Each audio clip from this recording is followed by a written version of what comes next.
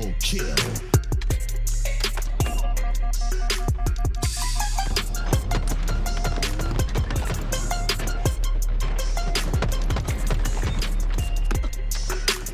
Double kill.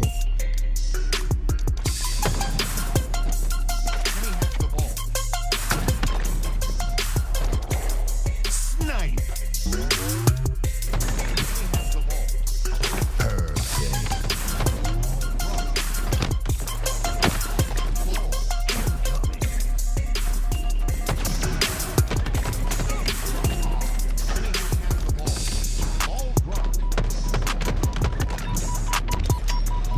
Reversal.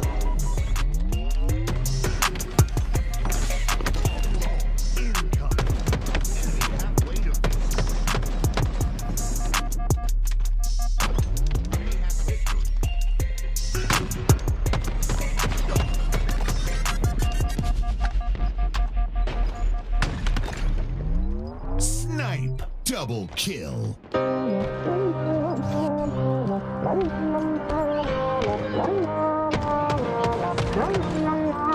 Double kill. Triple kill.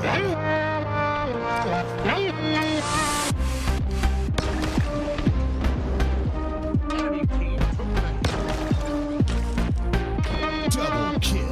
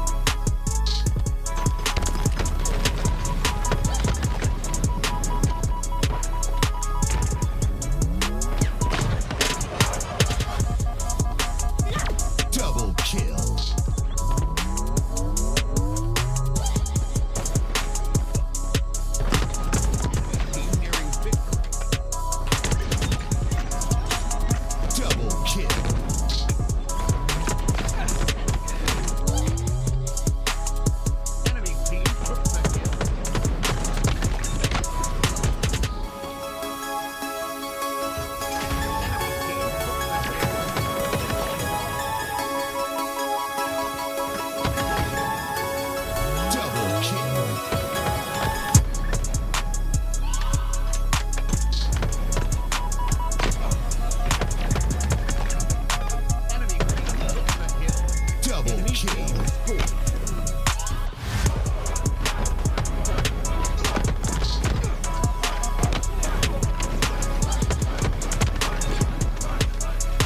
kill.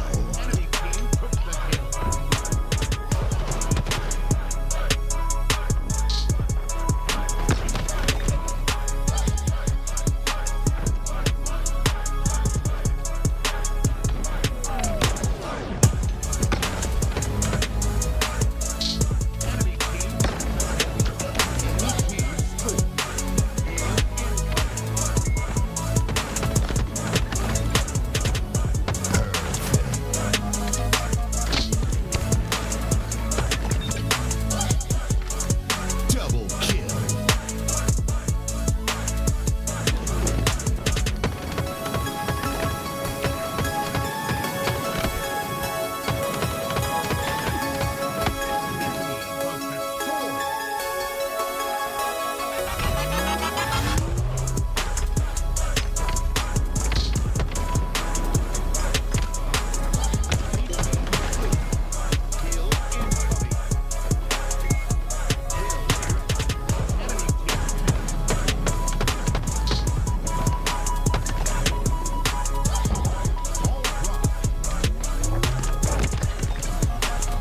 Double kill.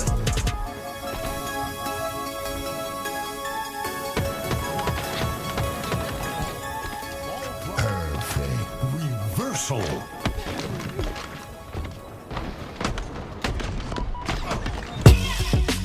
Killing spree.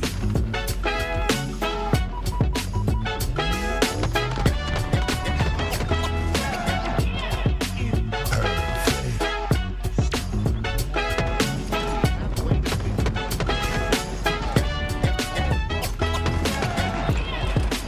Double kill.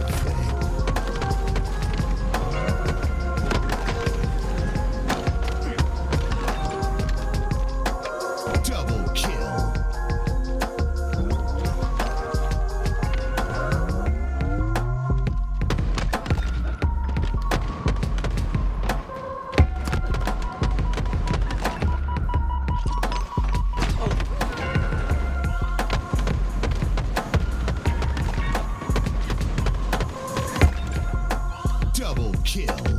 Enemy team.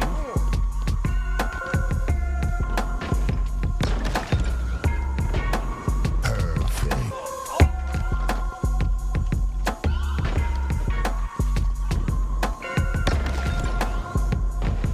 Perfect. Enemy team.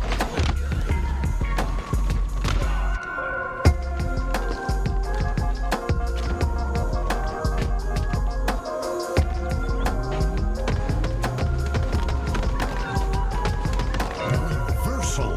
Double kill.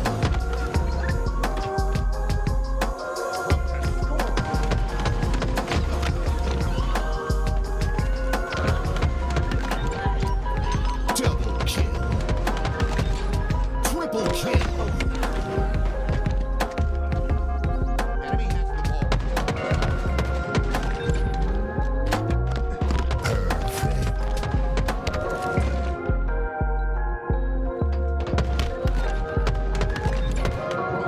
Double kill.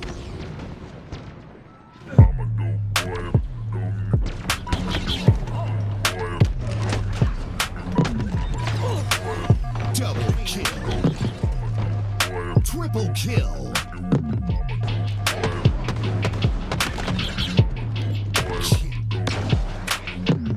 Double kill.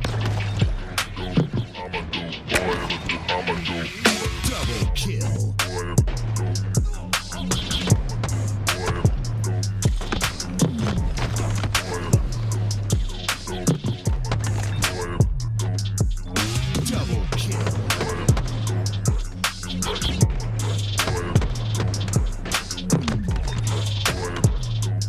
Reversal.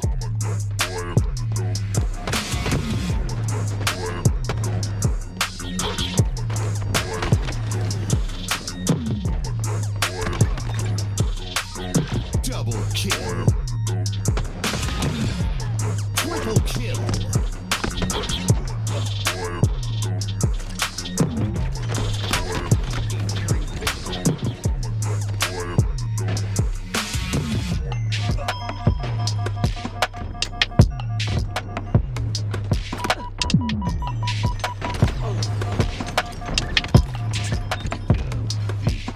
Double kill.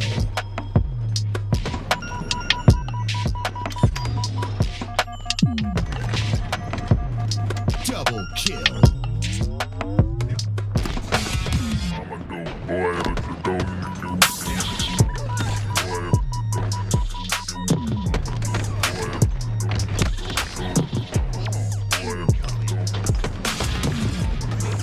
Double kill.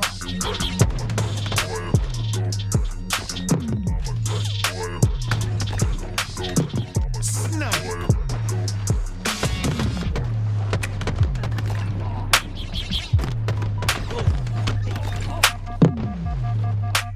Enemy has the ball.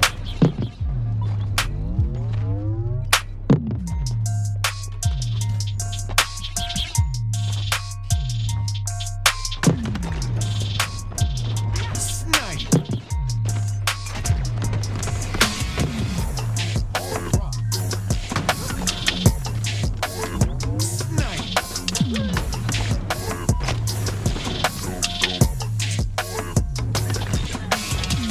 Double kill.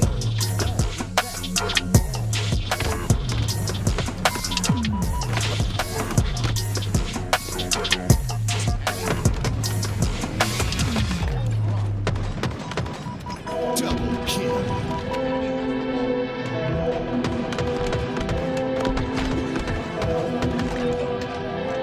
Reversal.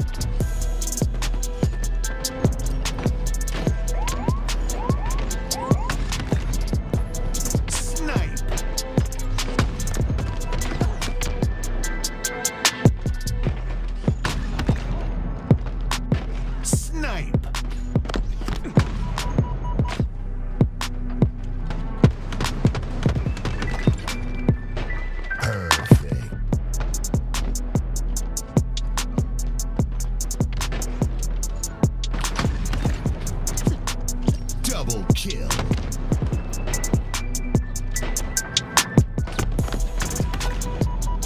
Snipe.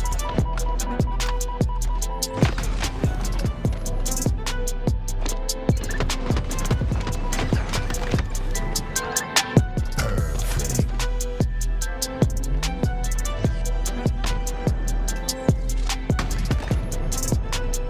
Snipe.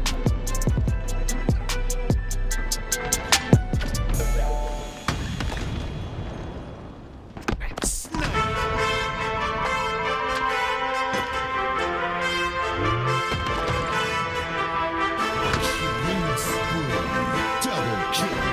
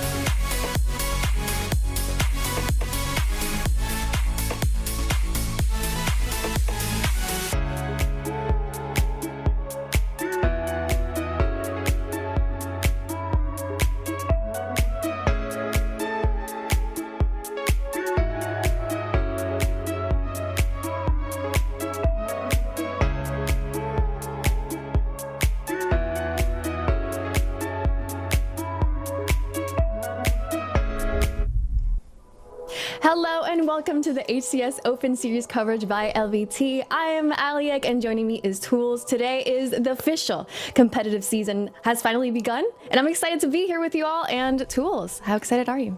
I'm absolutely ecstatic for today. Like you said, it's the first week of competition, and that means we have to see everyone, right? OpTic's here, FaZe is here, SSG is here, minus Legend. We'll talk about that later, but there's so many good teams here. This is one of the most important tournaments to start the year. Get your seed right and ensure that you're gonna have a good time throughout competition this week.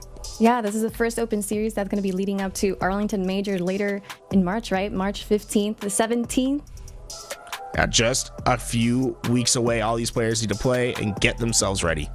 Yeah, and speaking of ready, the players are ready. We're going to be watching Pure Delight versus Pride, and I want to say hi to our casters. All right, Eli, here we go. HCS Season 3 is here. The off-season is over. Well, at least the preseason. Hello, everyone. Mikowski joined alongside me is Eli the Ninja. And Eli, any quick thoughts as we get quickly started with this series? I mean, this is the day we've been waiting for since the new meta was created. I mean, we've got a new starting weapon. We've got almost all new teams. There's two teams that have stayed the same since last year and this year. So I've been so excited for this. This is our first look at the new OpTic in competition featuring Dead Zone. That's going to be super exciting. Is FaZe going to be the team that continues to steamroll like they did last year? We'll have to see. But today we're getting to start off with a different first round matchup here. So Ali said we're going to watch Pure Delight versus the Pride, and shout out to Pure Delight. He put this team together, Passion United. He's not actually playing today, but he did kind of sponsor this team through the community, so we love to see that, and I cannot wait to see this first matchup. Yeah, Pure Delight hosting a litany of tournaments to help determine who their team of four would be. I believe he even took some of that prize money, put half of it towards funding this new roster, and there you go. Community funded, community built. That's one of the reasons we wanted to feature it in this first match of the day as Passion United takes on the Pride. Passion United, top left of your screen. Pride on the top right of your screen as Danger looks to push into the B side of the map as an opponent. Top mid weak, one shot, but they drop bottom mid. A little bit of control here for Passion United early, but it looks like for now both teams going to vie for some slays and some map control. Yeah, so far some great early hill time for Passion United. This game type does bode well to the team that gets the very first hill. It's always been so important. Right now, though, it looks like Pride able to fight back a bit of their own. Maddie, though, securing this nest location so massive. He's also got the sniper rifle, which is the most important weapon on the map. This is the most important part of the map to hold during this hill, and it's in a great spot to transition to the next hill, and that's exactly why we see him rotating over to C Plat now. All right, Passion United take the 1-0 early lead. You got Maddie on your screen. I want to talk about him for a little bit. Hopefully he doesn't get caster cursed. Oh, God, he does. But I'm still going to talk about him. Maddie, a continuous free-for-all finalist. Last year, actually, at the World Championship in Seattle, got top 8, I believe 6th overall. So one of the best gunnies in the amateur, semi-pro, up-and-coming scene. Excited to see Maddie now with a team of 4 looking to break through with this Passion United squad. They take the 1-0 lead. The Pride, though, with the early rotation onto the Sniper Hill, have a little bit of time on it. The most time we've actually seen from them here so far in this game. We've been talking a lot about Passion United, but the Pride are no slouches themselves. This guy, Cardboard, is one of the most frustrating players I've played against.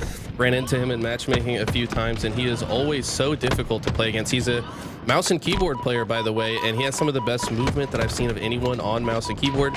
So, and he's starting off pretty hot. He's got 6 kills, leading his team so far, and they're pretty close to capping the second hill. It just feels like a breakthrough year for mouse and keyboard. We've seen so much of it in the offseason, much more than I can remember this time last year during the offseason. You maybe had 1 or 2 in total mouse and keyboard players who were popping off. Now it's like 1 or 2 on maybe even every single team. That's a little bit of a stretch. At least on the top teams, you don't find a mouse and keyboard player too often, but in the semi-pro ranks, you will find a lot of mouse and keyboard players. Cardboard, one of them. Go for the triple, 4 really nice shots across the map over to the nest side. That's going to keep his teammate in the mix, his opponent at bay. And for now, the Pride look to have their first score on the board. This would tie things up at 1. Love to see the discipline that I'm seeing from Cardboard. Woo! This new meta where camo's on every map, you gotta know how to get the most value out of your camo, and he's done so with a triple kill to add to it. Can he make it an overkill? This man knows how to use a sniper as well. So Passion United gotta slow this man down if they want to maintain the control they had at the beginning of this game. Ah, the Staunchian sniper, no less. That new skin available in Halo Infinite as Cardboard looks to put it to good use. I believe this is a solo sniper, though. After that incredible triple, followed up by the double kill, no scope. Cardboard is popping off here early. Wow. I told you this man is a problem. You do not want to play against him, and especially if he gets a sniper rifle, putting that nice no scope to work early. And they've got a good setup for this hill as well, and he's not done yet. He's accurately predicting exactly which location Passion United is coming from, pre-aiming that spot just to make the micro adjustment that much easier to land the headshot. And this man's absolutely on fire right now. I didn't have to wait long to see some gameplay that gets you out of your seat as Cardboard finally goes back to the respawn screen. My God, what a run for him. Eli City get 15, 2, and 5. He's doubled up on everybody in the lobby, nearly tripled up everybody on his squad as he has led the Pride down 0-1 to start. Now, after 2 scores in a row, are up by 1. What a sequence. What a slay there. A spree from Cardboard. Wow. So impressive early on. It looked like it was all Passion United to start, but as soon as Cardboard started going on that bit of a run himself, the tides have shifted. Passion United gonna have to get control of this tower side. Very important for this mud hill. This is a new hill that we did not see last season during this game type. And the parts of the map you want to hold the tower and the nest. Also, maybe push a player back green if possible, just to ensure the enemies don't spawn that close to the hill. You can force the spawns onto that screen side just by taking space around this hill. It's exactly what we're seeing from Passion United. Looks like we do have an extender over to the green side, and so far it looks like they're playing this hill pretty well, but they don't got anybody in the hill. They're not accumulating any time. It looks like they're opting to play for some slays first, and then they'll try to rack up some more time. Yeah, trying to send Palfius out on a secret ops mission, and so far he's successful with the double kill. 5 perfect shots to follow up. Doesn't like the shield disadvantage he sees in this triple kill potential. Instead, looks to rotate. Love this. Regroups with the squad. Flank around the back of the mud, but oh, the timing's just a little bit off. As Palfius goes down, Maddie does clean up, though. Up on board here with Morgan as he goes down. Maddie's still alive on that sniper side of the map. Now hopping on board with SC, and he goes down. 3 players for Passion United get dismantled. But despite that, Maddie's still alive at the back of mud. He's really been a difference maker here and just holding the line. Love this play. He decides to back up while all 3 of his teammates are dead. He's going to wait for them to engage from the opposite side before he re-engages. But I think he kind of expected his teammates to push in sooner than they did. He goes in early, maybe earlier than he should have. But I mean, honestly, from his position, it feels like you have to. You expect your teammates to push in.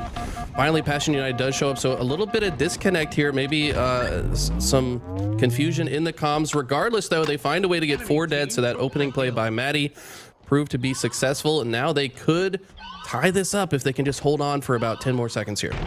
Yeah, a little concerning there for Passion United as it was 2 back-to-back miscommunication, miss-hit sequences. But despite that, they take all 4 down for the Pride. Now on the verge of tying things up here at 2 as SC VDS puts the slay down onto Cardboard. That's an important member on the Pride to take down. Really is the one you should be isolating, as SC's done that. Now lands the back smack on Noble as well, as we have a very highly contested game here, 2-2. We talked about miscommunications on Passion United, but you have to wonder about the Pride. How did that player not know this player was sitting tower? I think he had been shot by multiple of Noble's teammates, but ultimately gets surprised by him in the long run.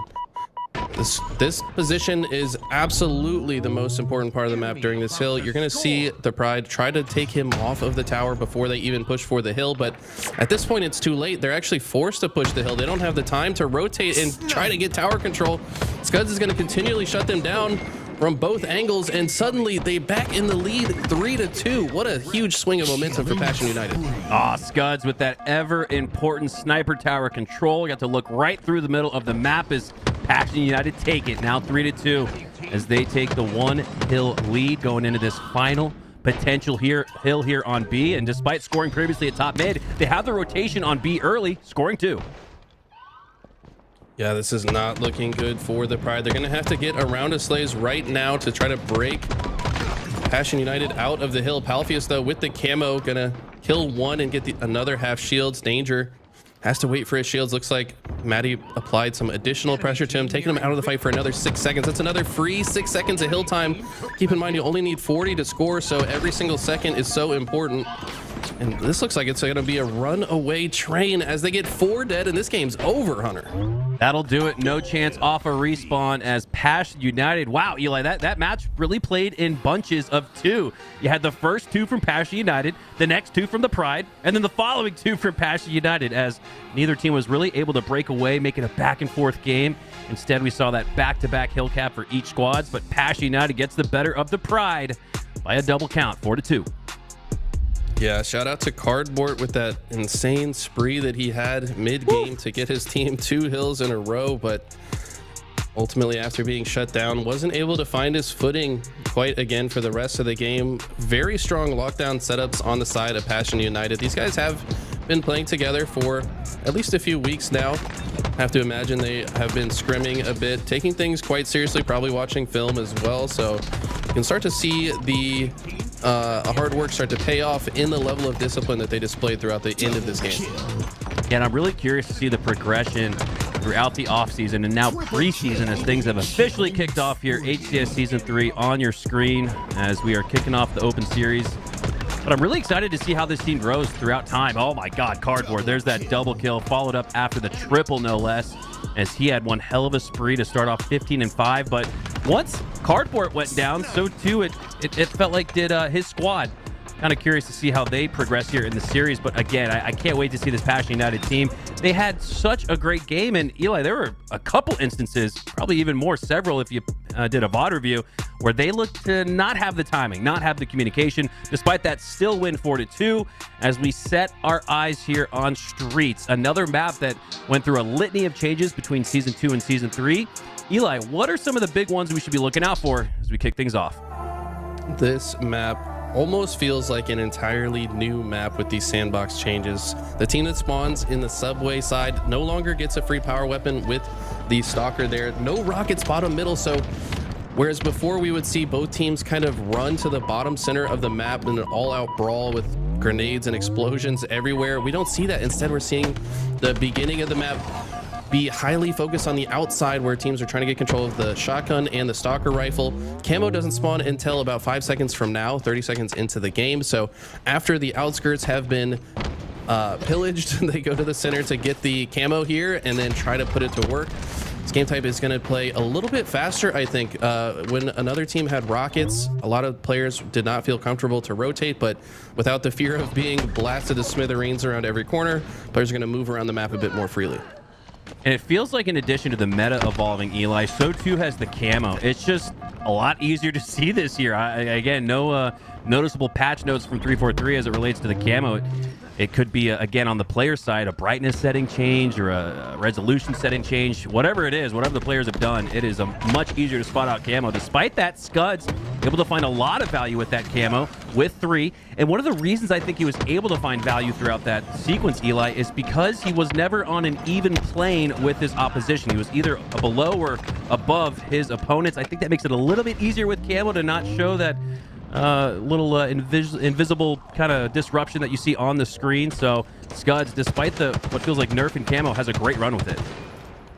You're absolutely right. I mean, camo's on almost all the maps now. It's been more prominent in the meta than it ever has before. So if you're looking to be a competitor, you've got to do some research on how to play camo most effectively. You've got to watch some VODs, watch these top players, see what decisions they make, see what they do to counter the camo as well. As we saw in the 2v2s throughout the offseason, a lot of these players will often just find a corner and watch a part of the map that is often traversed by a camo player, see if they can spot them out. But if you're going to play in these maps, you got to know how to get value out of the camouflage. Usually you want to push with a teammate so that they're more likely to look at them and not see the glint of the camo.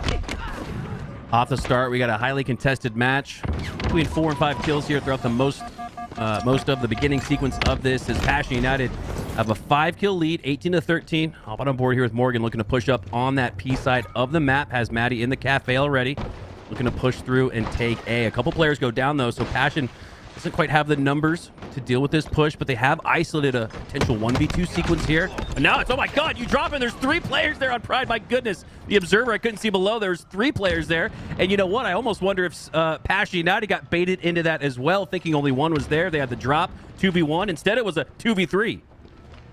Right, yeah, playing a bit sneaky there is the Pride so far. Scud, speaking of sneakies, waiting here for his teammates. Wants to wait until there's an engagement. He's the furthest up on the map, and when you are that player, you've got to make sure you choose your timing to engage when your teammates start shooting. You're more likely to shoot players in the back or the side, which is always a good thing in Halo. He ends up getting 1 kill, but is taken down. His teammates died while he was making that play, which made it more difficult to get more value. And so far, Passion United playing a bit better in this second game as well, up by 3 so far. 23-20 as Passion still have that lead. I see with Cardboard on your screen, that mouse and keyboard player, everyone's asking, where's Woodham? Well, today, and all of these open series actually, are all region-based. So almost makes me miss the lag compensation that we saw in that global competition where anybody can compete. I don't know, I'm missing Woodham right now, even though we got Cardboard on the screen. We got Cardboard at home, guys. We got Woodham at home, but it's just not quite the same as Scuds looks to clean up a player there on the B side of the map. Don't get me wrong, Cardboard looks incredible so far, but I think everybody has Woodham picked as a potential rookie of the year on mouse and keyboard, no less. If you guys are probably listening in and going, well, wait, who's he talking? Woodham? Do some research. Go check him out on Twitter. Jimbo and that ex-Navi squad picking up one of the best in EU on mouse and keyboard. We have some new fresh blood in Halo. Less than 1,000 hours does Woodham have. As this match continues along, and that 5-6 kill lead maintains here for Passion as now they break it into the 7s, 31-24, as Palfias has control of that camo and the Stalker to work with. Looking to see this man make some good plays with this. It only lasts for 30 seconds, so you kind of have to be moving forward in the mix. Very nice to have a teammate with him walking the front line while he holds the back line.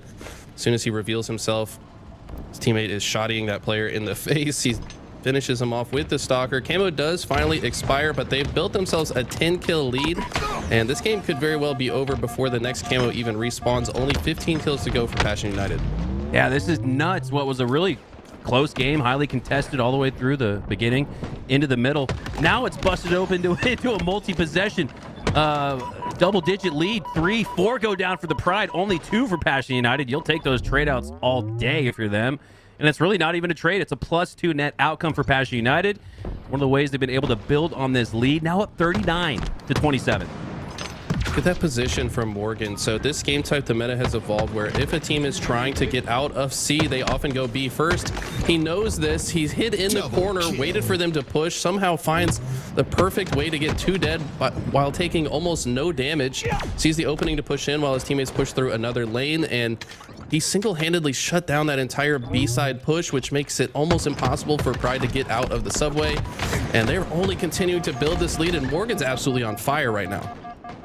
Yeah, Morgan from that red room was a real thorn in the side of the rose that is the Pride, as they have not been able to find an answer for Passion United, specifically Morgan in that instance. Having a great game at 13, 9, and 8. My God, love that when you're in the double-digit kill count. You're pretty close there on assist as well. Morgan having a MVP-like performance here in Game 2 as Passion United look for the final team wipe in this one, up 46-32. This one would be an absolutely insane comeback. I don't know if we've ever seen a comeback of this magnitude. Maybe once or twice, but 47 now, only 3 to go. Maddie's going to make it as hard as possible for the Pride to come back into this. Finding a kill while one shot. Don't know how that player didn't finish him off, but able to use that battle rifle, tried and true, finish that player off. I'm sure that battle rifle got him to many FFA finals before we switch to the Bandit. He knows how to use it, and they're about to close this game out. Oh, Vital, though, with a nice piv win there towards the end. A little bit of a consolation prize, some confidence kills for the Pride as they win that piv, but will not win Game 2 as a couple more kills are going down. Morgan goes down. And this is important. I always talk about this at the end. You know the game. We already know the result, right? The Pride know that they're going to take the L here.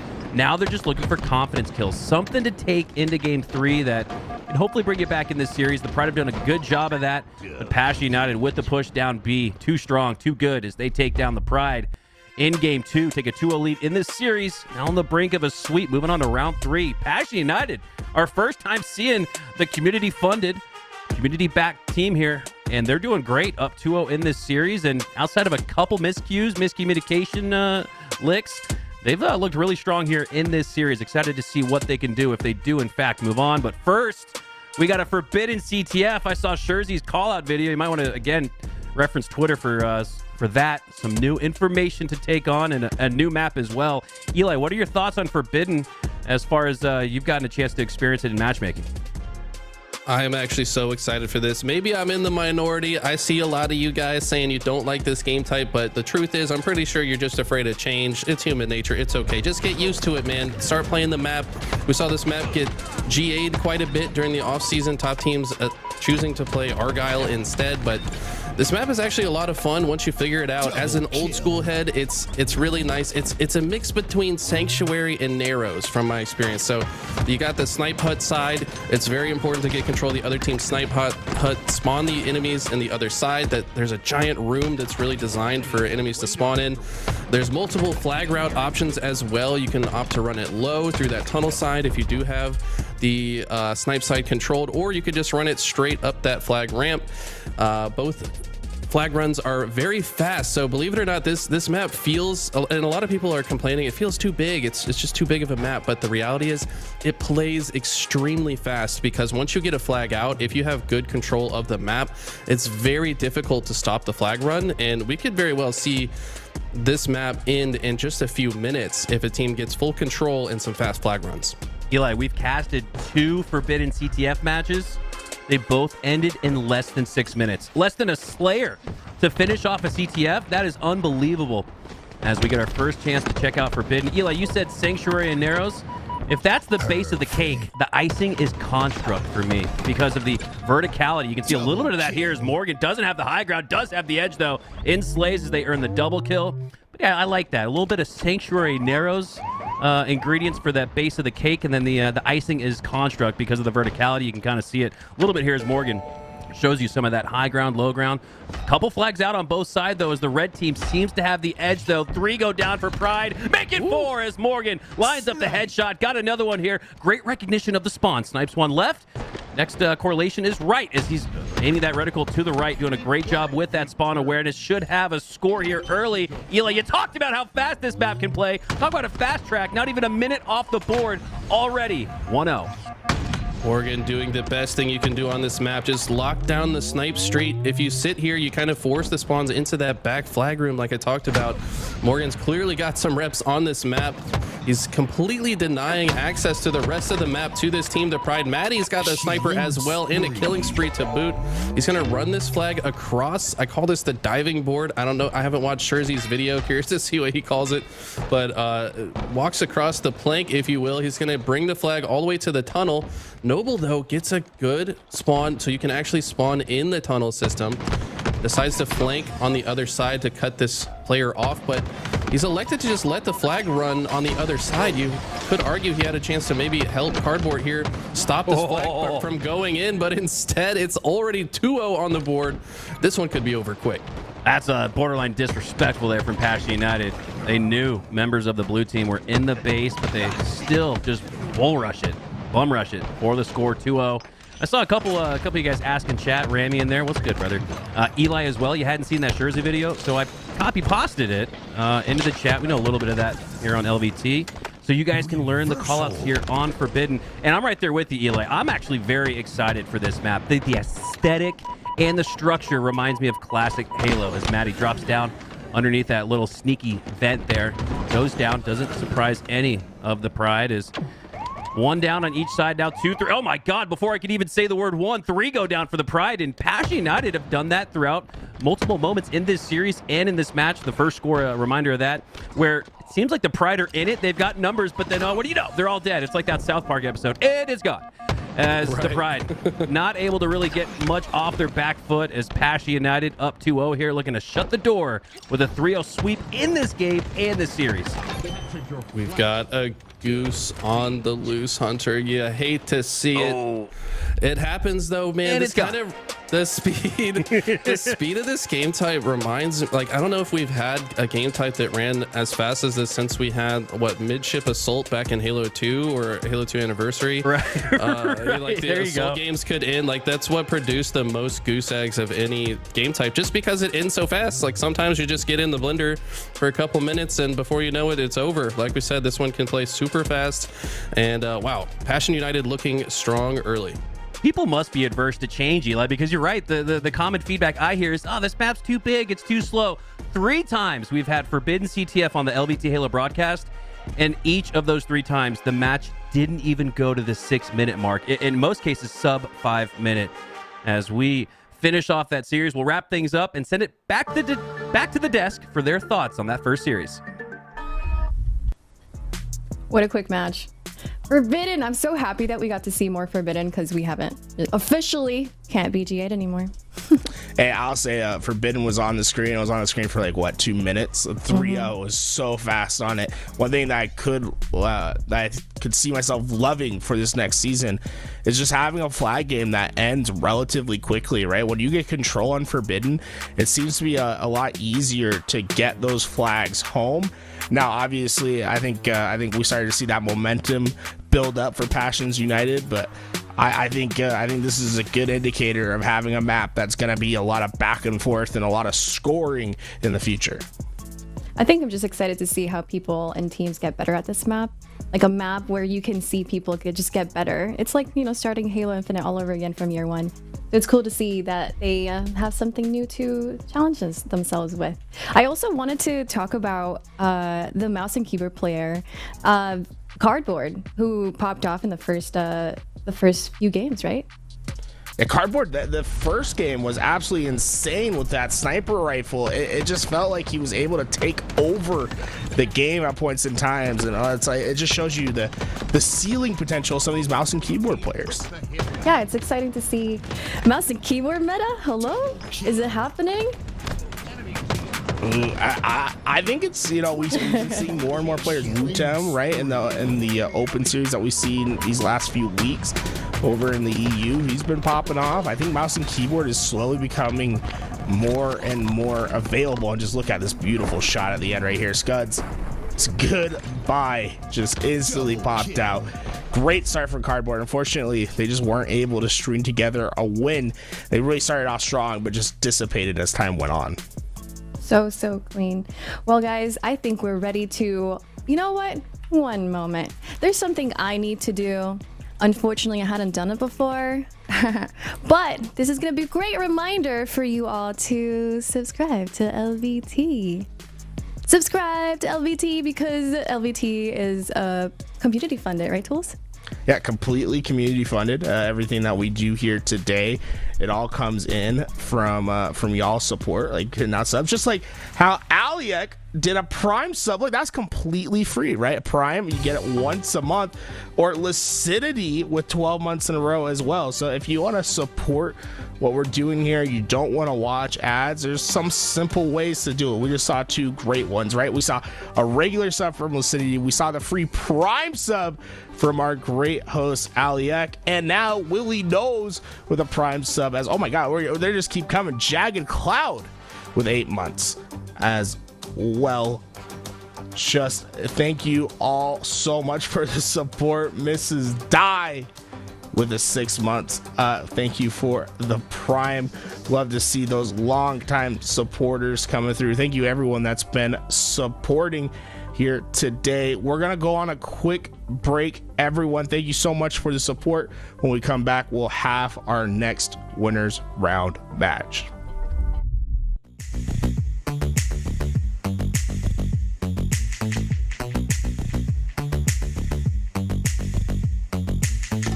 You got something behind your eyes, the way you're talking. It's a cheap disguise. We were made to chase the light, but you got saved on a moonless night. Get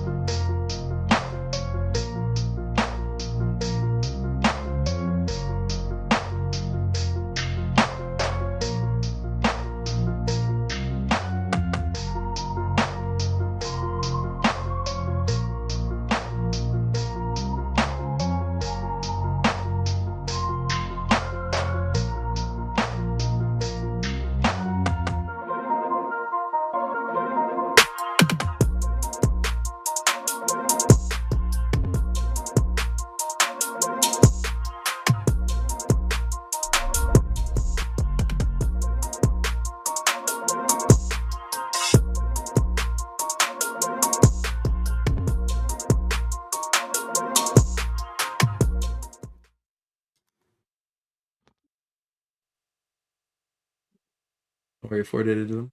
Still tower. Yeah.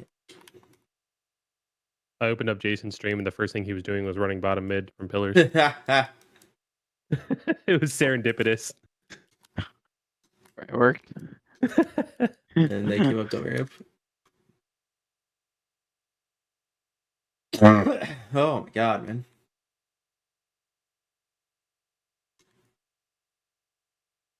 That's one shot. One more elbow. Elbow, that's one. Oh, kill me.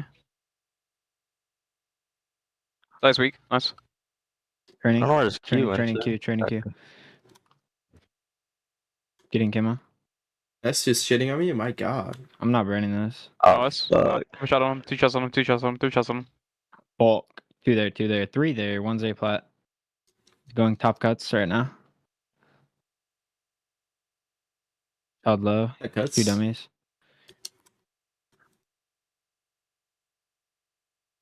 Oh, no, that's run. Over. On to green. So spawning them. That means I think. Was back B. Okay, go forward. Aping that. There's.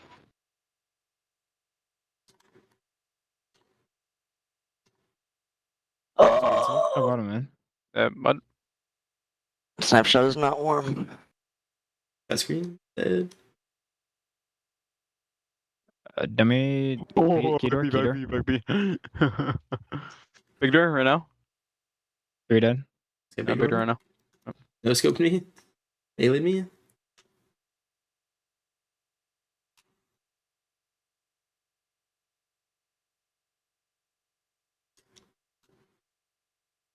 Okay. I'm an 80 fucking god. Spawning him green still. No, mud. One in the Novi. Rat. You dummies. Spun. They're both Right, one. One there. That's unlucky. Elbow, Jason. Right, that. And There's 2 guys on me.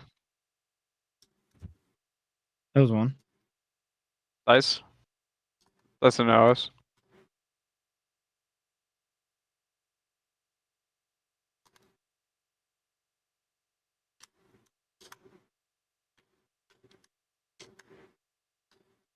Oh no.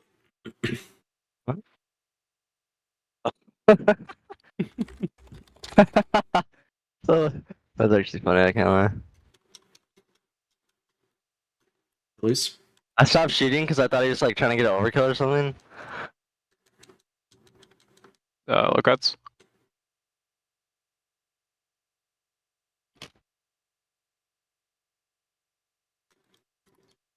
Oh. Oh my god.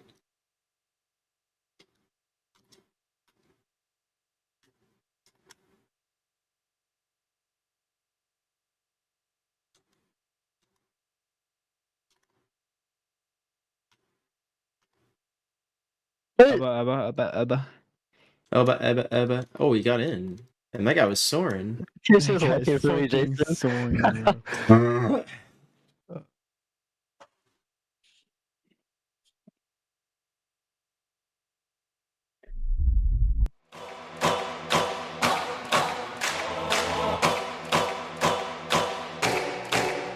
This is my time.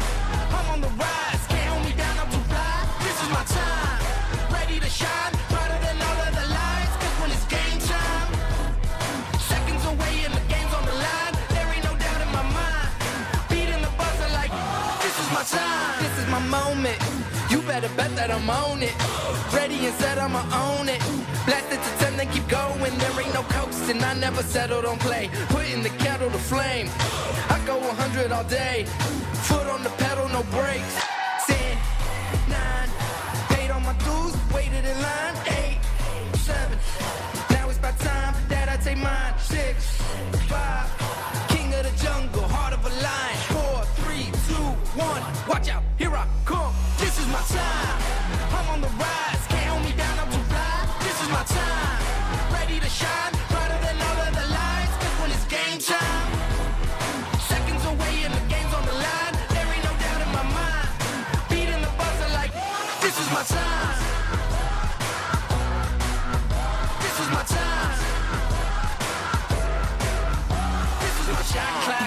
TikTok, haters wish that I slip.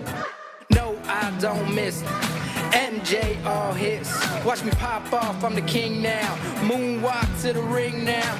Keep on wondering how. Let that choir sing now. 10, 9, paid on my dues, waited in line. 8, 7, now it's about time that I take mine. 6, 5, king of the jungle, heart of a lion. 4, 3, 2, 1, watch out, here I come. This is my time, I'm on the rise. Can't hold me down, I'm too fly. This is my time, ready to shine, brighter than all of the lights. Cause when it's game time, seconds away and the game's on the line. There ain't no doubt in my mind, beating the buzzer like this is my time. This is my time. This is my time.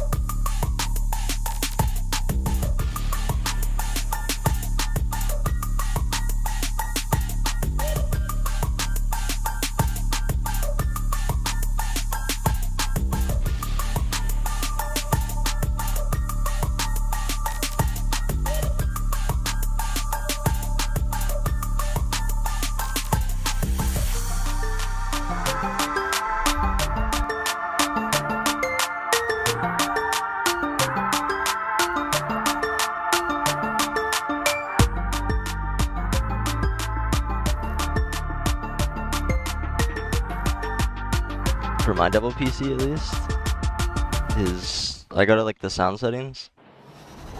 Yeah. And then I go to like my pro voice. And then if you go to properties, you like can put it on listen to this device. So you I'll show you after this.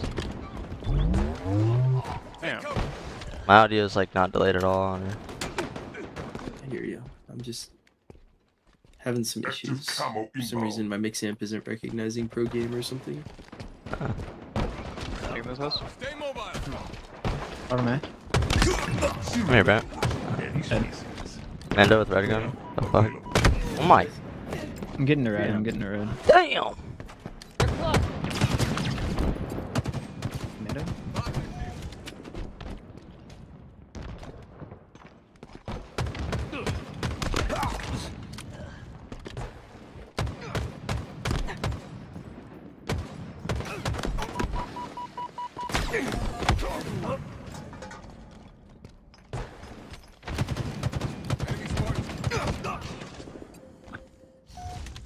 You're fucking useless. I'm shooting fucking 50 meters. Think up. Oh. I suck. No.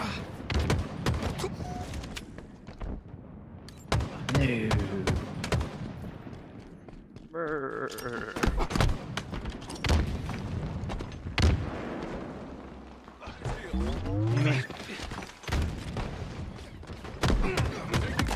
No substitute for hot metal. Active camo inbound.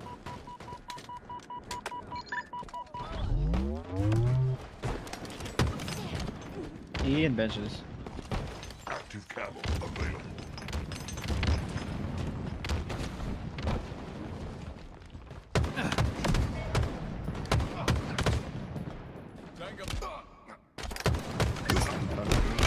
What?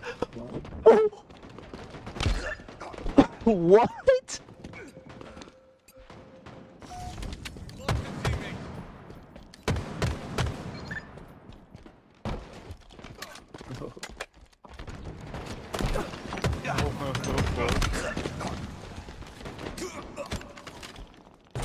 way to victory. Oh, camo. What the fuck happened? Oh no, man. I just have a random camo?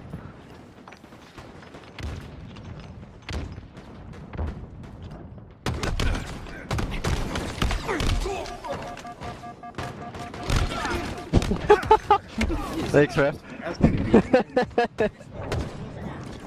It's not like we're having a fucking bot team match. That literally felt like Wii Sports.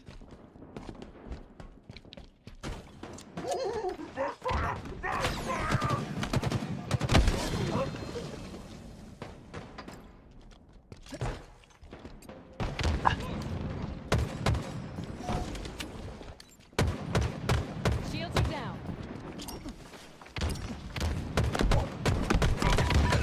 Excellent toss, human. Oh, I gotta sneeze.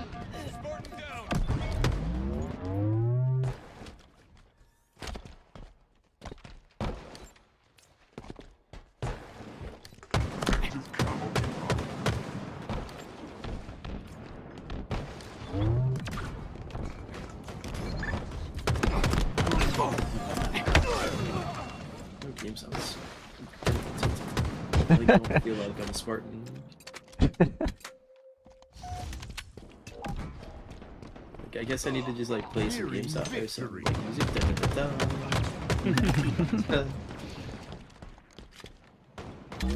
Tango's closing in. Shields are down. Put a shot there. Holy shit! Double pizzas.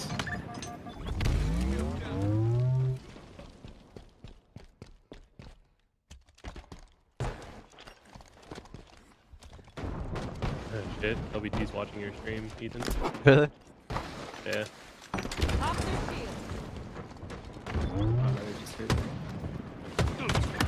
Searing metal works on any species. I stream this guy.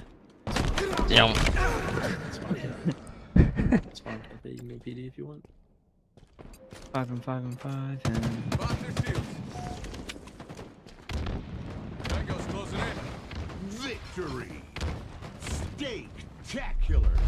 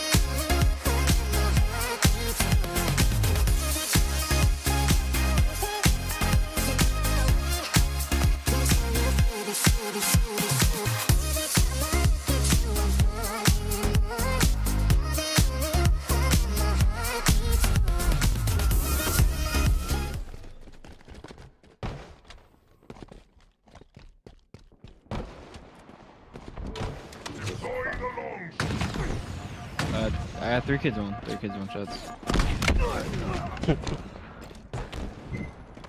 Time to wake up, guys. Look alive, guys. Look alive. Coming, daddy. Yeah.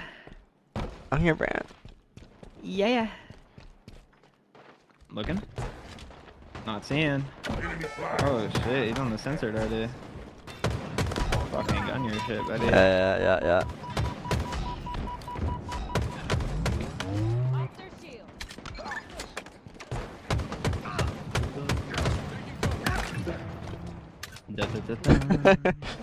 Look at the rhymes. Flame check. Let's do that. Let's go to the sunset.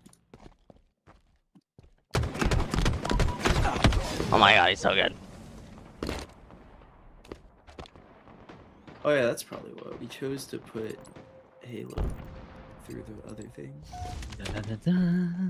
The other thing. It's a 2v4, Ethan, I think. Oh wait, no, Ethan's or Jason's one. 3v4 guys. One's on our side bridge. Team sound, holy shit. Let's fucking go, baby. Enemy Our side bridge. Freaking ashes, man. Yeah. Is there a guy back here, Ethan? Yeah, this guy back there. 1 second. He's gone, bro. I did a 360, couldn't find him. I think he's playing. He's hiding. I think he's playing hide and seek. I did a 360, couldn't find him, bro. I just Enemy left. flag carrier. Our forces have seized the enemy flag. Overshield Oh, missed it. inbound. I had a little bit of a spasm there in my hands. Flag returned. Shut their Spasms in middle your hands? hallway. Yeah, do you guys not have those spasms? I think I just gave that guy a heart attack. I can't say like- that I have. We having like fucking chest pain and shit. No, but I take steroids. Wait, we didn't cap that other flag? Imagine. I swear we have 3 caps right now. No. It's not performance enhancing for video games. You're allowed to do it, Huss. Definitely make you worse. Alright. Make you more irritable. We're doing an alternative run here. I'm hearing that alternator. I like now. it. I think my I ping like just that went up by balance. 60, so. The server changed. It did. I literally went from 60 ping to 120. Yeah, Yeah, I was on 90 to 82. Yeah. Yeah.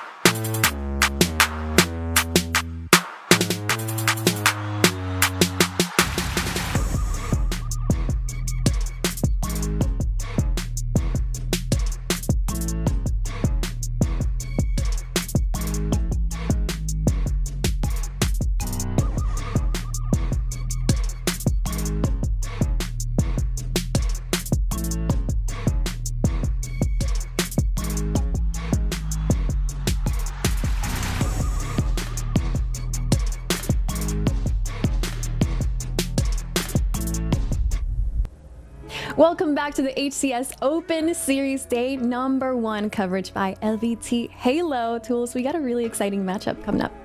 Yeah, Sentinels, it's time to see Lethal back in the office, right? If you've been on Twitter, you can see that he's back in the office, posted the picture, said, I'm ready to play Halo again. It's about clocking in, clocking out for him.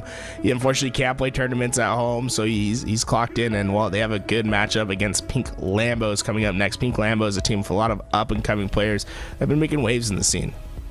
Yeah, and I wanted to ask you about Sentinels specifically. They did really well in the last few of tournaments, events last year, getting top 2 in Salt Lake City. How do you see them this year, season 3? It's so tough, right? Because only one team should have not made a change, right, on paper. And that's the team that won the championship. It was FaZe.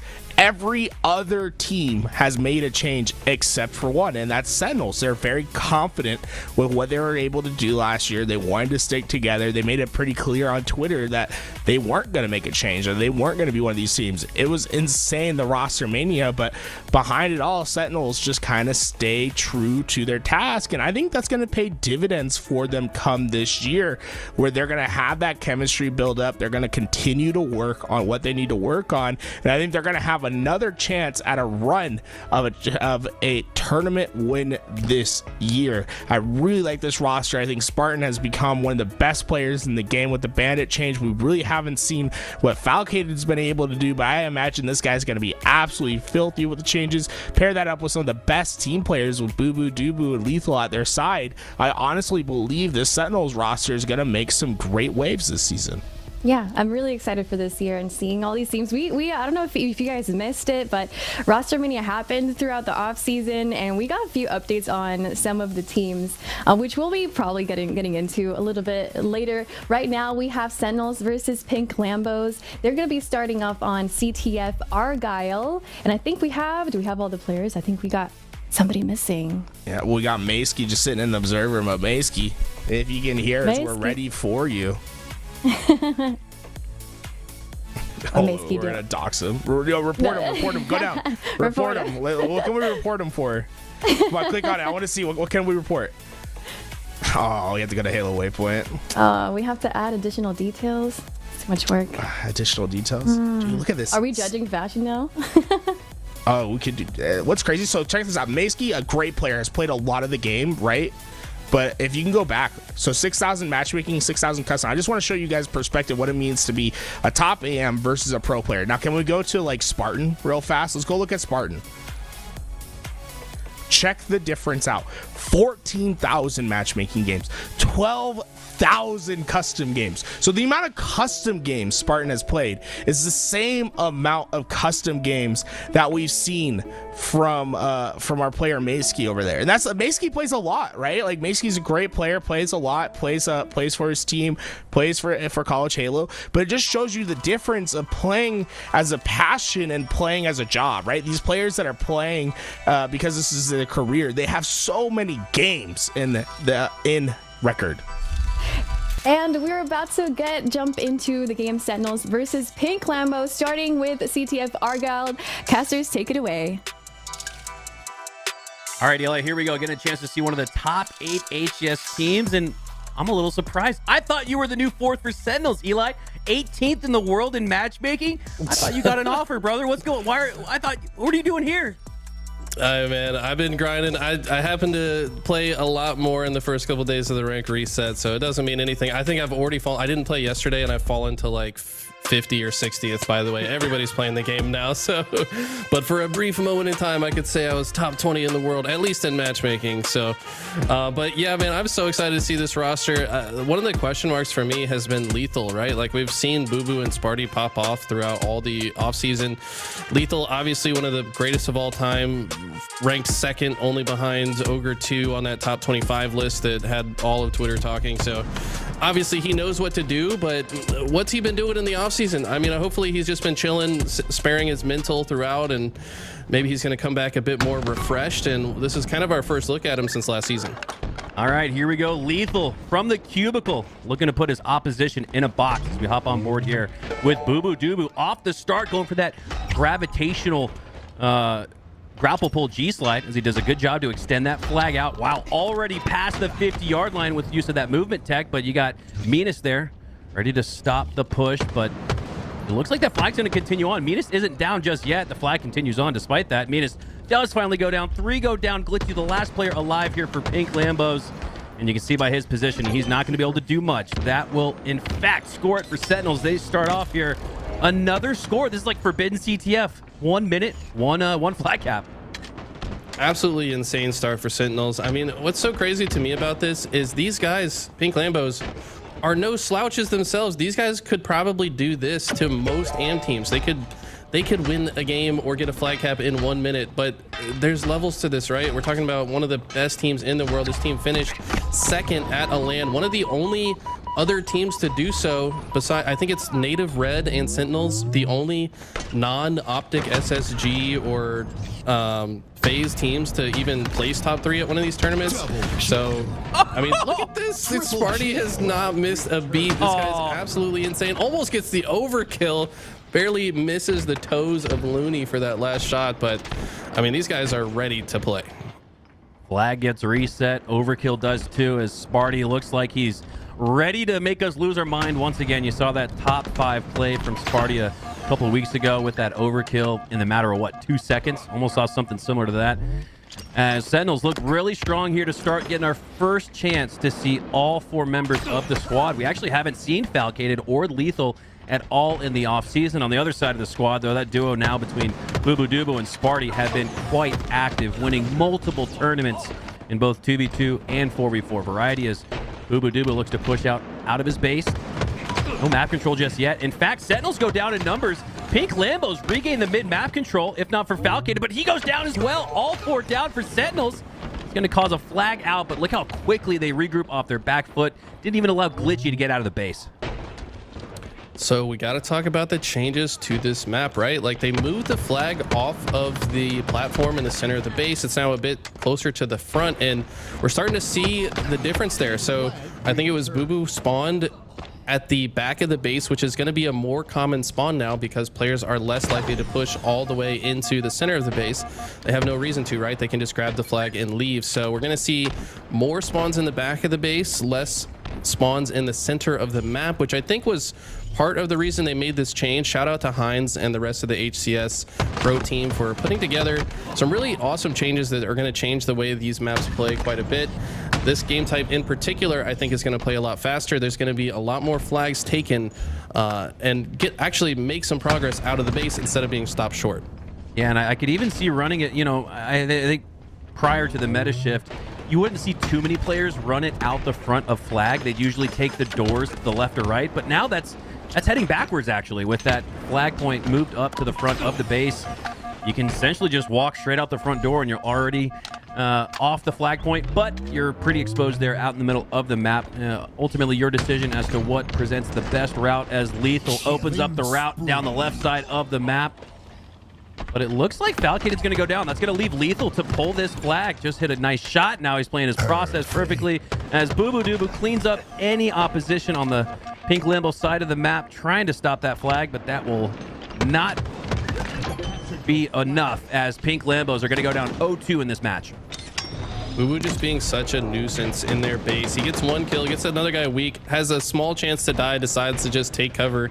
The other team can't even think about stopping the flag run until they take care of Boo. If they move forward, they just get shot in the back. So this pressure from Boo has been absolutely insane, as he picks up the perfect killing spree double kill. This man is on fire, and this very well could be the end of the game. Meanest last alive, Glitchy first spawner, and now it's Lethal playing spoiler in the other side of the map and applying pressure. What's so awesome about this roster is they are all capable of doing everything. None of them are egotistical or think that they're a better slayer than one another. They just fill in the gap where it's needed most, and that's what makes them such a dangerous squad.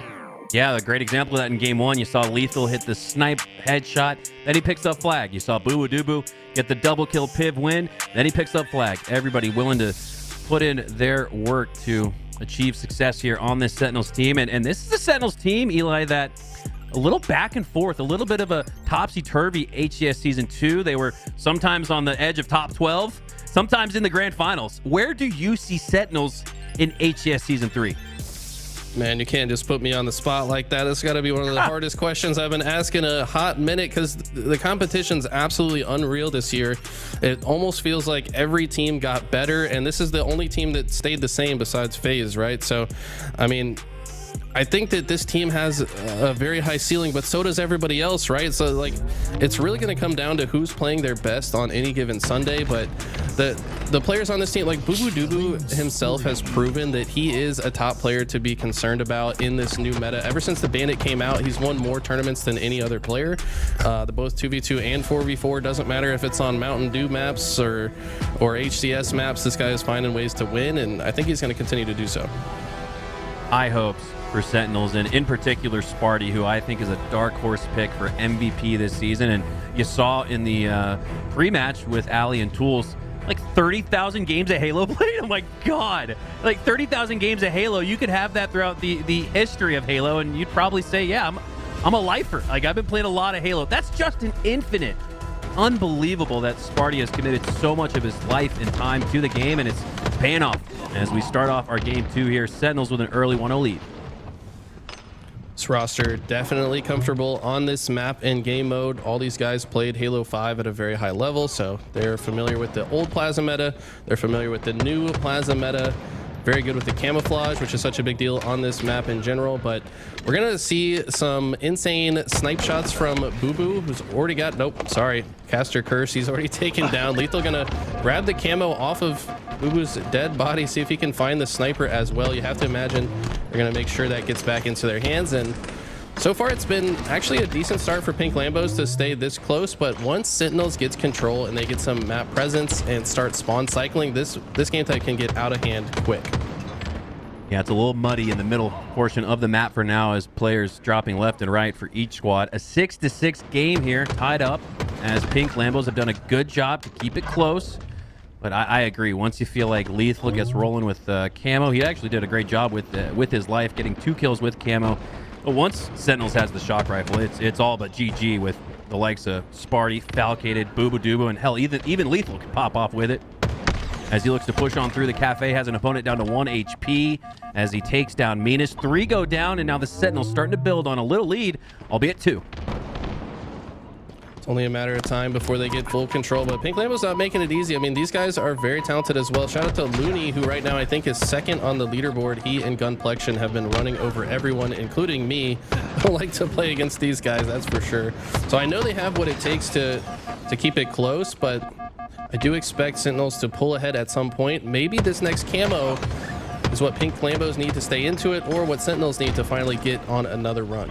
Yeah, this is a scrappy Pink Lambos team that has often found itself in the later rounds of online and LAN tournaments, just barely breaking through into that championship portion of the bracket. Maysky and Schleg's actually a brother duo. Not sure where Schleg's is this weekend, but always love watching him and Maysky tear it up. But yeah, look at the composition of Pink Lambos, and I see Glitchy, Looney, Meanest, a little bit more unfamiliar for me, but Looney and Glitchy I know are absolutely cracked, and showing it here in this game 2, only down by 1 as Meanest, the aforementioned player that we hadn't quite gotten much to know about, he is producing on the map without much awareness with that camo. Sentinel's still having a hard time picking him out as he looks to finish off the last 10 seconds or so of this camo, looking to push in through the driveway side. Has an opponent weak, that's Falcated, and now he's looking to clean up on the damage, but the sticky grenade Walshy comes in from the backside. I think that, I'm not sure who that was from, maybe Sparty, Bubu, as they shut down that camo push. Great job there by Sentinels, but they're still only up 1. Look at this though, this is the first look at the spawn control in action that I foreshadowed here. So they purposefully took up an L shape on part of the map, forced the spawn of Pink Lambos into the blue side, and now they're just trying to keep them contained in this area. It looks like they're able to get 2 kills, but honestly Pink Lambos does a great job to get out of the spawn trap without too much damage so far. Now spawn trap being forced to the tram side. Looks like 1 player does spawn out at the snipe tower.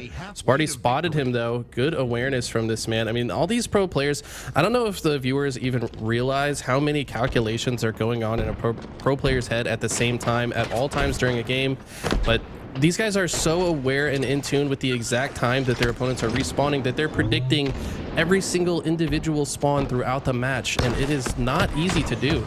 Sparty able to recognize when a player spawned out, trying to position himself in a way to keep himself alive. And props to Glitchy for taking him down, but Lethal's right here to pick up the shock rifle.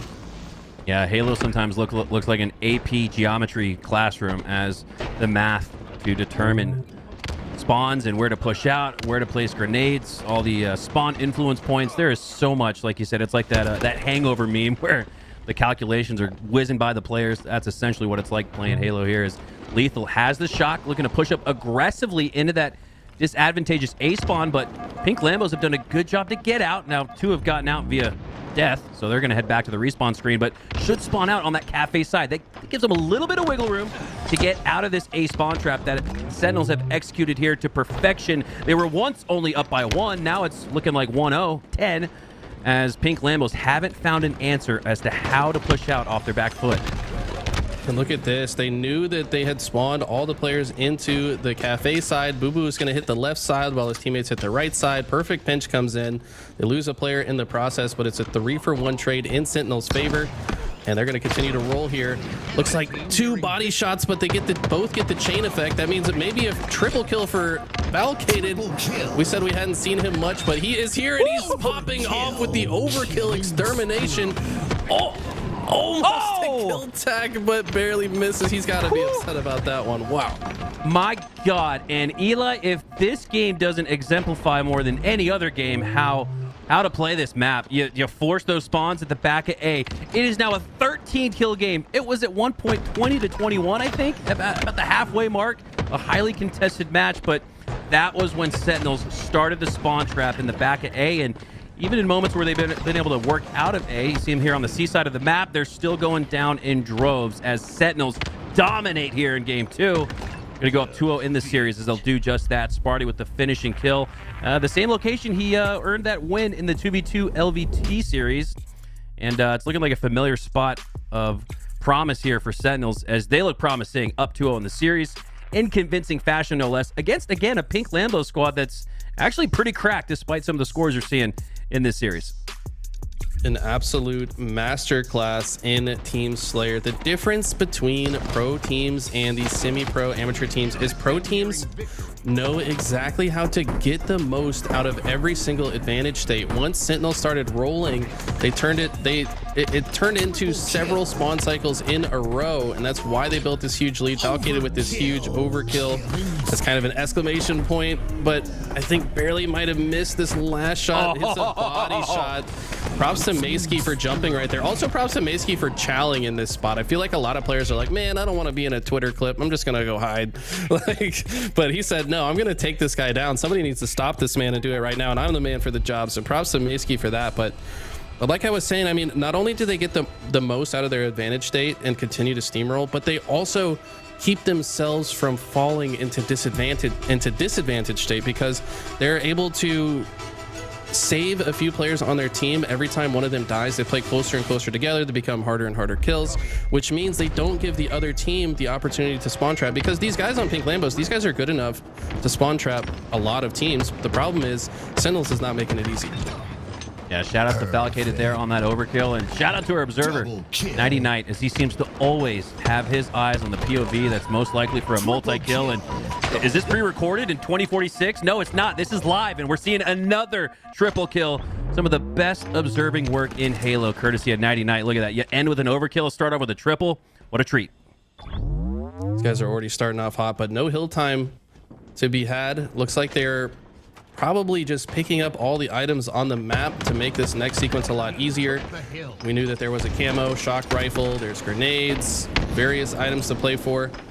In this case, though, Pink Lambos coming off spawn pretty strong, able to shut down 2 members of the Sentinel. Sparty gonna stop that short with an early killing spree and a teabag. I mean, we gotta talk about it, right? This guy Meanest, I think he was on that roster that actually upset FaZe in one of the online tournaments for game 2. They didn't upset them altogether. They still got beat in the series, but they did win a game against FaZe, which not many people can say, right? Like, how many people do you know have beaten FaZe in even a single game? That's pretty hard to do, right? So absolutely. And then we saw Meanest popping off in the chat during that tournament talking crap to Renegade, and they kind of had some words back and forth. So this guy, he's the type of player, he knows he's good and he's gonna let you know about it.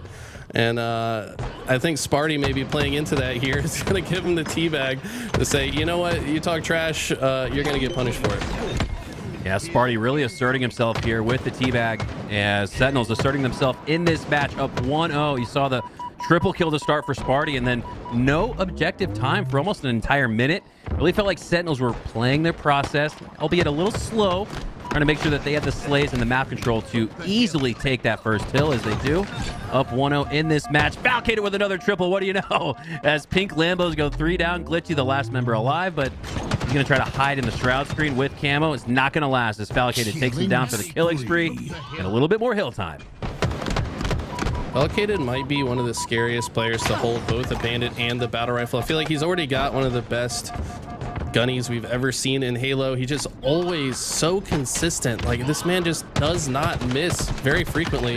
And when he's got both the bandit and the BR, and he's just going to use them as much as he can to their advantage. He's going to swap between them. If he runs out of ammo with one, he's still got more bullets with the other gun in his back pocket. He's going to be a very difficult kill with this new meta. Yeah, you actually bring up a great point, Eli. We used to talk about all the time in Season 2, the Stalker and the Shoddy. That was the best sandbox combination, I'd argue. I think a lot of people would too. But that was Season 3, or Season 2, excuse me. In Season 3, I got to give the best sandbox combo to Bandit BR. My God, you talk about close range, medium range, long range. You got all your boxes checked off and really allows you that versatility that no other combination allows. Furthermore, sandbox, Stalker, Shoddy, still a strong bit of combination there as Glitchy goes down, but you only have it on streets. You don't have it very often. Every single map, I believe, presents an opportunity to hold on to that BR DMR combination as we see more and more of that meta form here in Season 3 as Booba looks to push into the hill, looks to slay out first with the use of that shock rifle, grapples up and out to the head of Metis. Great route there from Booba as he takes that route right back into the hill. A little bit more pressure as he snipes Looney in the face. Can't take down Glitchy though, and this is a little bit of that scrappy play that we were referencing earlier from Pink Lambos.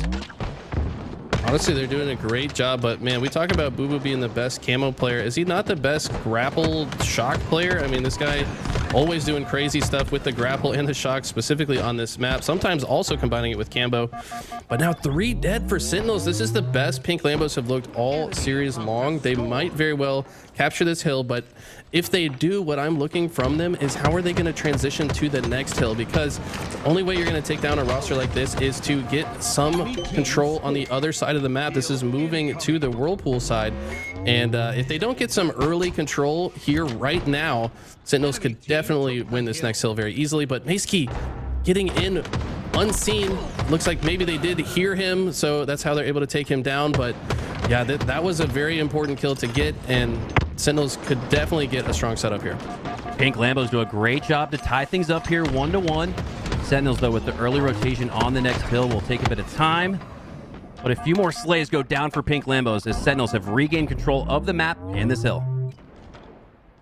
Boo playing a very tricky spot. This is so tricky. He's actually sitting on the outside to where if a player had come up, they would not have seen him. But look at this. He's just playing the outside of these openings in a tricky manner. Catching enemies off guard, does get taken down, wasn't able to get his full shields back. Lethal gonna just force this kill, walk back to his team, and yeah, look at this lockdown from Sentinels. I think that the hill had only been up for 45 seconds, takes 40 seconds to cap it, and they've already got the next point. Perfectly played there by Sentinels as Pink Lambos make them sweat a little bit with the 1-1 tie, but they quickly regain map control off the early rotation. But now Pink Lambos taking a page out of that book as they have the early rotation on this seaside hill. Lethal looking to push in with a little bit of plasma grenade DMR damage as he does take down Metis for the killing spree. But again, a trade out sequence where Pink Lambos take the numbers edge as they look to continue the scoring here. Falcated on the opposite side of the map, just looking to break through with the use of that grapple. So far, the early weakness that we're seeing from Sentinels is they're unable to break into this C setup. Both the hills that have been on this C side of the map have been very much in Lambo's favor. But as I say that, I also kind of predicted that Sentinels would recognize their own weakness and correct it in the moment. They do make a good push, get several dead, but the problem is they haven't made it to the other side of the map. I take that back. They have made it to C-Plat now, and now they're going to be the ones forcing the spawn trap, and we saw just how dangerous they can be once they set that up. Yeah, Pink Lambos do a good job to get to the 50% mark on this hill, but with Sentinel seemingly having a lockdown on it now, and also at about halfway, this looks like they're going to take the edge on this particular hill, and with 2 minutes left in the match, a 3-1 lead could all but shut the door on Pink Lambos. It makes the comeback much more unlikely, as Lethal down to 1 HP. His opponent is 2, Glitchy, but Glitchy gets the better of him. A 2v2 sequence here, but Pink Lambos have to stay alive, and they're going to do that. They're going to regain their shields as well, and they might even just regain the lead on this particular hill. Could tie things up here, too. So important to get these round of slays, and they've done so. Looney with 2. This is almost going to guarantee this hill. And suddenly we might have a tie game. Hill's about to move bottom mid as well, which historically one of the hardest ones to cap. Used to be the first hill in the sequence, but it generally favors the team that has better control of the C side of the map. And so far, what have we seen? Pink Lambos getting both the seaside hills. Wow. We'll have to see if they can get that setup back. That could be their avenue to win this game. And this has definitely presented the toughest task here for Sentinels in this game 3. Pink Lambos have had moments, but they've strung together more of them here in this game 3. But just like we saw previously, Sentinels do take the lead on this hill, and if they can just lock it down, whew. But they weren't able to last time. Booba Doobu helping lock down that long haul location. 2 go down for Pink Lambos as 2 trade out for Sentinels. How often have Pink Lambos done a great job to trade out, but now they got to get some possession of that hill as Sentinels need just a few more seconds to regain the lead. I actually like the process I'm seeing from Pink Lambos. They opted to go for gold control right now, to predicting that it was already too late to capture the bottom mid hill. They said, all right, let's just get an early rotation into gold. We know the next hill moves back to batteries. Didn't even try to kill the hill player, instead favoring that transition play. Booba gonna launch himself in, make sure he does at least some damage before taken down, but Meanest with a mean double kill. Super clean, but Sparty's got one better. He said, oh, you can get a double kill? How about a triple kill and a little bit of hill time? How about that? Wow, love to see that. Multis galore on your screen as Sparty looks to earn another medal. Killing spree, 5 in a row for him as Sentinels look to put the stronghold lockdown on this initial hill. 3 go down for Pink Lambos, and with 50% on the hill already for Sentinels, this could be one final push for the Pink Lambos. Yeah, this one needs to be broken right here, right now, if Pink Lambos are going to get control. But 2 go down on both teams, actually. Now 3 dead for Sentinels, and this one's not quite over yet. They have to win this next engagement. How does Sentinels come off spawn here? You have to imagine they have a process that they've talked about. They're going to use small talk to figure out how they want to prioritize their targets. Taking out the top gold player is a good start. Lethal also taking down Glitchy. Make that 2 players. Also takes down Looney, and suddenly 3 dead for Pink Lambos, and this one could be over. Sparty just looking to play gatekeeper on the bat ledge, but he does one better, and everybody can get it for Pink Lambos. More body disrespect goes out for Sparty as Sentinels exert themselves here, but not too much in a round 3. Win a round 3. 3-0 for them as they continue to move on through the upper bracket portion.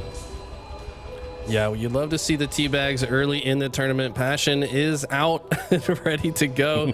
I mean, like I said, I don't know where it came from, but we do know that some players on the other team had talk trash in previous tournaments. Don't know if anything was said today, but either way, Sentinels looking strong early, and I expect them to make a late run in this tournament. Yeah, Sentinels are looking really strong here. Our first chance to not only see them in full form, team of 4, but our first chance getting to see some of these top 8 rosters in actual HCS competition. A little bit of cash on the line this weekend, but it's all about the points and positioning for that qualifier for the Arlington Major coming up in March, as Pink Lambos will go down 0-3, but I think there's a squad that Eli, I could see making a run through the lower bracket. I agree with you. These guys are very talented. All of them very individually skilled, but can they get that teamwork firing on all cylinders? So far, we saw a few moments of brilliance from them, but I'd like to see a bit more of that. And with that being said, let's throw it back to the desk. What did you guys think about that last match? That was the fastest CTF Argyle I've ever seen. I wanted to point that out. I blinked and it was gone. It was over. It's crazy.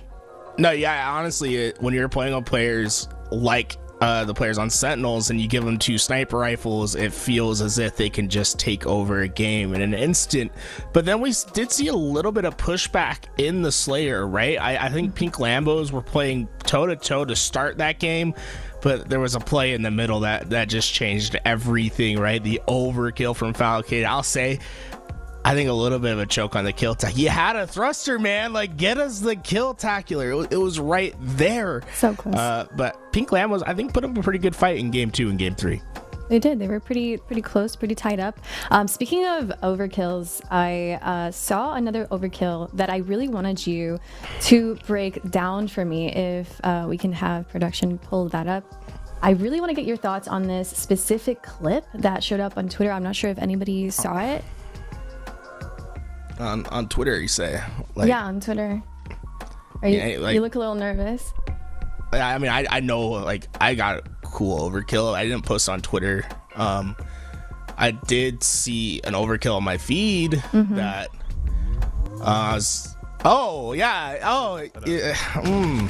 I mean, what's going on here? First of all, why is Louis standing there? Our teammates looking at a wall. Okay, hey, that's a nice overkill. All headshots, you know. That, like, I'll say Frosty's great. I think that's the end of the clip. I don't think. Pretty sure nothing happens from. I don't. Hey, Louis, I can we go back, look at the overkill? Because I don't. No, I mean, the overkill was sick. I mean, look at this thing. Great headshot. Great headshot. Why that guy's looking at a wall. Still? but I don't think we need to see anything after this point. I will say, listen. Let me defend myself for a little bit. Look, he put it away. Let me defend myself for a little bit. If we go to the very end of that clip, very end of that clip, you'll hear something very, very suspect. And I just have to bring it up before we go anywhere. So, Louis, if we can get the clip up just one more time, I want to be able to defend myself just a little bit. Just a little bit. You hear, ready? Everyone listen. What was that? Did you hear it? I didn't hear anything. What is it? Biggest boss Mally I've ever got in my life. I got joked so hard by the game, but you know what? I'll take the L. That's on me. I'm sorry. You know, if any of you ever play against Frosty, let me know how it goes, because I'm sure you guys would all be in the same boat. But I'll take the L. I'd be nervous. I'd be frozen, just like you guys standing still in that game. I don't know what's going on. We have a really fun match coming up. I believe we're going to be watching, is it OpTic versus Crowd Pleasers? And it's the first time that we actually get to see Dead Zone with OpTic. How excited are you about seeing this match? Honestly, OpTic is one of my teams that I see taking a huge leap and bound this year. And this is no criticism towards APG. It's just when you replace APG with just like the same type of player as APG, but what many consider to be one of the best players in the game with Dead Zone, right? Same prototype, one of those players that just is going to come out, help your teammates as much as possible, and make the right play and set your team up for success. Penguin's the best in the game at it. I think it's probably 1A and 2A with Penguin I keep saying Penguin.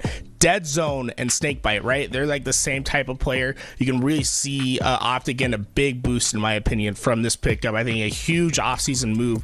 If you're going to move on from APG, which I think they could have been completely fine sticking with APG. He's an incredible player, but this is the player you go out and make the move for. Penguin, formerly known as Penguin, now Dead Zone. Sorry, it's going to take me a second to get used to that, right? Dead Zone is absolutely phenomenal at the game. He's one of the best players, especially at filling in this sort of team-oriented role. That was exactly my question. How did Dead Zone benefit OpTic, and why choose them? How can you bring OpTic to another level? And I'm so excited to see them finally together and watch the next match. We're gonna go on a quick break, so sit back, relax, stay warm. See you guys in a bit.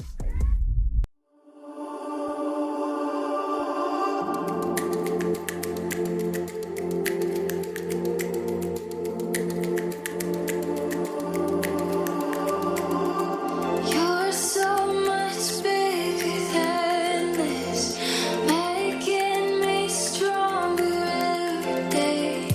We're climbing over mountains, won't let it all stand.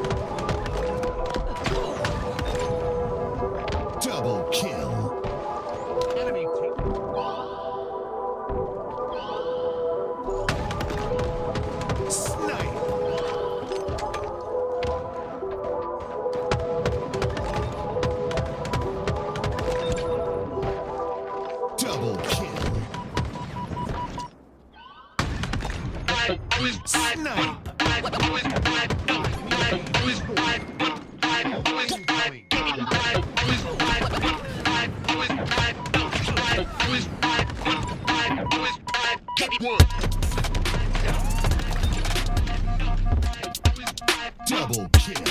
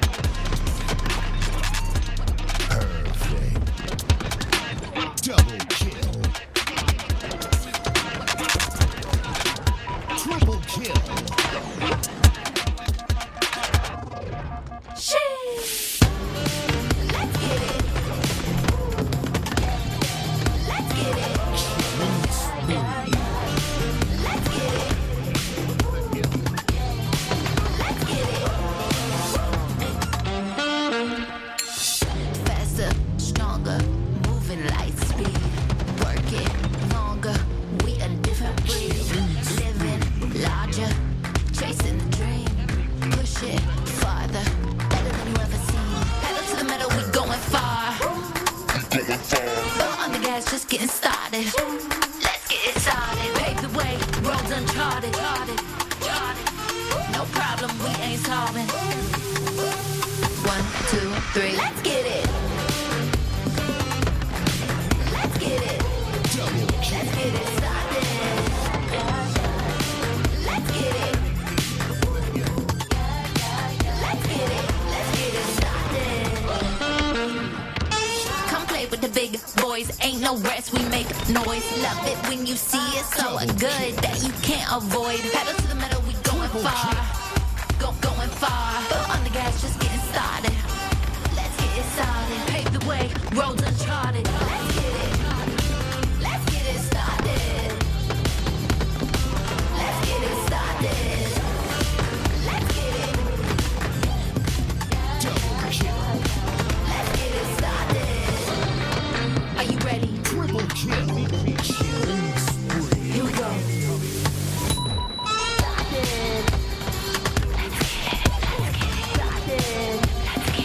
Started.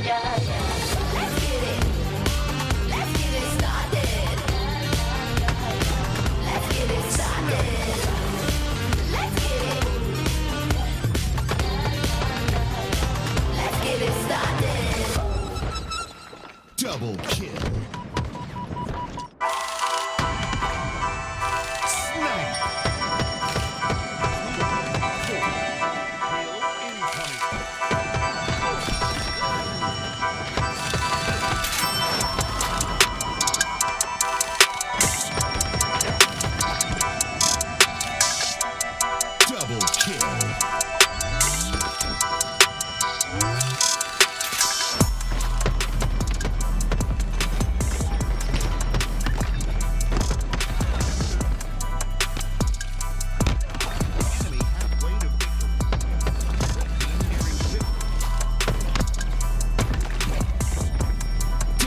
kill.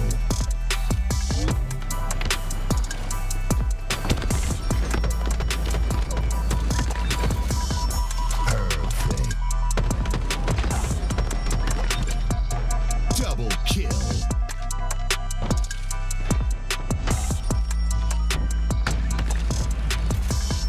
Snipe.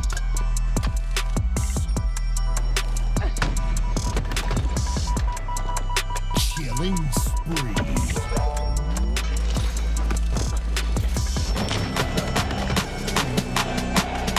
Reversal.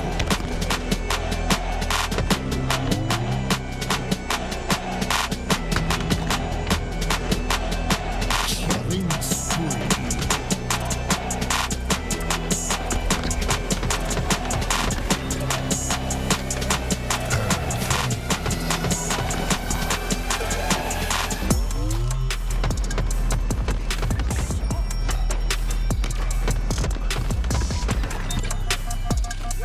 Double kill. Kill.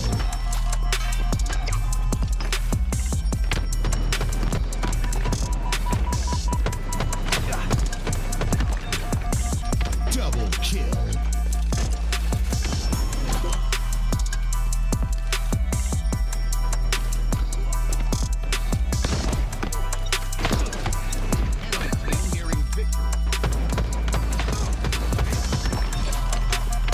Triple kill.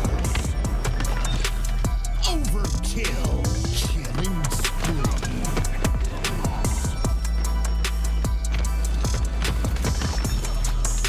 Perfect. Double kill. Triple kill.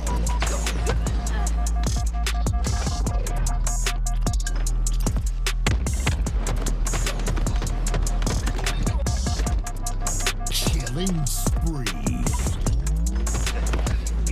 The hill.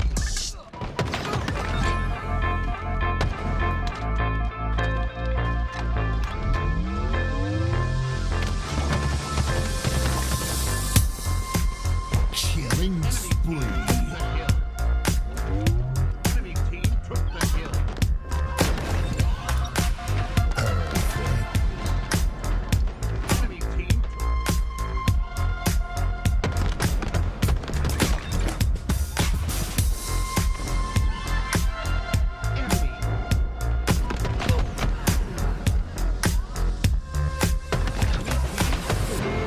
double kill. Enemy team took the hill.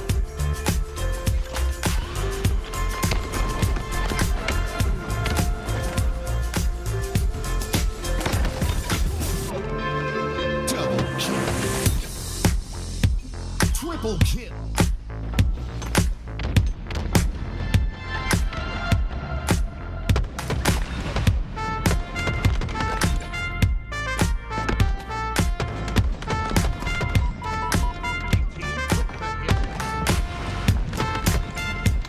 Double kill.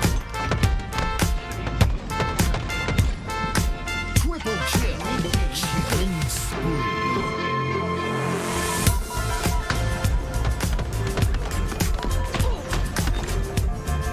Double kill.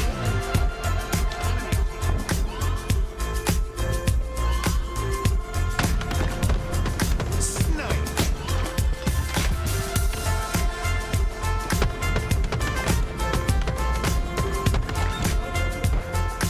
Double kill. Snipe.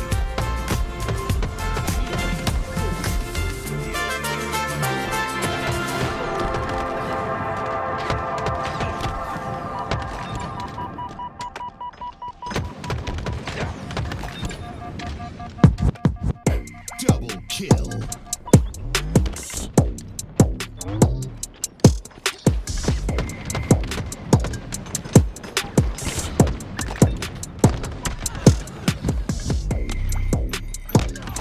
Enemy halfway to victory. Team nearing victory. Double kill.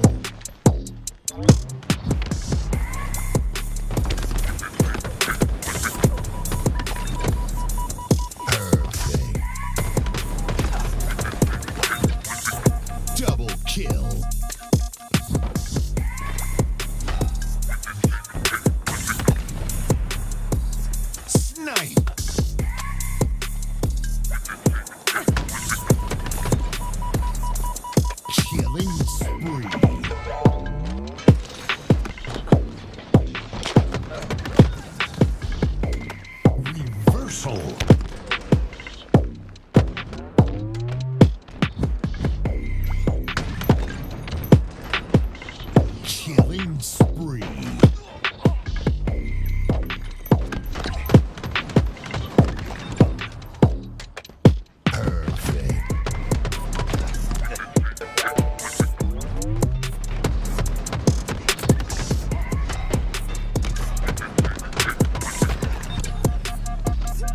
Double kill.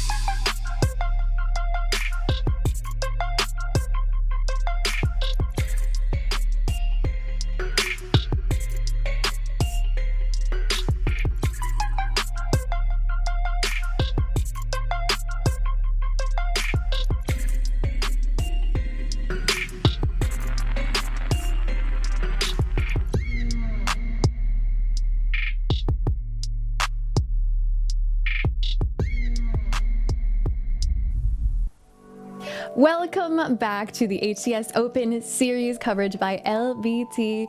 We were on a break for just a little while, and while we were on break, some things happened. I had a prediction, and I think you too, that Crowd Pleasers was going to take that win against Presidential, but we got a little bit of an upset. That's what we love to see. First tournament of the HCS season 3, and upsets are happening. It's great. Presidential, they get themselves one step further. We'll have to see if they can take on a behemoth in OpTic Gaming, though. And speaking of OpTic Gaming right now, we got Dead Zone in the lobby right now. First time again seeing OpTic play with Dead Zone, and I'm pretty excited about it. I just want to see how this team's going to shape up for this year. Honestly, it's exciting just to have something new sometimes, where like OpTic, we love OpTic, right? All these players are great. Even when it was the old roster, they were awesome. It was great to root for them. But now it's like, oh, you have that sort of excitement to be like, is this new OpTic Gaming gonna take it to the next level where they're gonna be beating FaZe consistently? Are they going to be taking first place? Are they going to be able to make that sort of dynasty run again? Those are all the questions that we're looking for answers for, and these games are going to be the first inkling of whether we're going to get those answers. Dead Zone, in my opinion, one of the best players in the game. When you talk to his old teammates over on Space Station Gaming, players like Eco and Stellar often would say he is the best player in the game. They really speak highly of him, and you can see why OpTic Gaming went out and targeted him as a pickup to replace APG when they decided that they needed to make a change. And why do you think Dead Zone is what they say that is one of the best players in the game? What makes him so unique?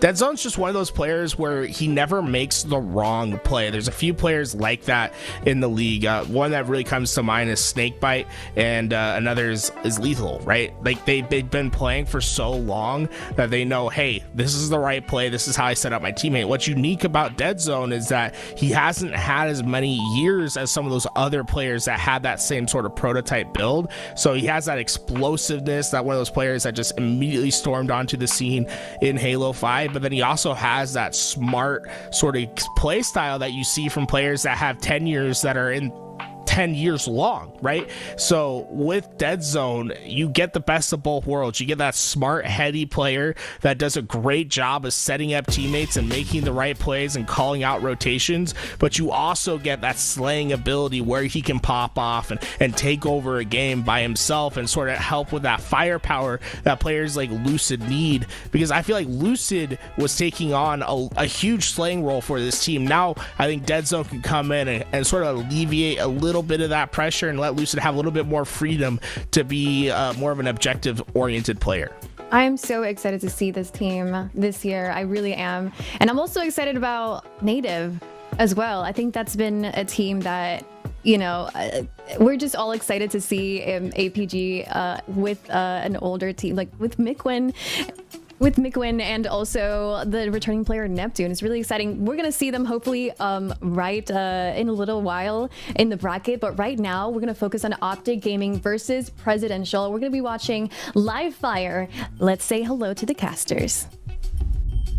All right, Eli, here we go. What time does OpTic play? Right now. And speaking of time, this feels like a butterfly effect squad in the sense that OpTic in the grand finals of your Halo World Championship last year in October in Seattle had a 2-0 lead on FaZe. Looked like it was about to be a 3-0 lead. And then FaZe won 6 games in a row to reverse sweep, reset against OpTic.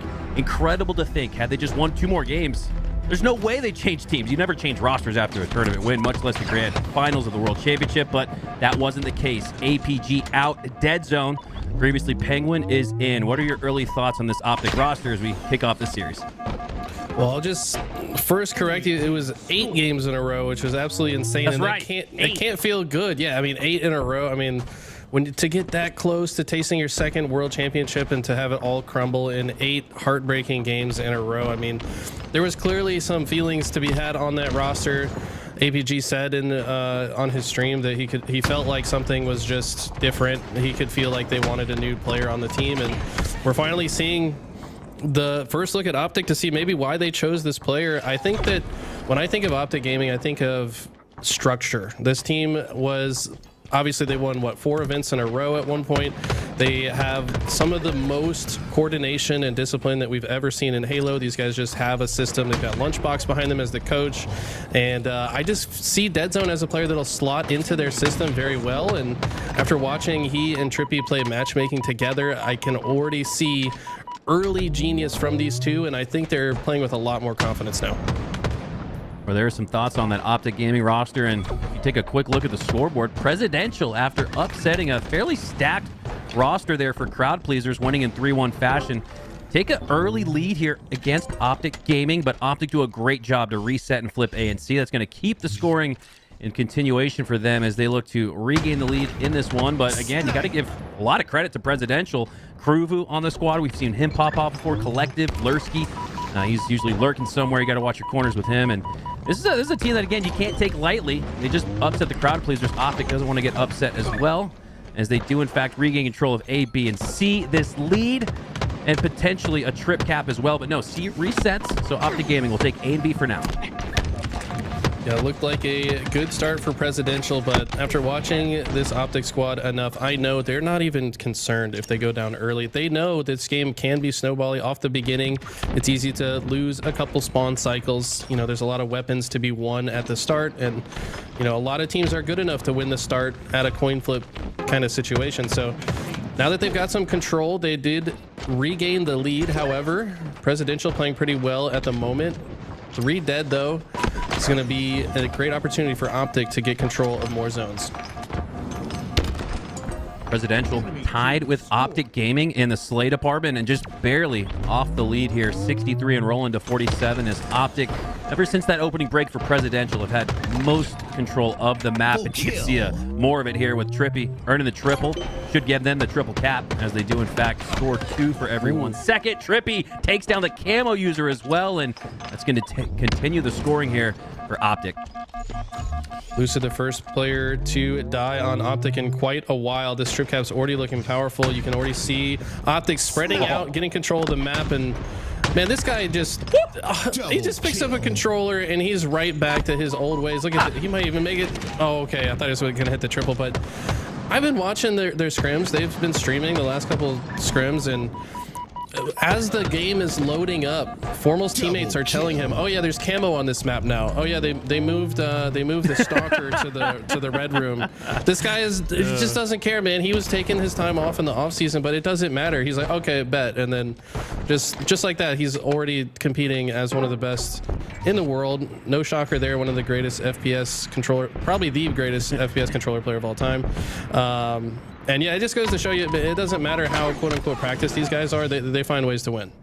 Yeah, Formal could pull the troll job of the century here, firing up the stream, and they load up to their first game of the tournament, and Formal goes, "Wait, what weapon is this? When did they change the starting weapon from the BR?" You know, I imagine that's almost, I'm joking, but that's almost borderline the amount of time in and practice that, to our knowledge at least, that Formal's had in the offseason. But we know Formal, he's a multi-FPS world champion, and he likes to play multiple FPS shooters as well. Apex Legends, Destiny even. Formal just dominates in every FPS he picks up. Halo's no different here as OpTic, despite a quick 47-0 or so start for Presidential, they have scored nothing ever since. 227 uncontested for OpTic as they look to shut the door here on game 1. Yeah, what looked to be a strong start for Presidential is not ending the same way. They have a bit of late life here, though. I think that might be 4 dead for OpTic. But look at that. First spawner is Formal. He's going to play spoiler, going to kill Kruvu, and they don't even get a cap yet. They're still fighting for B despite that 4 dead. Finally, Collective getting this double kill is going to secure B, so they have a chance to get a few more points, but it just seems like a non-stop war for B. It looks like OpTic, though, deciding to maybe play for camo here. They're going to use this camo to break into one of the zones. Seems like they're leaning towards the A side here, and this is kind of the discipline I talk about. If you listen to their comms while these guys scrim or play any serious tournament match, they are talking to one another. They're having conversations. They're playing through every situation. Hey, okay, can we go for B here? All right, yeah, I'm pushing this way. I've got some damage here. This is a good time to go. You know, they're just they're just feeding each other information to make every play that much easier, and that's what makes them so dangerous. Dead zone. Looking to put the finishing touches on to B, but he goes down shortly after, and you talk about the discipline, Eli. I agree. Formal, as the last player alive, could have maybe, you know, gone for A or B or tried to reset B at the time. It was in favor of Presidential, but instead plays this process well, goes for the camo, regroups, and re-delivers a Game 1 win here for OpTic Gaming. Looking really strong here to start things off. Presidential started off pretty well in that opening break. 2 sequences of about 30 or 40 seconds was all they got, though, as OpTic Gaming, well, they're a world champ for a reason. They're a potential world champ in Season 3 for a reason, as they look dominant here in Game 1, 250 to 79. Honestly, the kill disparity definitely in OpTic's favor, but not as not much, though. You know, not as far off as you would think. Yeah, but look at this prediction. I love this prediction from Trippy. So this is a situation that if you've played a lot of Halo, you've been in many times where you've got the setup at tower, the other team spawning at A. You've got to predict the way that team is going to push into the setup. Trippy already predicted that player would make a path through bottom middle. He had his reticle ready to shoot that player. Great prediction from him after taking down multiple opponents, that just shuts down their entire push, which in any time-based objective mode means your team is getting closer to winning the game. So they're just playing their process. Like I said, with not as great a kill disparity as you might think with this kind of score line, it just goes to show that when they do make objective decisions, it's the right decisions almost every time. Now the big question now is, did they make the right decision as it relates to the team change? APG now on Native Gaming, Dead Zone now on OpTic Gaming. As we kick off our game 2 with Dead Zone himself, didn't get a chance to see much of him in game 1. Really hoping to see more POV of him in game 2, but he goes down quickly. He's going to drop his POV as well. 2v2 in the feed, but it looks like, look at that, Formal. Great job as the last Spartan or so standing in 2 games now. Gets the camo in 1, overshield in the other. Now he's looking to put it to work. Gets 1 on the P1 side of the map, lining up a potential triple, but no, he gets taken down. Trips up a little bit on his way to the fridge. As Dead Zone now looking to push in, but he doesn't have numbers advantage. Fortunately, though, for him, Presidential are all looking out towards the generator side. That's going to give him a 1v1 there, but he goes down, but it gets cleaned up shortly after. OpTic with a lead here to start 6-4. Formal just learned that Overshield's on this map a few days ago, already getting the first one on the map, figured out a way to get it, obviously with some help from his teammates. Trippy gonna hold down this top side of the map. Once your team has a few kills on this game type, so important that somebody stays top middle to just apply pressure to the set of spawners. Also get early eyes on the spawners so you can use that information to decide how to push next. I like to see 2 members of the team rotating together through the utility side. Always very powerful, and kind of expect them to kind of just roll around the outskirts of the map, but also maintain some level of presence top mid. Sometimes they're going to also elect to stay in a base to move the spawns to the opposite side of the map as well, just to make those next set of spawns a little bit more predictable. Lucid with the heat wave opening up with that slay, puts in enough damage on the player top mid to earn the assist. And now he's looking to push through into the base with the killing spree as well.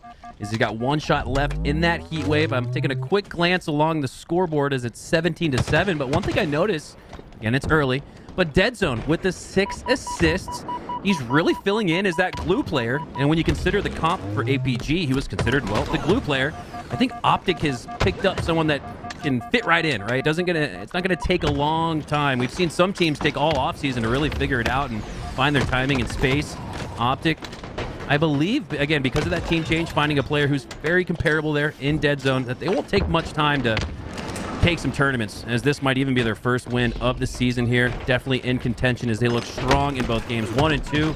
And game 2 now up by a count of 12 or so kills, doubling up on the competition. Our OpTic Gaming, as they look great so far in their first showing of HCS Season 3.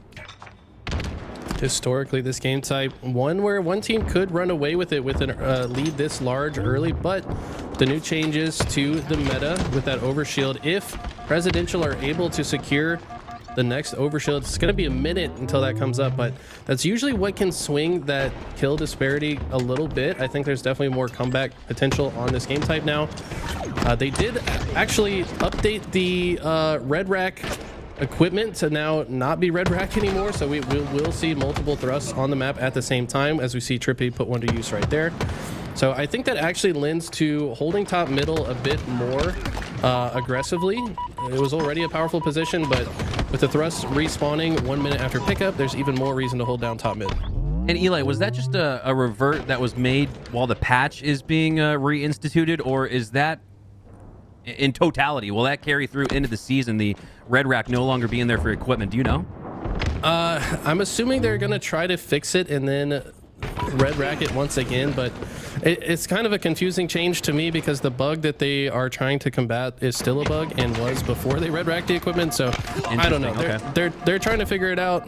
Hopefully they can soon, but for now, you know, this is the tournament we're in today. This is an important tournament as well. These teams are gonna have to adjust and make sure they're ready to pick up every new set. All right, cool. We get a little bit of an update. I'm going to trust chat this time. Twitch chat, they're always right. Timmy says it will be red racked again. And I think that's really important to ask. I was so curious, because I think that majorly changes the complexion of these equipment pieces top mid. They really feel more like power-ups when you can just cycle them over and over again. And I guess if you were able to secure all of them for your team, it feels more like a power-up. So very interested to keep an eye on the equipment and it getting a return to red rack. But for now, chaos ensues. Thrust will be up every minute or so, as Kruvu looks to push along the car side of the map. Presidential have kept it close within 10, but OpTic gate as they approach into the 40s. Presidential just had a clean 4 dead for OpTic, so I was very curious to see how they would play out of it. But OpTic spawning all in the fridge side, get a few great grenades on the player P2. They're able to secure 2 kills now, and they played perfectly out of that spawn. You have to think that when your team goes 4 dead, that's the other team's opportunity to really start spawn cycling. But OpTic playing so perfectly off their back foot, immediately taking space around their spawn point, working together to secure a kill. And they've done so very effectively. That bodes well for them going into the later stages of the tournament. 44-31. Now 45 is OpTic, 1 killing spree away from closing out a Game 2 victory. We hop on board with the newly minted member of OpTic Gaming, Dead Zone, doing a great job to continue with that support role, that glue role, as he's 8, 8, and 9. That's definitely what you're going to look for out of Dead Zone here, as he fills up the stat sheet with assist. But you got to give credit to the rest of OpTic Gaming, really firing on all cylinders. Everybody within 2 or 3 assists of each other. What about Slays as well? Dead Zone really the only one lagging behind there, but with that many assists, you'll take it. As OpTic take Game 2, get to see a little bit more formal on your screen. They got the streams up as well. Love to see that for the Halo Infinite directory here on Twitch. And if you're an OpTic Gaming fan, you'll love to see that. 2-0 in the series. Kind of what we expected, right? I mean, Presidential showing that they can at least kill these guys. Like we said, the kill disparity not that great in live fire strongholds, but when you're playing against one of the most organized, structured teams that just know how to fabricate wins time and time again, it's going to be very difficult for them to win this next oddball game coming up here. I mean, oddball is one of those game types that, to me, defines objective efficiency. It's so important to understand the time periods in which you have to get the kills. When can you pick up the oddball and milk time between the kills? Can you hold a setup for multiple spawn cycles? Because typically the oddball holder, he's not able to shoot his gun. He's got to drop the ball, win the fight, pick it back up. And if OpTic can do that a few times, they're going to take a massive lead in this 3rd game here. Oddball on streets, a Game 3. Feels like OpTic right now, there's not really much of a threat for them to go down in this game or even in this series. So I think for them, Eli, especially starting off their first time we've gotten a chance to see them as a team of 4, it's all about playing your process the right way, trying to find out and figure out the chemistry and cohesion that you're trying to develop as a team of 4. Because although it's just one squad member that you're swapping in and out, APG for Dead Zone, I don't know, man, that's 25% of the team. One player represents a lot, a big team change, honestly, in Halo. So OpTic Gaming, it's pretty familiar from what you're used to seeing throughout Halo Infinite, but excited to see how Dead Zone fits in as OpTic Gaming win the opening break and win the opening oddball time as well. Look to see a few weapons in the hands of OpTic. Looks like Formal dies with the Stalker rifle. I bet Dead Zone will try to pick that up if he can stay alive, but he cannot. All has still not really been held for very long. We got an early lead, but Camo's coming up and Presidential going to get it right now. I have to imagine Lucid's going to decide to throw this ball mid-map, make it a little bit more difficult for Presidential to get some ball time if they can secure the kills. Aiden with the camo. Oh my god, wow. You can see that. That's insane. Unbelievable. What are everybody's got on camo goggles now, it seems like. Trippy does go down to the camo though, so you got to give credit to Caden. His position was called out by OpTic Gaming. Despite that, Trippy still gets backsmacked, but not before OpTic open up with his 24-0 lead. Dead Zone going to get the quick melee of the oddball. If you guys aren't not aware, the oddball has a very fast double melee time.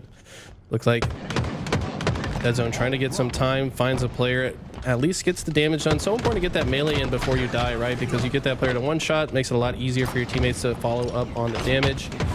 Look at the push coming in both sides. These are the type of pushes we're used to seeing from OpTic. Just very well executed, well timed pushes where they're hitting on both the left and right simultaneously. Makes it very difficult to play against. Aiden doing a good job as the last member alive for Presidential. Extends that line of scrimmage out to the middle of the map, but unfortunate timing. Just as the remaining 3 members of his team spawn up on that red side of the map, he goes down. It's going to allow more time here and possession for OpTic as they start to milk out a few seconds, despite the pressure from Presidential. Very close and in the face of OpTic Gaming, but they're handling it really well. Look at Dead Zone just meticulously positioning him around the map for those easy kills, not really exerting himself too much. So now he's got the shotgun, looking to slide out. Doesn't take down that player, doesn't even get a chance to take a shot at him. But that's just bait and distraction as 3 members for OpTic go down. Trippy last player alive, and there you go, Eli. Another team wipe for Presidential against OpTic Gaming. Can they do something with it objectively? Weren't able to in that previous game. And look at this. Denzo coming off a spawn, has the double, potentially triple. And that's got to be so heartbreaking for Presidential. You think, all right, we just got 4 down for OpTic Gaming. Let's go. Let's get some time. Presidential on the backside go 4 down, and OpTic Gaming do what, well, I imagine Presidential wish they did with it, which was get that oddball over to the C side as OpTic Gaming continue to the milk run. 60 seconds and rolling for them to 3. Talk to my MetaFi students a lot about this. Is you might be getting some kills, but were they kills that mattered in the grand scheme of things? They got 4 dead for OpTic, but they earned 3 seconds. Like, did any of those kills matter in the grand scheme of things? I mean, yeah, they gave themselves a chance to get the ball time, but they didn't get the ball time. So the kills from OpTic so far have been way more objective efficient. They've been actually kills that mattered, and I mean, this is looking to be a blowout early on. If you're on the side of Presidential, these kills have to start converting into more map presence. You have to convert it into more weapon control and all time as well. So right now, they've got good slays. Once again, 3 dead, but will this be the first time they can get an oddball setup? And my mom used to always say, especially in parking lots, don't dilly-dally, right? Don't waste time. And I think that's a little too much dilly-dallying for Presidential, as they're able to get team wipes. We've seen that a couple times here. But afterwards, they're not able to turn it into points. They're not able to instantly grab that oddball and rotate it to C or A, whichever one you choose. It seems like whenever they get OpTic Gaming 3 or 4 down, no one's really even close. And another player goes down for Presidential, actually lags out 4v3 for them, as we'll have to reset and re-rack this. But OpTic Gaming there in the opening round, looking like they were ready for more domination. Curious to see what the call will be for the reset here. Some teams have elected recently to just be like, all right, look, you got that first round. Let's just start fresh in the second round.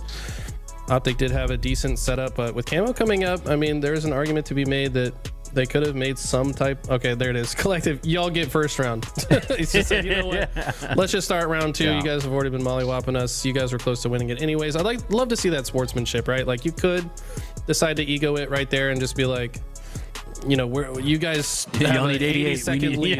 Yeah, like y'all need 19. We need 100. Like, but just give them the point, man. So they're probably gonna switch sides here, as we know in oddball. Cobra and Eagle do swap sides per round. So to keep things fair, I imagine they'll probably switch sides. Maybe not, but either way, Presidential have a tall task in front of them. Like I said, to really give themselves a chance, they're gonna have to start getting some actual oddball time out of these kills.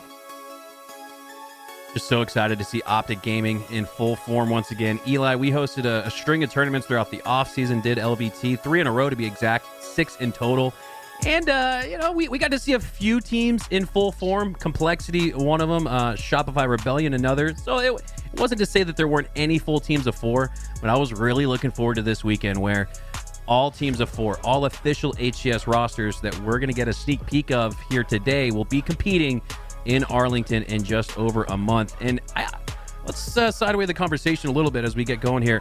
What are your thoughts on the open bracket? Now, no longer are Mexico and ANZ getting a guaranteed pool play spot. Those have been really dumped right back out into the open bracket. So that really changes the complexion of open bracket, and maybe even a few more upsets from NA's scrappiest semi-pro teams. Where do you quick thoughts on that as we get back into the streets?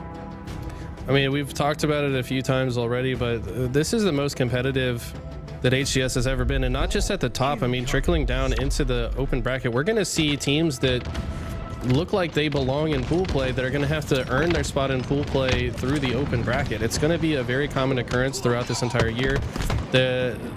The level of talent that's going to be in the open bracket is probably going to be the highest we've ever seen, and I just can't wait to see how it plays out, man. There's going to be some crazy upsets. There's going to be some game 5 50-49 wins that make massive differences in the tournament overall, and we're going to get to see some of the players that have maybe a little bit more ice than others. Well, I'm not sure on what the official word is this year for LVT Halo and if we'll be broadcasting more of those open bracket matches, but you know, kindly let HCS staff know on Twitter that you want to see that free-for-all finals. You want to see that open bracket, because we'll be there to cover it if that's the case. As we have our restart here, OpTic up 1-0 in this game 3, 2-0 in the series as they look to continue on. 2v2 though for now. Luce is going to need to vie for a couple more slays. Does a great job to repulse that grenade back. Throws a grenade out of his own. with the spike going up against the wall perpendicularly. Does not get any damage, but it looks like Trippy is going to sneak that oddball away to C, despite there being plenty of pressure on the map. And this, again, just really exemplifies that objective inefficiency from Presidential that we've been seeing throughout this series. Credit again, they're going up against OpTic Gaming. They make it a little tough on you, but surprised to see OpTic sneak that away with all 4 members of Presidential alive. But now 3 go down for OpTic, and Collective with a nice play ball there will reset things at the palm trees. Exactly right. I mean, even the best teams in the world have a hard time being objective efficient against OpTic Gaming. This team always so difficult to get any edge against. They know how to get the lead and hold on to it. Even when going 4 dead, they seem to be one of the best teams coming off spawn in every situation. Lucid with some massive shots right there.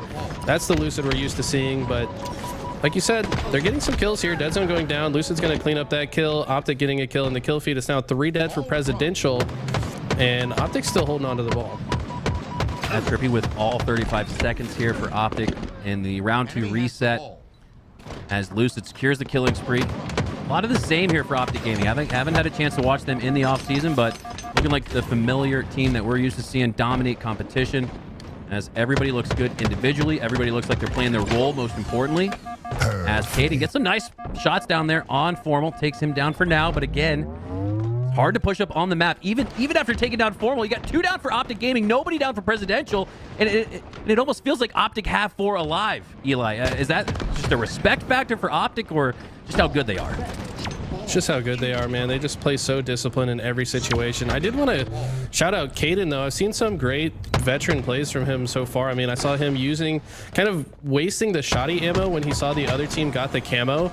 He didn't want to give OpTic that very dangerous camo shoddy combination. It's always so frustrating to get obliterated by the shotgun. Here's the new shotgun has already respawned, but we also see him winning some nice fights against some of the best players in the world. But you got to think, it's really hard for these players to adjust to the situation.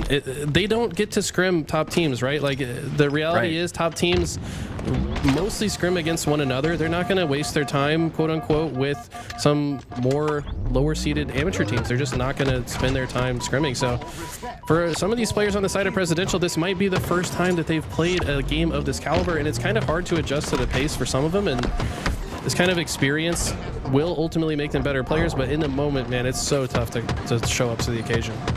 Like you said, that keyword, the pace. OpTic Gaming, they just kick it into a gear that most pro teams can reach, and even some teams can't reach the gear that OpTic reach. But man, when you're talking about a world champion versus a semi-professional up-and-coming team like we have here in Presidential, my God, the gears and the levels to this are on full display here as OpTic Gaming has looked dominant.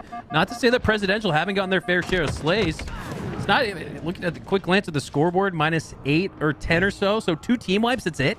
Separating these 2 teams. It's not to say that Presidential aren't having a good game. It's just that OpTic are too good as they regain the control of that oddball. 60 seconds and rolling to 10 for Presidential as OpTic look to put the finishing touches on this series. Look at the discipline right there. Lucid pinging his target. I think a lot of players would have just started to shoot that player, but he knows that if he waits for Trippy to show up and get closer, they can guarantee that kill. That's the level of communication and discipline they bring to the table. And now they're just cycling. They recognize they pushed a little bit too far past the cafe, but they're smart enough to recognize, hey, we opened that spawn. Let's turn around and kill the one player that spawned there. Then let's move forward and kill the other guys that spawn on the other side. I mean, if you're Presidential, you probably just feel like you're being suffocated at all times. What option do you have if every time you spawn, you're getting shot in the side of the head by a better weapon? And this game's already over. OpTic Gaming take game 3, take this series 3-0 as we get a chance to witness their team of 4 in action for the first time, and it looks like they picked up right where they left off. Looking great here to start, but we know the competition is going to heat up as we get into these deeper rounds.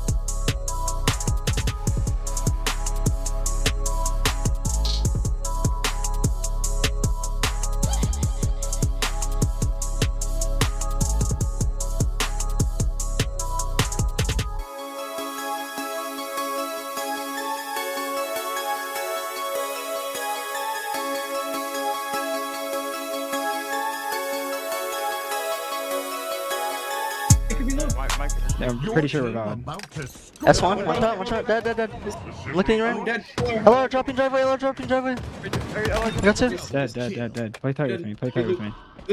Loop dead. You're dead. Sniper, one shot. One shot, sniper. Hit sniper with me, Jason.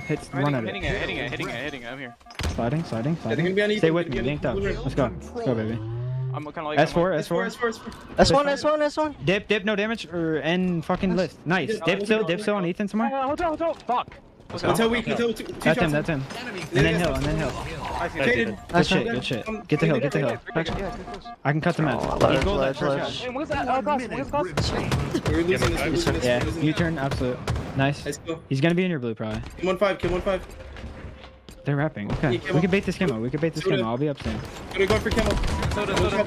Watch out, Yeah, SL, I have it. Soda weak. Hey, top gold. Don't know where camo. I'm going yard. I got a pick. You guys are the best one. Can I get Watch out, yard, dead. Hey, Good shit, shoot baby. him. Jason should be camo on here. Poster. Alright, come on.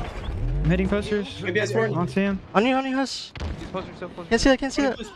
Absolute. Still He one has a shot. press down. Ramp. Nice. Your sniper ramp? Just Milky. The milk is on the Okay. shot. 2 S4, 1 shot. Bottom mid. One shot, inside. He's Nice. blue red. Two sniper. Ready to get down. Both one. Back up. Nice. Be a loop behind you now. One shot top gold. I got you, Huss. He might go fires. He's LR weak. Backing up. 2 shots. I'm gonna go S4. I'm soda on me. I'm here, right. One. I'm looking around. One shot. Two more posters after that. 2 dead. I got item. That's good. Match, baby. All good. I'm still going right. Yeah, maybe go to hotel. Maybe get to hotel. One lifted. Yeah. Dip on me, 1 shot. Dip out, 1 shot. One shot is two. I have damage. We go. I'm behind Solo. We go with this. Solo's hurt too. I'm getting played for. You turn 1 shot. You turn dead. One shot is one. Two one shots this one. All right, hotel and 2S1. Hotel after that, Jason. Hotel after that. Milk cover. Yeah, we can. I got it, baby. I got hill time. Last guy. I spawn soda, Ethan. You're good. I spawn soda for you. I'm blocking loop. Spawn him blue, Ryan. Spawn him blue after that. Hotel really weak. Grab him in blue. Shout out. Get up to your left and look hotel. One guy's yard. I killed hotel. Let's go. One shot market. I'm money, baby. Dead. Nice. Nice. Driveway. Yeah. Ledge. One shot, Jason. One shot driveway. Dead. Let's fucking go, man. That's what's up. Good fucking comeback, man. Good shit, boys. Good shit, guys. Love that passion. Good comms, Ryan.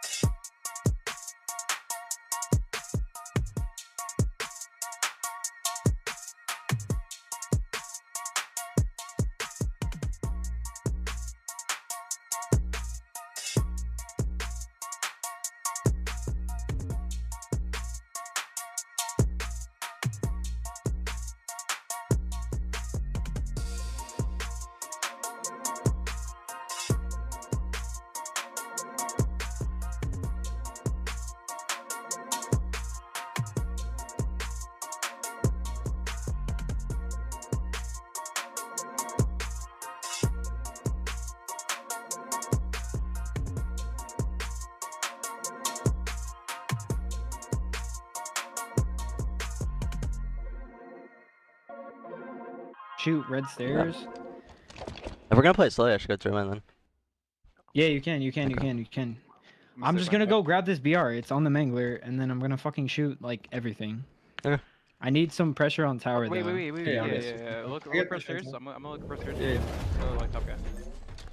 Play every opponent alive. One back side, one flank slopes yellow. One's big door. Stacks. Stacks for the hero, guys. One shot on it. He's in the camo, in the shroud. Check back silo. Dead. Came out dead. I got two. Check back Big door silo. dead. Let's get back silo. Let's get back silo. Stop on them. I've shocked. Spawn them all there. Spawn them all there. Someone get long. Yeah. We're late.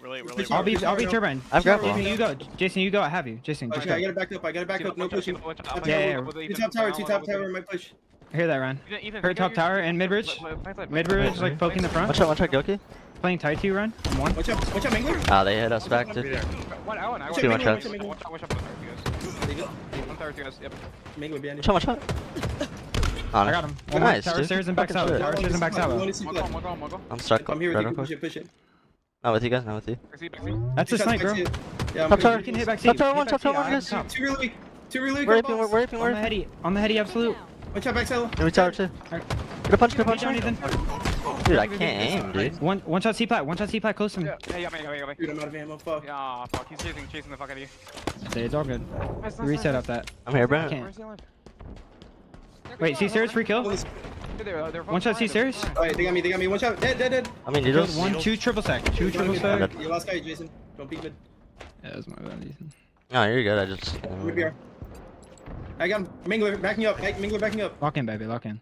I'm going long. One shot, bottom 8. One shot, Mangler. Yeah, there. Tower, one shot. Long gonna come in. And top tower. Long That's for it. free. Take your time. I'm going A He's side. gonna go over your red stairs. I'm going A soon. side. I'm dying. Wait, Don't wait, me. wait. I'm fighting top right. One shot needles on me. I'm here, right? No, Nice, Jason. melee! One more needles. There's two there. Hop on one shot. I'm behind him. Read this. Heaven, one shot, and bottom 8, one shot. Hey, there was one A. I came on with me. 1v2 round. I spawned glass. Needles on me. Needles 2 shots. One shot needles. Out in the open. Dead. Yeah, you got camo. Pop camo. Probably C-stairs. Yeah, go along together. I'm here, Jason. Just fry. Spawning red. We spawned Aimbot, that Jason, guy aimbot. One shot. See pot. red. Outclass behind you. And one C-stairs camo. Sneaky last guy. I'm here. Trying not to die. Nice. Good fucking shit, baby. We're trapping him A. Watch this help cross. I have you, Ryan. I'll watch his hell cross. I'm already one, bro. Already pipes. What's gonna be? Really hurt I pipes. need a valid. Shit, top A, cat. We lost. I died. Watch each other more. Oh, tower. One shot. And one shot bottom 8 too. We'll get that. Group up. We're We're good. good. Yeah, I'm here, tower. What's up, Red? They're gonna play safe. I'm gonna linger. Yeah, I'm gonna linger mid. They don't know. Outside I'm up, they here. have it. They have shock. I'm like camo jump right now. Gonna walk top cat. You got shock. Yeah, One red beer. Top red hurt. I'm jumping up, guys. Top A. Top A. We're trying to walk. Red beer I'm on up. top. I'm up. Red beer on the Fine, beer. guys. Fine. Absolute pipes dead. Top cat, dead. I'll see the red guy. I killed one pipes. He's going under Bottom ballage. mid fast. Jason, I'm hiding bottom mid fast. Just let me. Spawn tower. One's needles. One One's needles. One's battle. Jason, get ready to go. Ballage. Red beer while going if you I'm gonna shroud this and go bottom A, Ryan. Top red, kinda weak. Got a shot. can. One shot, bottom Sniping A. pipes. Oh, he's dead. Get one. Top A weak. We're gonna have to make a different push than that, guys. We keep doing that. Yeah. He's sniping though, that's why. He's sniping one of us. Camo in 10. Ledge. Needle sniping. Needles out in the open sniping weak. Camo inbound. You should guys should all leave me. Half all one shot, a shock. Top A. One shot battle. I have max damage on that. My glass played out to me long, I think. Camo's up. Women dead. Needles to camo. One shot needles. We go dead. Two one shots. Looking camo. Single stacking camo. Single stack, and Single stack. 2 needles. shots. Nice. The other guy was needles. Hey, needles still one shot. Camo still He's up. still needles. I'm chasing bottom mid, chasing bottom mid. Keydor trying to get it. Melee. He stuck me. Nice. Camo down. Camo's still down, Jason. Camo's still down. I can't, dude. Yes, I'm dead. I don't think it's turn. Bottom angler. Dude, that's Yeah, mix up. Red as well. Most bird, I think. I hear that. Yes, he flat on me. On me, Shot long. Aiden. Shot long. I'm here. On mid. C to C plat. Never mind. Going C plat to go tower with him. Go tower with him, guys. Tower stairs now. Tag inside. Red tower. Tower one shot. Red tower. I got 2 1 shot. 2 1 shot. We got double stack. Bottom mid. Main steps and needles. Hear that? What's going on? He spawned bottom mid. I went red stairs. Yeah, They know. To run through shots down. Melee. Nice. Oh. What the fuck? Is there anybody else red? No, not yet. Bottom man. I got one. Chat, hold dead. We got Three. Dude, what? One shot bottom tower. Hear that? Like, Bottom tower. I'm coming to bottom tower. I have shot. One shot top. Alright. No one pushing Don't me. guys. Bottom A I'm one. here mid bridge with you, Ryan. We still win this. One shot going pipes. One shot heaven. Alright, we're walking. I have max him. I'm running in bottom A. We are weak. Top red. Bottom A, I'm here. Trying to trade me. Dude, just... Okay, man. I got two. Bottom A No, now. bottom A. Is it? You got out. Swing down glass. He's out. Alright. Go now. LTS. Third tower. Go now glass. Come on glass with me. Fuck up glass. I'm with you, Ryan. Game on 9. Good shot. Dude, we should stack that out. I just got picked from 2 nades. Dead. Nice. Go C plat. Shot. One shot. Going C stairs. Stuck, man. Needles. Mid bridge. Needles. 2 shots. One shot needles. No deaths. They have camo. Still one shot needles. They have camo. Hey, C plat with camo. Chasing one shot. Not that weak. I might kill him. Yeah, he choked. I got one. Top A cat. I lived that. One shot. Nah, C-stairs one. Long haul hurt. I'm trying to help you guys. I could look on. Long one shot. Long dead. Nice, I'm here, guys. I'm here, tower. Looking at my tower now. I'm glass with snipe. I have a snipe. I'm getting I tired. might run you, Jason. Careful. Yeah. One shot bottom in. I have maxed him on King Nick. Alright, let Jason snipe. Okay, count their numbers. We have 6 minutes. We'll get some picks. Yeah. I'm going How tower. much ammo? I had to kind of give up on. Oh, Yeah. I might get this. Shroud, yeah, Shroud's up. They're playing tight. Got the Shroud. Be careful, us. Can't play. They're not peeking. They're literally all hiding red, I think. Red They BR? might try to break out. You just needed top cat. Push tower. Hey, push Push tower. tower. Watch out. Nice. Defeat. Just hit a fucking god nade. They hit like 40 god nades. Yeah.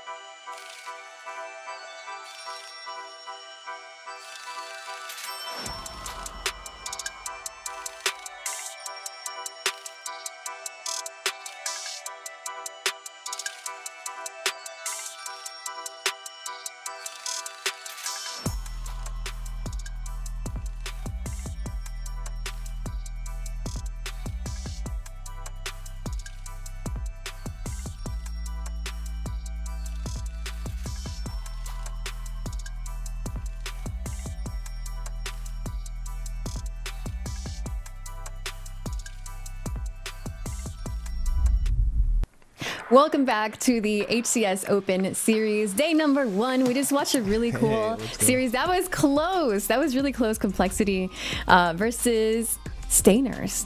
I was leaning towards Complexity, but then Stainers is the old Complexity squad. Can you tell me about Stainers? Because we're going to be watching them going up against OpTic right in just a moment. No, I mean, they're an incredible team. It's basically like half of the old Complexity roster teaming up with Sav and Suspector. And they did a great job. My whole favorite part of that last game was probably game 5, where they went and just like stained everywhere. It was incredible to watch. They quickly took work over in Complexity, and it looks like we have our little backup match ready to go, huh? Look, Sentinels versus Shopify Rebellion. We get to hang out here, look at this gameplay until our main match of OpTic versus Stainers is ready to go. I believe off stream you mentioned Shopify Rebellion has been on a hot streak. Can you tell me for anybody who missed the hot streak, can you tell us about that streak? Yeah, Shopify Rebellion, they played in just about every off-season thing they could play in, and it seemed like they're winning every off-season thing that they could play in. This is a team that has a lot of potential. They're trying to get as much practice in as possible coming into this tournament in particular. They know how important seeding is, and this is going to be a big first test for them, right? Sentinels is a team where they didn't really play that much in the off-season, right? We saw Spartan and Boo Boo Dubu making their rounds, but Falcade and Lethal didn't play at all in any of the off-season tournaments. Shopify Rebellion, on the other hand, they've been running as a 4-stack for quite a time now. We were watching a lot of the teams on the off-season really work hard on their teamwork. We putting all the work on the off-season and the preseason is something that Shopify Rebellion did do. And do you think that they can upset a top 3 team? What do you think their expectations are for this year? That's like the big question with this team, right? Because to them, top 3 is probably the litmus test that they're looking for. Like, can we break into that barrier? But at the end of the day, every team's sort of thinking about championships, and that's where Sentinel's mind is at, right? Because they had that grand finals experience. They're not really worried. To them, it's guaranteed that they're in that conversation for top 3, top 4 each event. To them, they're trying to get over that championship hump. And when you have those 2 different frame of minds, it can almost feel as if you're practicing for different goals. And right now, Sentinels, I mean, with the way Boo Boo Dubu was moving on the map right there, that double kill was perfect. And look at how they approach this trip cap here, right, Aliek? They're trying to force these spawns down into that lift area. 3 players trapped down there. Boo Boo Dubu is about to be shooting fish in a barrel. I mean, this is a team that's full of veteran players, right? They were so close to getting their win on Salt Lake City. They got 2nd place in that event. Yeah, they played phenomenal too, right? Only thing that stopped them that entire tournament was that SSG roster. And I'll say, like, Bound put out for his home team roster. You know what I'm saying? Like, you got to represent for the home crowd. I think SSG got that big boost. It looked like Sentinels were unstoppable until they met that team. Sentinels have been trying to capture that sort of same feeling ever since, and they haven't quite been able to get it on. I think they had a pretty disappointing Worlds in their mind, right? I think they expected a lot more out of themselves, but with the new meta changes, I think Sentinels is one of the teams that is going to get a lot better because of it. Hopefully they do take advantage of the new changes. I mean, being a veteran in this game must have some, pros to their gameplay. Rebellion, do you consider them an experienced team together? Ooh, that's a tough question, right? Because of how young this team is, right? You have the youngest player in the pro circuit on this Rebellion roster in Cycle, but then you also bring some huge veteranship as well, but not necessarily in Halo, right? Mental on this team has been pro in 3 different games now, right? Has multiple championships in Gears of War, went professional in Call of Duty with the Los Angeles Guerrillas, and now has gone professional in Halo with Shopify Rebellion. He has been playing for such a long time. He knows what it takes to win, right? He can bring that experience. You pair that up with Mr. Soul Snipe, who has a top 3 finish in Halo Infinite, who's been quickly rising as a top player in the game, and combine that with 2 very young players in Cycle and Suppress. It's an explosive combination, but it's explosive, right? It can either go very good or it can go very wrong at moments. To them, they need to capture the top end of that. And right now, you're seeing Sentinels kind of abusing sort of that inexperience at points where they're getting these big spawn traps, where they're able to have a little bit more freedom to move on the map and are playing a little bit more confidently than Shopify Rebellion is at the moment. Rebellion. How do you feel like they fit against Sentinels? I mean, you mentioned that they're part younger players, part veteran players, and you said they're they can be an explosive team. How would you prepare to go up against a team of full veterans? To me, you have to give them no respect, right? You have to be like, hey, we are an explosive team. Let's get these trip caps in and do exactly what they're doing right now. Force the spawns where you want them, and then just push. Play for kill after kill. Right now, Sentinels is completely trapped, and although Sentinels got the 200 points first, you're going to see this game tighten up quite a bit right here. Sentinels having to split 2 players off in both directions to gain some space. This is a fragile position. Mental can take advantage of it, but Mental's out of ammo. He has nothing to work with here, Aliak, but the Ninja's gonna be able to refill the ammo count for now, and Shopify Rebellion keeps scoring. This is what we love about Shopify Rebellion, right? When they get on these explosive tangents, when they're able to score, it's crazy. It's amazing what we're able to see, but can they sustain it for a full game? Can they see the camo by truck? Can they see it? Still just behind everyone. I love this play for Mental. You use that camo to full effect, and they are scoring at a rapid pace right now. The big thing for Mental is he wants to get back into a trip cap scenario.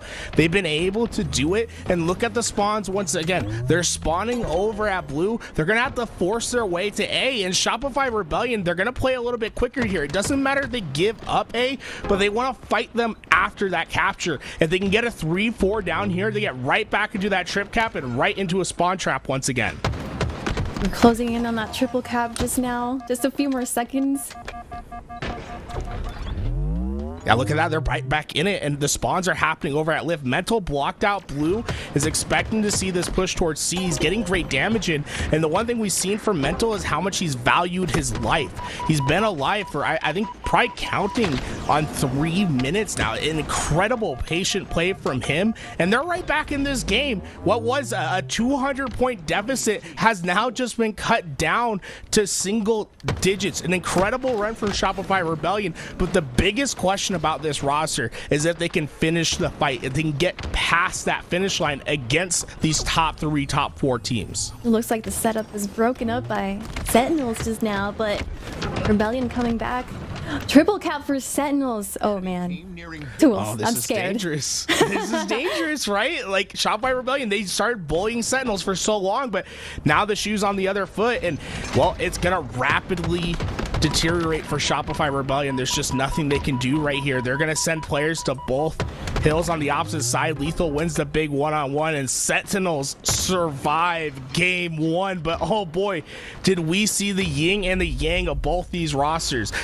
The explosive nature of Shopify Rebellion, able to go on that huge run, but you see that resilience of a top 4 team, a team that's been to a grand finals before, right? They don't panic, they stay calm, they get their picks, and they get themselves back into a winning position. That's the difference between these veteran teams that have LAN experience, that have gone far in tournaments, and teams that are trying to replicate that success of a team like Sentinels. We're sitting right now on winners quarterfinals, best of 5. This is going to be a really close matchup. I can feel it. Absolutely. You can see this is our main matchup that we're waiting over here. OpTic Gaming, we're still waiting on Stainers to join that lobby. So as long as that lobby's not full, we're going to keep on with this Shopify Rebellion Sentinels matchup. And you can see it's been a banger thus far. Sentinels, they're able to come out on top. What I love about this Sentinels roster, look at that damage dealt. Look how even it is between everyone on that team. Everyone's within about 500 to 600 damage of each other. They're all putting in that same work, but you do see where the play style of some of these players shines through, right? So when we talk about team players, there's one team player that I don't think gets enough love, and it's going to be on the bottom of that Sentinels leaderboard, Lethal. Look at his damage taken right here. This is a guy that's just in fights. He's a phenomenal middle player, Aliak. He likes to stand between his teammates, get damage in on both, and really activate his main slayers in Spartan, in Fallicated, and allow them to move upon that map and generate that damage and and make those plays to get themselves in game-winning situations, but it's all set up because Lethal's gonna be that guy that says, hey, attack me, I can handle all this pressure. He's a cook in the kitchen. Love the way that he plays the game. We are waiting on Sentinels versus Shopify Rebellion to start the live fire. Assuming that the team that Stainers doesn't show up, we're waiting on that matchup. This is our backup while we wait. It looks like the game's ready to go, Tools. I don't mind it. I'm excited to go see Shopify versus like this is gonna be an exciting match.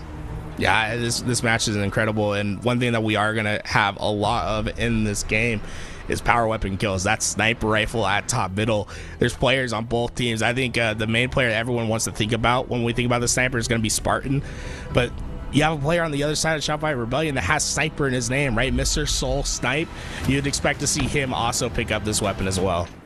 Just talking about the camo being here on live fire, it's such a I really like the change. I would love to know how you feel and maybe how chat feels about camo being so prevalent right now on HCS.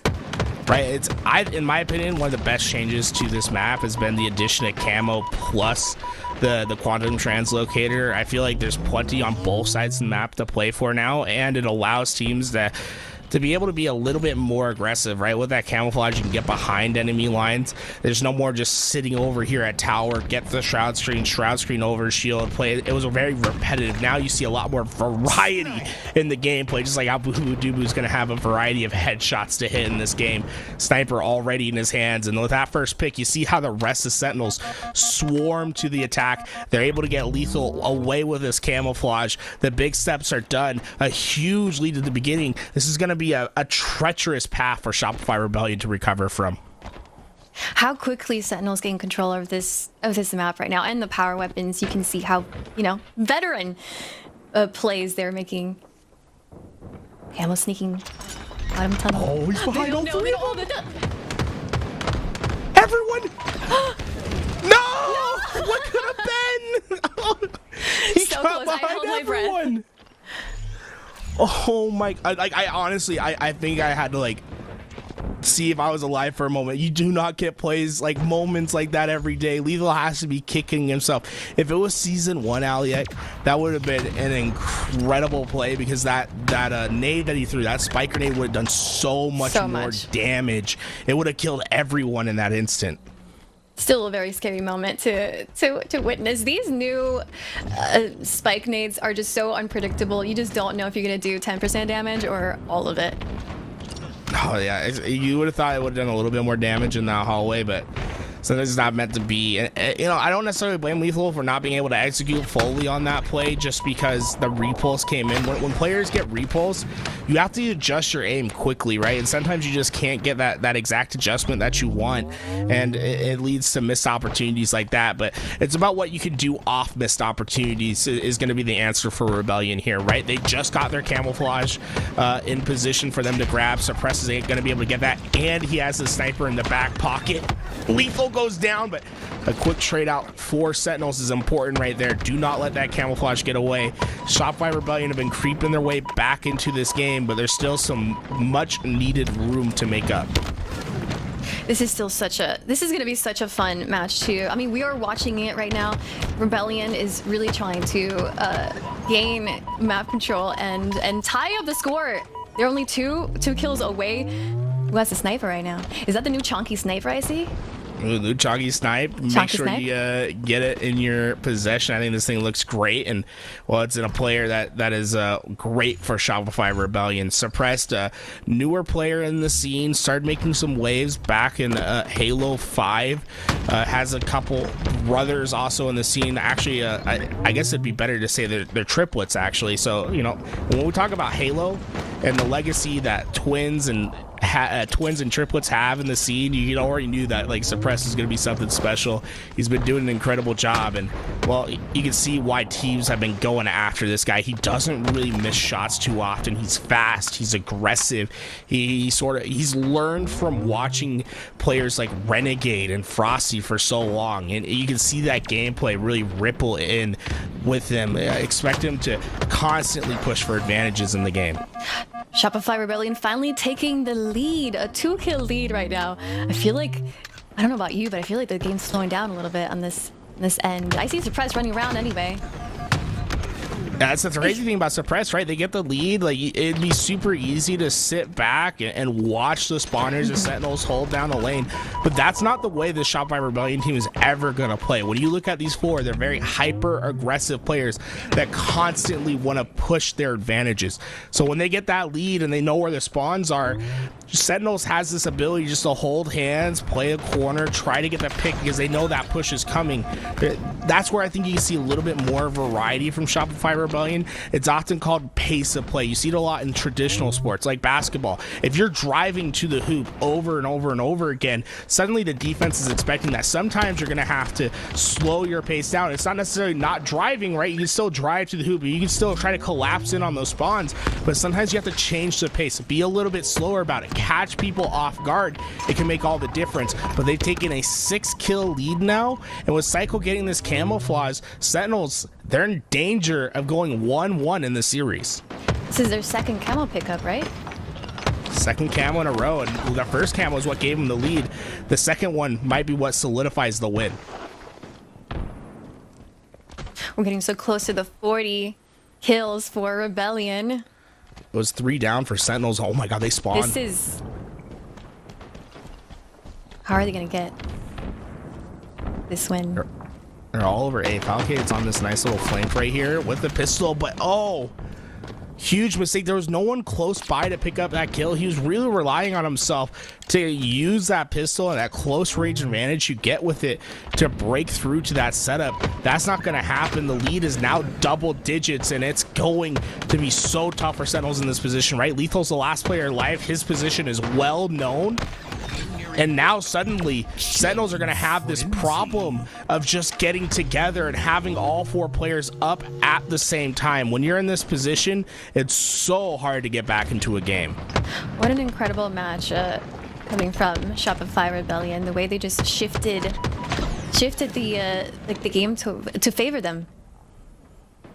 Yeah, honestly, like Sentinels, like remember they were up by so much at the start of this game, but Shopify Rebellion, remember the first word I always think of with this team, I said it like 18 times in the last game, it's explosive, and you're seeing that, right? It's just explosive in nature, the way that they could just take over games. But sometimes when you heat up like this, there's the tendency, a lot of people like to call it overheating, and that's where Sentinels can maybe find their way back into this game. If they can find these Rebellion players playing a little bit too quickly, getting caught out in open areas, not getting traded out with a couple of kills, that's going to be their path forward. But in my opinion, I think it's too little too late, right? Like, that's the biggest question, right? Is there enough time? Is there enough time? 3 kills for this game to be over. Oh my, the players are weak. What a fight. I gasped out loud. 1 more kill to finish this game, and I think Sentinels is, that's it. Wow. All right, everybody. 1-1 in this series. All right, everybody, we've been, that was an exciting match, but we're gonna switch it up because we were waiting on OpTic versus Steiners, which is the next game coming up, and we have our casters ready to watch this game with us. All right, Eli, here we go. OpTic Gaming versus the Stainers. Every time we thought a previous team was going to take on OpTic Gaming, they went down in the bracket, maybe looking a little too far ahead. Combat evolved off the ceiling as Formal catches it, has the shot in his hand, put it to good use off the rip. Headshot for 1. Looking for the double off the A ledge, but what a way to start off this series. Wow, what a cool time to tune into the man's POV. We don't even know if that was his plasma grenade or not. You still get the medal whether or not you threw the plasma grenade, so either way he had the awareness to see that the snipe was flying through the air, catches it and hits a headshot right away. Love to see that. And this is kind of what we expect from OpTic Gaming. On the other side, those Stainers upsetting Complexity. We were talking about how promising that Complexity roster looks with that new coach Ashes. They're definitely maybe playing against their connection a little bit, as Precision is in Hawaii right now, but either way, very impressive win from Stainers, and we'll have to see if they can mimic that success here against OpTic Gaming. Yeah, 120 ping for precision, but you still can't take away the massive Game 5 win from this Stainer squad, who a lot of them were former Complexity members. So I'm sure that grudge match felt good, but you can't get too lost in the sauce there. You almost got to forget about that revenge you got on your former Org Complexity, and now you got OpTic Gaming in your face. But here to start things, off to a tie. Nice good start here for the Stainers, but OpTic Gaming flip control of A, B, and C as they regain the lead and that trip cap. Gonna be completely honest, and I might be bringing up some bad memories for OpTic fans, but whenever I see this game type, I cannot help but think of us watching at Worlds, FaZe completely decimating OpTic in this game type, and I believe they won it in about 4 minutes. They just ran the trip cap. It was 250 to 20 something at the end. So OpTic is the type of team that when they lose like that, they go back to the drawing board and they say, okay, what went wrong? How can we possibly mimic that level of success against other teams? And I think we're seeing some of that. We're seeing OpTic, the ones that are taking a page out of FaZe's book and saying, you know what, let's get the trip cap, let's force them to spawn blue, and let's play that exact process. And so far, it's been quite successful for them.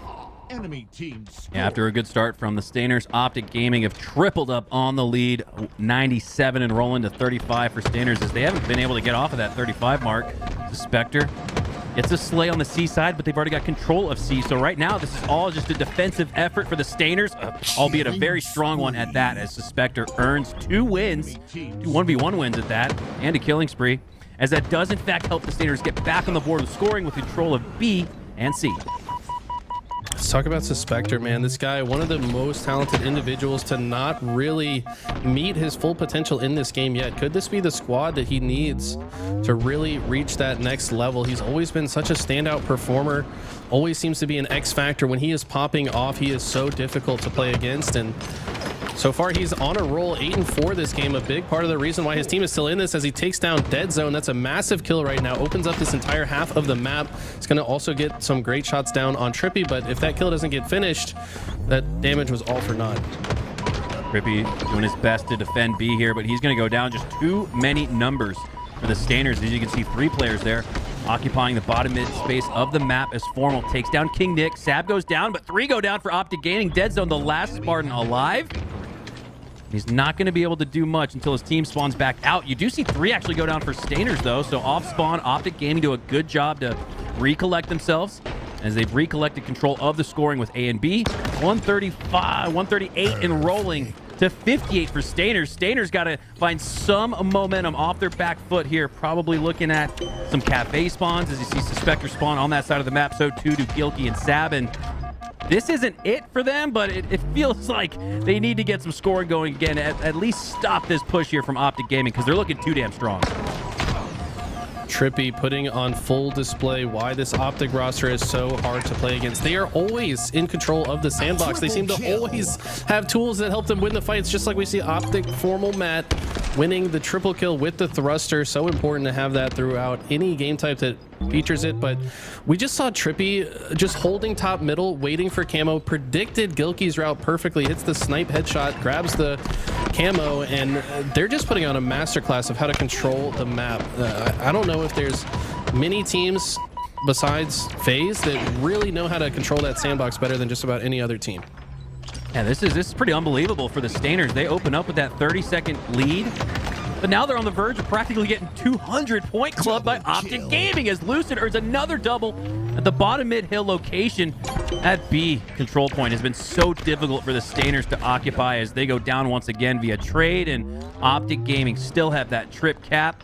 246 on the board. Stainers looking for a last-second stop clock, but even that is going to be futile, as OpTic Gaming will take game 1 convincingly, 250 to 58. Wow.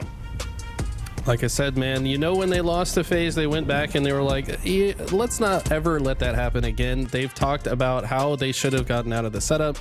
In this case, they were the team in the setup at the wrong end of the setup early, able to get out of it quickly, flips the entire map on its head, and just never looked back. So very strong stuff from OpTic. I'd like to see, I don't know if we have the replay ready, but there was a snipe from Trippy that I wanted to highlight when he was top middle waiting for camo.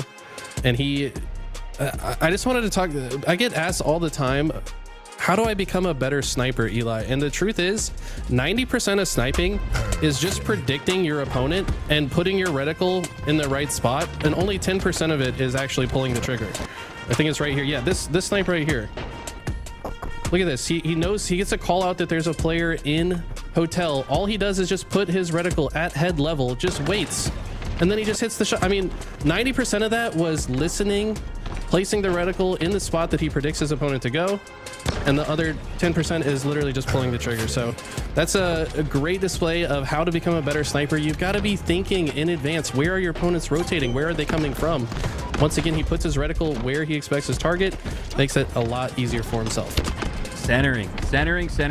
I tell my Twitch chat and I tell my students all the time, you want to get good at sniping and really just the fundamentals of FPS, have good centering. It's that lining up of the reticle and having it where the opponent's head is about to be before it's even there. That way, like you said, Eli, it's not an accuracy issue, it's just timing at that point. You've already got the hard part, the accuracy part done, as OpTic done in game one with a big 1-0 lead now in this series, dominant in that stronghold. A little bit more close here to start off game two as OpTic have a 5-4 lead and control of that camo. Once again, sandbox control in favor of OpTic. Never want Lucid to have camo sniper, and Suspector doesn't want that. He takes down the player that had two primary sandbox weapons, taking that sniper into his own hands. He's going to try to get on top of the tower here after maybe taking a cheeky angle. This is such a good angle to stop opponents from rotating through the nest, by the way. I think maybe underused in lower ELOs, but these players definitely ahead of the curve in that respect. He's going to completely reposition, not go top tower, understanding that might be a bit too predictable. Instead, going to take a route where he can maybe put it to work, but it's a little overzealous on that push. If you're going to make a push like that, you got to hit the shot, and in that moment, he wasn't able to do so. At least burns the ammo, though, so OpTic can't use it. And OpTic off the 3 down for the Stanners, build a 3-kill lead here, 11-8. As one gets by OpTic Formal, but he turns back around. Dead zone cleans him up top mid. That's King Nick looking a little caught out by himself. So too is Sab, and this is starting, for me, Eli, that trickle-down effect where teams start getting into the blender a little bit, and you don't want to be in that situation early, especially against a team like OpTic that'll take every advantage as to what you give them on the map. OpTic doing a good job of that as they're continuing to build on this lead. Now setting up for the QT on the green side of the map, but with numbers dwindling for the green wall, they'll back up, reset, and give that QT to the Stanners. QT definitely a very fun and effective equipment item on this map. We will definitely see teams going to fight for it, but I think that a lot of teams won't value it so highly that they're willing to die for it the same way they might be willing to die to try to grab an OS. It's one of those power-ups that it's nice to have, but not necessarily necessary. As we see, they give it up. Lucid actually able to get it eventually, though. They must have cleaned out the Stanners back B. Lucid able to go in and grab it at some point. Camo on a staggered spawn, now only spawning every 2 minutes and 30 seconds on this map, so I see a little bit less power up on this map and mode. And right now, both teams are going to fight heavily for it. Wow, Dead Zone, what great use of the pillar, the positioning, the teamwork there, the coordination and communication, all of it being used to keep Dead Zone alive as he continues on. Back wall of mud, going to clean up here on Suspector, and got another player with back of the head looks. Dead Zone with such great positioning, filling in again as that new glue player for OpTic Gaming. APG now on native as Dead Zone looks to fit right in. 25-15 after what was just moments ago a 4-kill game. Nice snipe though. What was just moments ago just a 4-kill game is now ballooned to an 8-kill lead for OpTic Gaming. Talked about Suspector being an X factor, but I can't think of a more standout X factor than Sab. This guy can absolutely take over a game and put it into his own hands if he can start catching fire, but so far he's been shut down. 4 and 6, not terrible stats, make that 5 and 6. Once this man gets on a roll, though, he's could be one of the scariest players in the world to play against, and I think OpTic knows that, so they're gonna do whatever they can, keep the sniper out of his hands and keep the rest of the team at bay. Nice jump shots there from Formal. This one's close again, 29-23. Give credit to Stanners. They brought it back to almost within one team wipe, one possession. Now 5 kills. Separating these two teams going into the 30s. This one's just all but been reset, if not for a few more slays here from Stanners. You can look for that game 2 upset that the underdog so often seeks here in these series layouts. King Nick going down with the snipe, and that's going to spell trouble for all 4 of the Stanners as 3 go down via Formal And that triple kill is OpTic, just like that, regain what feels like a pretty handy lead. Look at this reposition from Formal. A lot of players would have swung out wide by the turbine there, understanding the next set of spawns would be back tower. He understood that as well, but decided, you know what, let me take the middle ground through the bottom of the map. Maybe I can show up in time at the same time my teammates do on other lanes.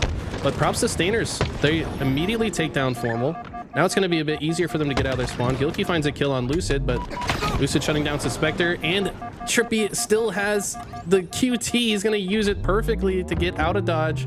We can see that this item, while you might not get value out of it every single time you use it, it's definitely worth picking up. Yeah, the QT looking much more viable in Season 3 and much more viable here on Livefire, especially in those asymmetrical maps. Previously, QT was only on those symmetrical maps where spawns were a lot easier to predict. And I don't know, just the amount of jukes and foolery you can pull off with the QT seems to be on full display here on Livefire. Big fan of the changes that the HCS has made. As Stainer's got to come up with a strategy change to come back in this one. They've maintained being down 6, but they haven't ever been able to get it close to where you feel threatened by them.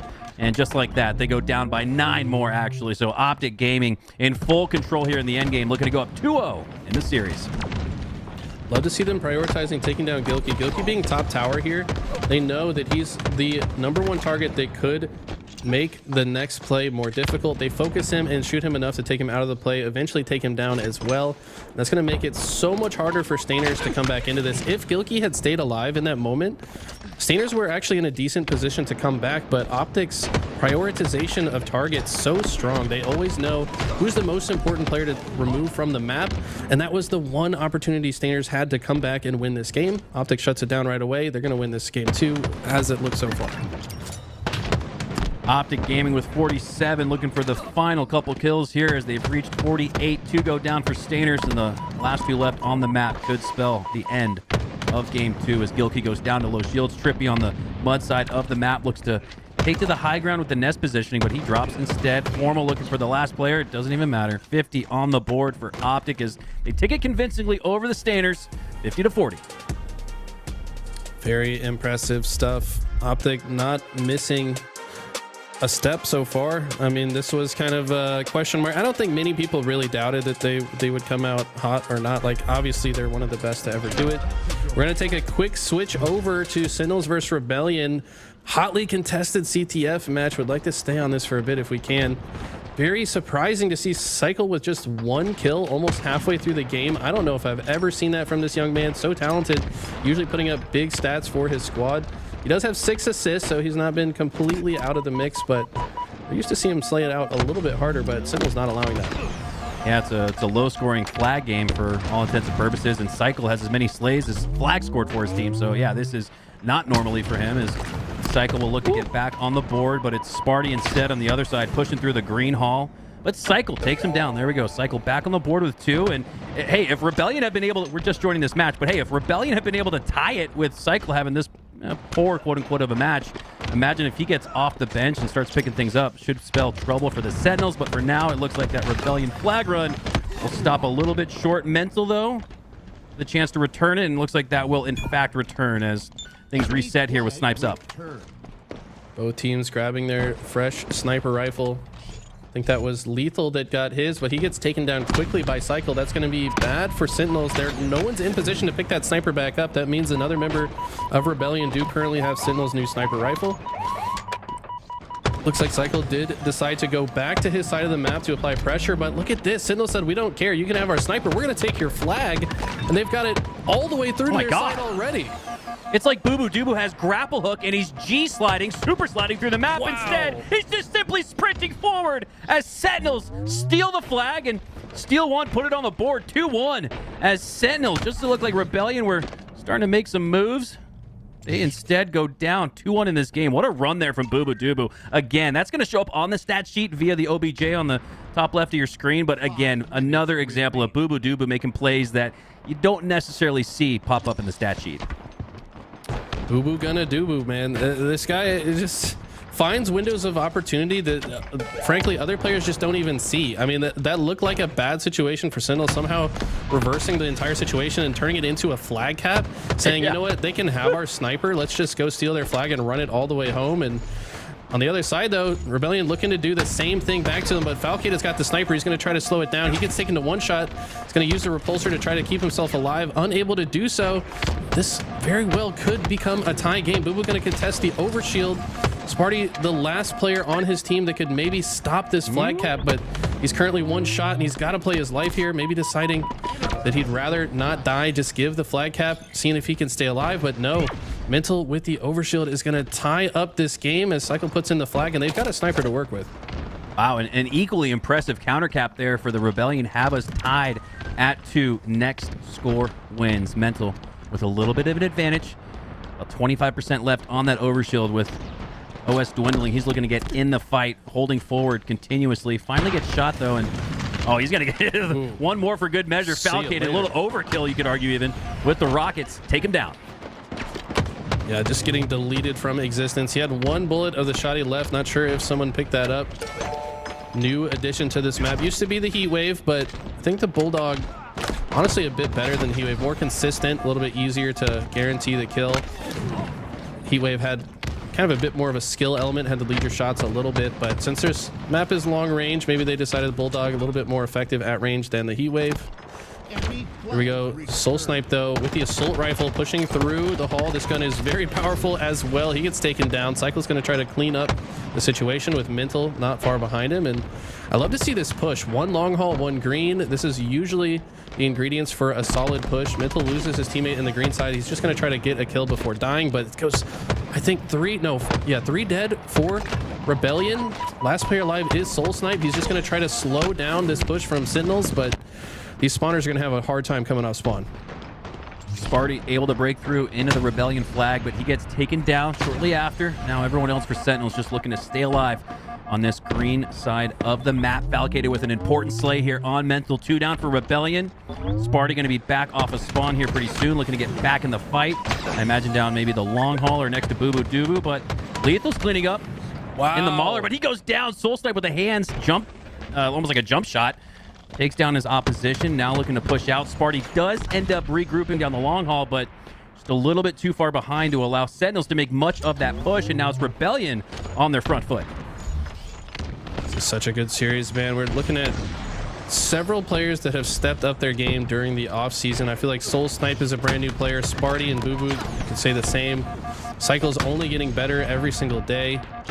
Lethal kind of the question mark going into today, but look at him. He's slaying out just as well as Boo Boo and Falcated. Sparty trying to get back into his old way, suppressed, putting up numbers we're used to him seeing. I mean, everybody's playing with so much heart. This is down to 1 flag cap. This is probably going to go to overtime unless one of these teams gets 3 or 4 dead here very soon. 1 flag cap needed for both of these teams, and only 1.5 minutes left as Soul Snipe looks to stay alive in a defensive posturing here. Down to low HP and down in the pit. He goes down to the sticky. Used a repulsor as well for Boo Boo Doo, but that seemed to go down really fast as Sentinels have a flag out. This is Rebellion's last chance to play some defense. Lethal with the ever-important gatekeep on the green wall. Shuts down that spawn on the snipe, and this flag is looking really strong, and it will, in fact, go through. Unbelievable. Sentinels take it. So impressive. You could argue that that was mostly on the backs of that Herculean flag run that we saw from Boo Boo in a situation that I don't think many other teams would have got, but we're hopping on board now back into the OpTic Stainer series. OpTic formal mat on your screen with a very clean looking bandit skin, by the way. If you guys haven't bought the new HCS skins, it does support the scene overall. I'd recommend to check it out. Lots of cool stuff in the shop right now. Look at the repulse, talking about cool stuff.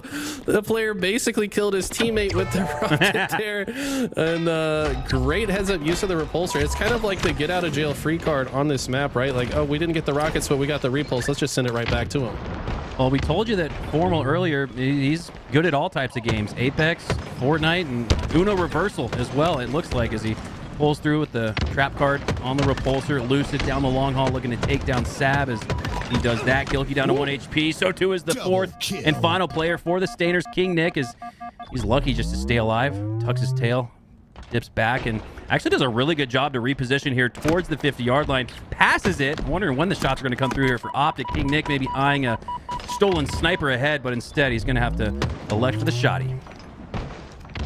Both teams had gone 3 dead, both trying to control their sides of the map. This next set of snipers just came up. Always super important. Not sure who got the snipers on each side. Lucid with the sidekick here. Looks like Formal going with the sniper. We've seen what this man can do with it. Love the positioning from Dead Zone here, just applying pressure to the top tower. That gives a lot of space for Formal to work with. He actually leaves the tower to open those courtyard spawns. That is not where you want to spawn on this map when the other team has your flag, especially when Formal's on your training side, just hitting every body shot. And look at this, he's already predicting the spawns. He's got that timer in his head. He knows exactly when they're coming out spawn. Oh. He's going to continue to roll. Make it a triple kill. This man hasn't missed a beat. Like I said, this man just learned about the changes 5 days ago, and he's already back to his old ways. He's absolutely unreal. OpTic Gaming looking super strong in this series as well. Yeah, it wasn't until this morning when the tournament started that Formal found out that the VR had been switched out for the DMR.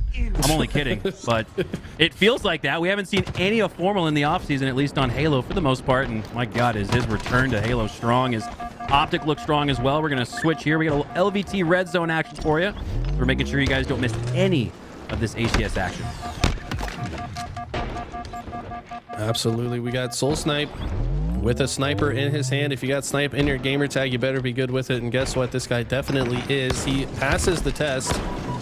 Gonna face an opponent that's gonna apply heavy pressure to him though, and he's gonna prove me wrong here as he does not get a shot in 4 kills. Hey, we've all done that, right, chat? It happens, all right? He's still one of the best snipers in the world, but that pressure from Sentinel is just too strong in that moment. Can't get any value out of it. And so far, though, neither team really pulling ahead with any semblance of control or ball time, but Rebellion's looking to change that with a setup on C here if they can stay alive.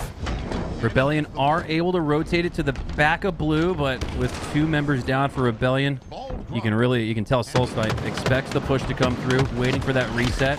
Times it perfectly, but he gets taken down by Lethal. Nice play there. Put the hands in the DMR to clean up for the double as this oddball gets reset. So too does Rebellion. Nice play there. Does it look like Cycle stayed alive on the lower portion of the map, now down to low shields. He'll get cleaned up by Sparty. But Sentinels are filling in that spot over on the C side, but Rebellion steal the reset, and that is a great play. When you're able to milk 15 seconds, reset, and get your other 15 seconds of milk on the other side of gold after the reset, that is a well-played process here from Rebellion. Absolutely. This A-side setup generally strong, but they lose 2 players. They're going to probably elect to rotate this ball towards C or just throw it mid-map while they try to regain map control. Looks like that is the play. They decide to throw it to the Mangler. Heads up play. They want to throw the ball out before the enemies even get there, so they have a chance to help win the fight. And this ball's just going to sit bottom middle until one of these teams wins the fight for map control. Well, and now the emphasis is on Sentinels to chase it a little bit. Rebellion with the lead. It's not necessarily comfortable by any means, but that 30 seconds, that's the checkpoint. Everybody's looking to reach here in an oddball to feel like you have a good fresh start on this round 1 of Game 4. Rebellion needing a win to send us to a Game 5, and looking good so far. 30-0 as Boo Boo Doo looking to break through, looking to force the first possession here for the Sentinels. There's a map with a shock rifle on it. This man is probably going to grab it. He grabs the shock, tries to grab the ball, faces some pressure, decides to drop it, and it's suppressed with the overkill extermination. He's going to also throw his life away to get the ball into safety. This man is putting up some kind of MVP performance early in this oddball game. And suppressed makes the difference-making play. And it's not the overkill, Eli. It's the toss up to his teammate to allow continuous possession. How many times have we said a kill doesn't account for much in Halo unless you do something with it? Suppressed, not only getting all 4 members down with the extermination, but I was almost more impressed by that heady heads-up toss to the top side of the map. And now Rebellion have rotated it over to the C side once again. Seems to be their preferred place for holding control.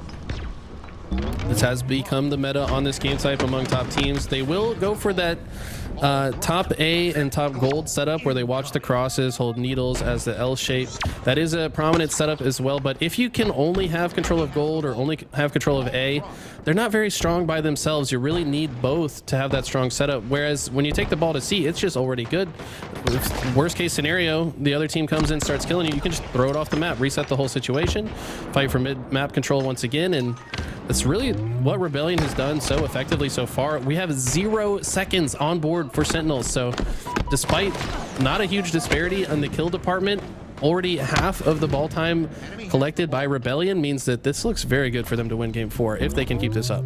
Yeah, quick glance at the kill disparity, Eli. It's only a team wipe edge here for Rebellion. You'd think maybe 2 with the score we're seeing here, and it's, I wouldn't even say so much the score, but the eye test. The possession is so strong here for Rebellion. They're continuously getting their setup at the back of C, and Sentinels, they haven't even been able to grab one oddball off the reset. Could this be their chance to come back down by a full minute? Only a minute and a half or so left in this regulation clock as Rebellion looking full control here round 1.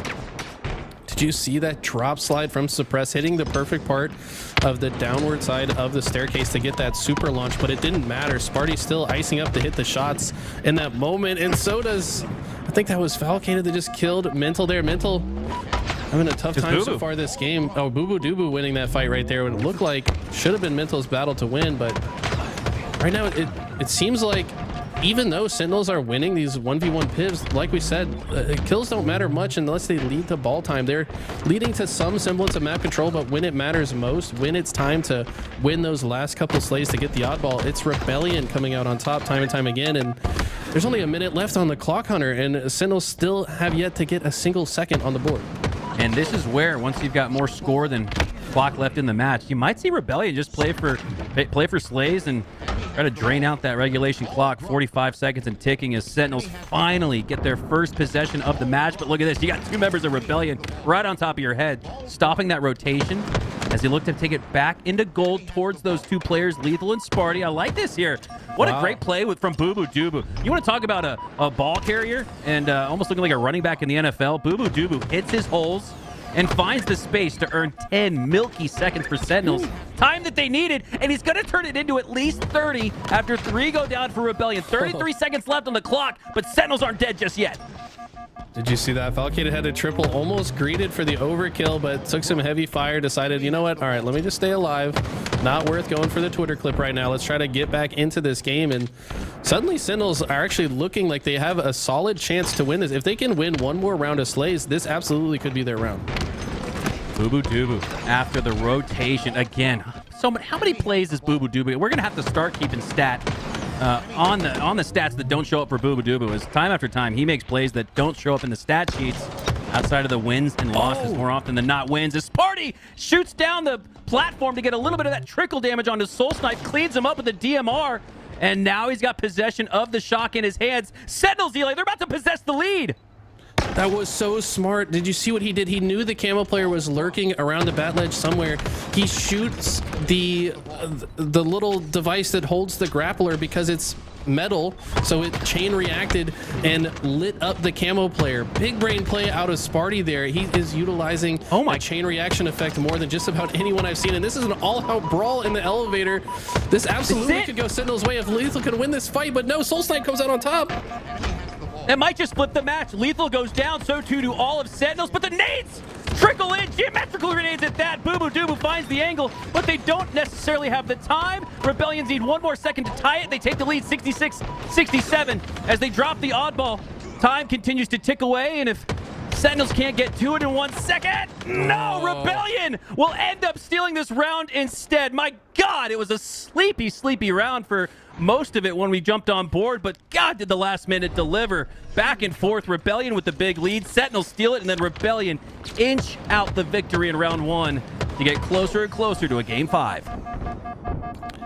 Wow, what a series of events that was. That play from Sparty is still one of the biggest brain plays we have seen on broadcast in quite some time. Just knowing the camo guys lurking and hitting the pad, so smart in that moment. And honestly, that last minute of heroics out of Sentinels should give them the momentum edge. Like, Rebellion should have had that in the bag, but 100%. a late surge from Sentinels to almost come back and win that. I feel like they are the favorites to win rounds 2 and maybe even round 3, but this one could go either way. And that starts getting into that kind of conversation where, well, would you rather just lose and it's not even a conversation, or lose a close one like that where you go into the next round maybe still thinking about the mistakes you made? Sentinels not thinking too long on their mistakes as they start off this round with time. And we didn't see it until the last minute or so.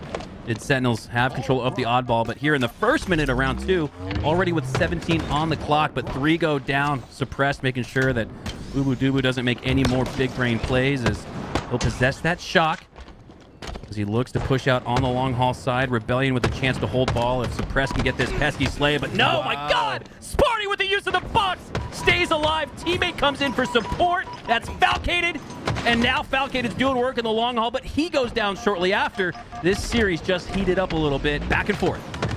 Sparty's got the shock rifle and he's got a double kill, but man, every time someone does a sick play, the next opponent hits an even sicker play right back on them. This has gone back and forth, but now it's Sentinels the one that are getting lots of ball time, despite the slays going back and forth so much this round. This ball hold in the gold pipes, very good positioning for Sentinels right now. If they can just stop these players from getting through long haul or into A, this is going to be an extended hold. It looks like Mental does find his way into the A side. He's at Needles right now. If Falcated can get this kill, though, it's going to be a lot more ball time. He does get the slay. Looks like maybe, yeah, Boo Boo still holding onto the ball. Dropped it to try to get a kill, but Lethal's here, try to clean up the situation. If that ball gets played out to the middle, this plays well into Sentinel's favor. Sentinel's response after a heartbreaking loss in round 1 has been so admirable. Here with 50 seconds on the board, they're looking like Rebellion did in that round 1. If not for a little bit of a mini choke, mini comeback, Sentinels could very well tie up this game. But just as I say that, they lose numbers advantage. All start to spawn on the A side of the map, and Rebellion look to take it over to that favorable C side that we've seen them set up with time after time. As Cycle looks to lock down the tower, does so with a double. Sparty, last player alive. What can you do? Get the kill on Suppress. No way he takes down Soul Snipe too. There he goes. So Sparty goes down, but look at all the chaos it caused. Look at the timing delay it caused in holding onto that oddball, and now Soul Snipe's got to fight for his life. He's not going to get the reset like we saw earlier from Rebellion, and that all started with the last Spartan standing play there from Sparty, and now you got Falcated carrying the reins as well as he takes down Cycle. Okay, they got an insane double kill right there. I think he won the piv while one shot on the next player finally gets taken down. Sparty's already here. These guys are playing so fast.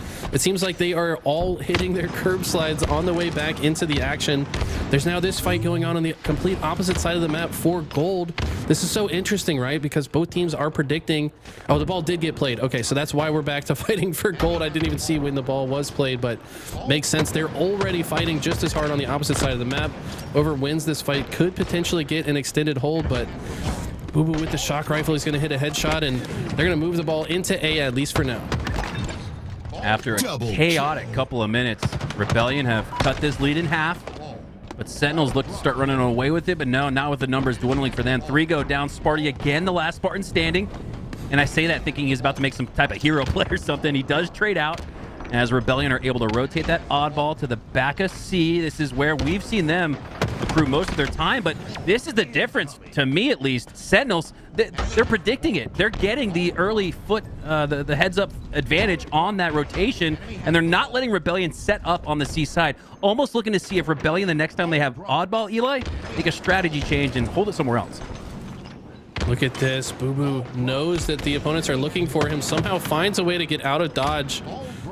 So it was very clear Rebellion knew roughly where he was at. They had spotted him on the bat ledge, called him out. He jumps and dodges multiple grenades. All players just been rotating around the outskirts of the map. This ball started in gold, went through long haul. Now it's rotated literally around the entire perimeter of the map. Sparty's been getting a ton of time while his teammates are just fighting off the enemies that are chasing the ball. And finally they take him down, but not before adding up to 87 seconds. What an impressive sequence of rotations out of Sentinels. Sparty, while going down, was able to play that ball, quote unquote, down to the bottom mid camo area, but Rebellion do a good job to quickly take it back to C, as Mental looks to have a pretty good hold here, especially after Suppressed, and those 5 perfect shots should be a double as well. It is, as this looks like Rebellion could very well come back in this one. Suppressed, though, he's been that gatekeeper at the tower, goes down, but it looks like someone is there for Rebellion to fill in that space. It's Cycle as we start the situation all over again. Rebellion looking to hold down that Seaside Sentinel spawning in A. A member of Rebellion is probably at glass. Yeah, we just saw for a moment Soul Snipe was there. He does get taken down. So Sentinel's opting, after spawning A, they opt to play through gold first. They want to take that player down so they don't get crossed while they cross into the tower. They do a fantastic job to alleviate pressure from one half of the map while the other members push through the other side. And honestly, they shut down a setup that looked very strong for Rebellion. I was worried they might just have a long run and run away with this round, but no, Sentinels with almost a perfect push out of very difficult spawns to do so. Both teams still fighting very hard on a middle. Whoever wins this fight should get this next camo. Mental, though, with a massive double kill, shuts down Boo Boo, and that's going to open the door for Suppress to potentially grab this camo. Not only that, it might just allow Rebellion a chance to regain the lead as they are in striking distance of the Sentinels, but Sentinels are in striking distance of winning round 2. Which way is this one gonna go? Suppress gonna have a lot to say about it as he's got the double, making it triple. Could be all 4 pushing through the Whitehall. About to end up on Twitter? No! Oh my God! Suppress gets that player down to 1 HP. Almost his second overkill of the tournament from Suppressed. Not the overkill, but it's enough to regain the lead here for Rebellion as Suppressed is absolutely popping off with this shock rifle. Looking to end the round here as the last second push comes through from the A side. It's Suppressed. Keeps hitting shots! Doesn't even need a reticle or a HUD! Oh my God, what a sequence there. Endgame for Rebellion and Suppressed as it looked like Sentinels were about to send us to a round 3. Suppressed shuts the door and opens one to a game 5. This has been an unbelievable series so far, Hunter. I mean, this is some of the best Halo we've ever seen. Both these teams playing so fast, so aggressive, trading blows back and forth. Sparty with the 32 and 26 performance wasn't enough. But man, I mean, it just felt like no matter who was coming off spawn, they were hitting a god play. They're hitting the timing. They were getting a kill or a double kill. So many clutch plays on both sides, but wow. It's Shopify that ekes out the victory off the back of some electrifying shock plays out of Suppressed. I mean, this guy has impressed me time and time again. Such a standout performer. He's absolutely an X factor for this squad. And if he keeps playing like this team could end up very far in this tournament. Wow, wow, wow, wow, wow, wow, wow. What a series we have on our hands here. And this is a team. This is a Shopify Rebellion squad, Eli, that a lot of people have catching out in that top 4 spot.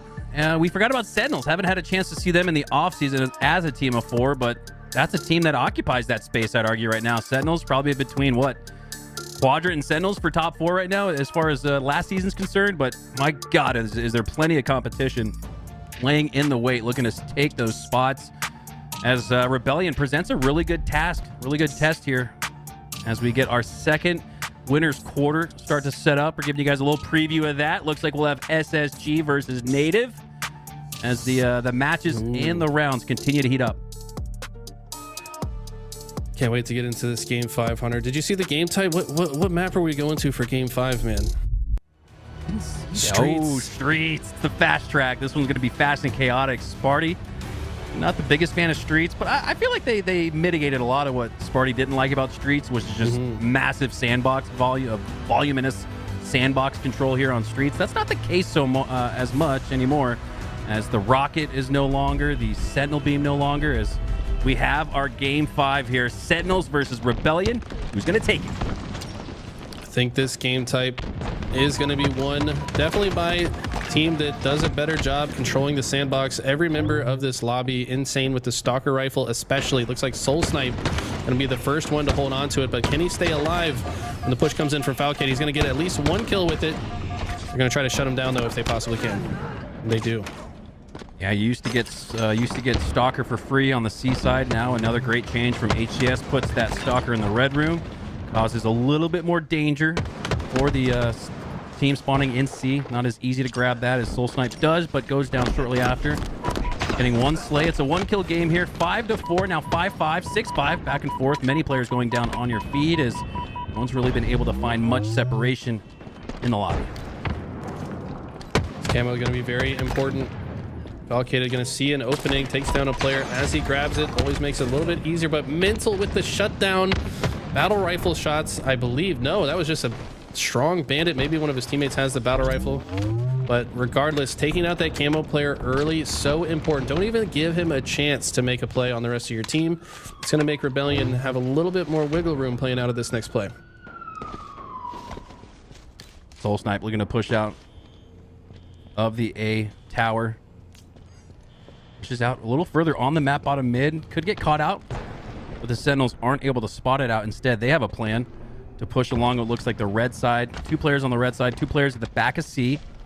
We have a little bit of a stalemate here. You'd think it's endgame, but it's just 9-8. There we go. First slay about to approach here, as that should start things off. Mental with the opening break slay on Lethal as things really start to collapse here for the Sentinels. 3 go down, and Rebellion off of that meticulous, patient push take down 3 and regain the lead.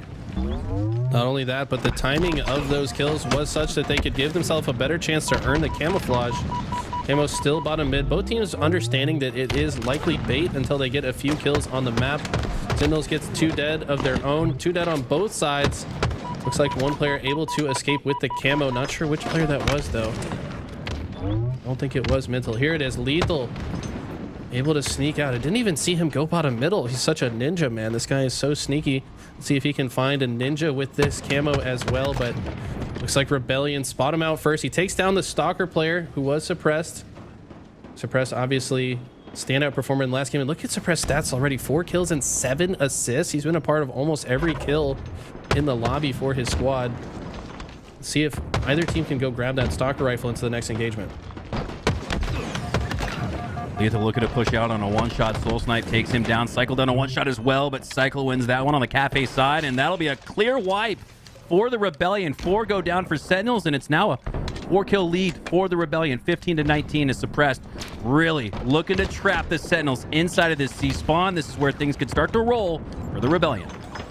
Curious to see how Sentinels chooses to play out of this. Looks like they understood they did some damage to Suppressed, backed him up, saw the opening to take the B street, but Cycle's going to meet them with a shotgun. Looks like he's able to take down Lethal, and Suppressed is getting to work with the Stalker. And man, I tell you what, Boo Boo knows how good Suppressed is with this gun. Keep in mind, Boo Boo and Suppressed have teamed together for a number of tournaments, especially during the off season. Boo Boo's always teaming with one of the triplets, if not all of them at the same time, and he has said keep the Stalker out of Suppressed hands if he's ever playing against him, because he knows how talented this man is with it. Suppressed with that Stalker in his hands, looking to extend the lead for the Rebellion. It almost felt like bait in the sense that Rebellion, yeah, they let the Sentinels out of sea, but into the waiting hands to suppress the killing spree through bottom mid. That was the same thing along the previous sequence where 2 tried to push up on the red room side of the map and got dismantled one by one by one, and that's been the case here for Rebellion as they have put a stranglehold on this match. Only up by 6, but it feels like they're in more control than that. Wow, look at the push from Sentinels. So sneaky. They all went through purple. What a well-timed and organized push, catching Rebellion off guard. I'm not sure if the camo is out. I think in the previous life it looked like Suppressed was trying to contest it bottom middle. Maybe a member of Sentinels got it. Yes, Lethal had it once again.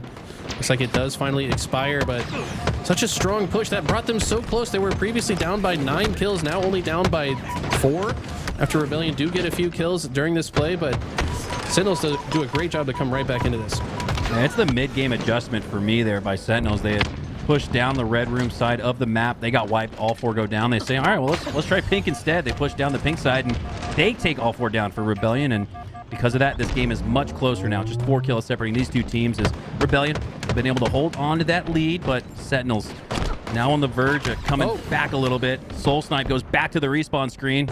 Almost gets back smacked as Cycle looks to clean up, but there's 3 players in the tower. A shroud screen causing a little bit more confusion as well, but what a great job by Suppressed and the rest of... Oh, Rebellion, no, excuse me, never mind. Stalker at the back of A, a power weapon lurking at the back of A, no less, as Rebellion thought they had the numbers edge, but Sentinels with the use of that Stalker get a few slays before going 3-4 down, and now that Stalker is in the hands of Soul Snipe. The lead still at 6. Wow, that was such a good defensive effort from Sentinels, but the spawners of Rebellion so fast off their spawn just cross the map and clean up the situation despite their teammates going down.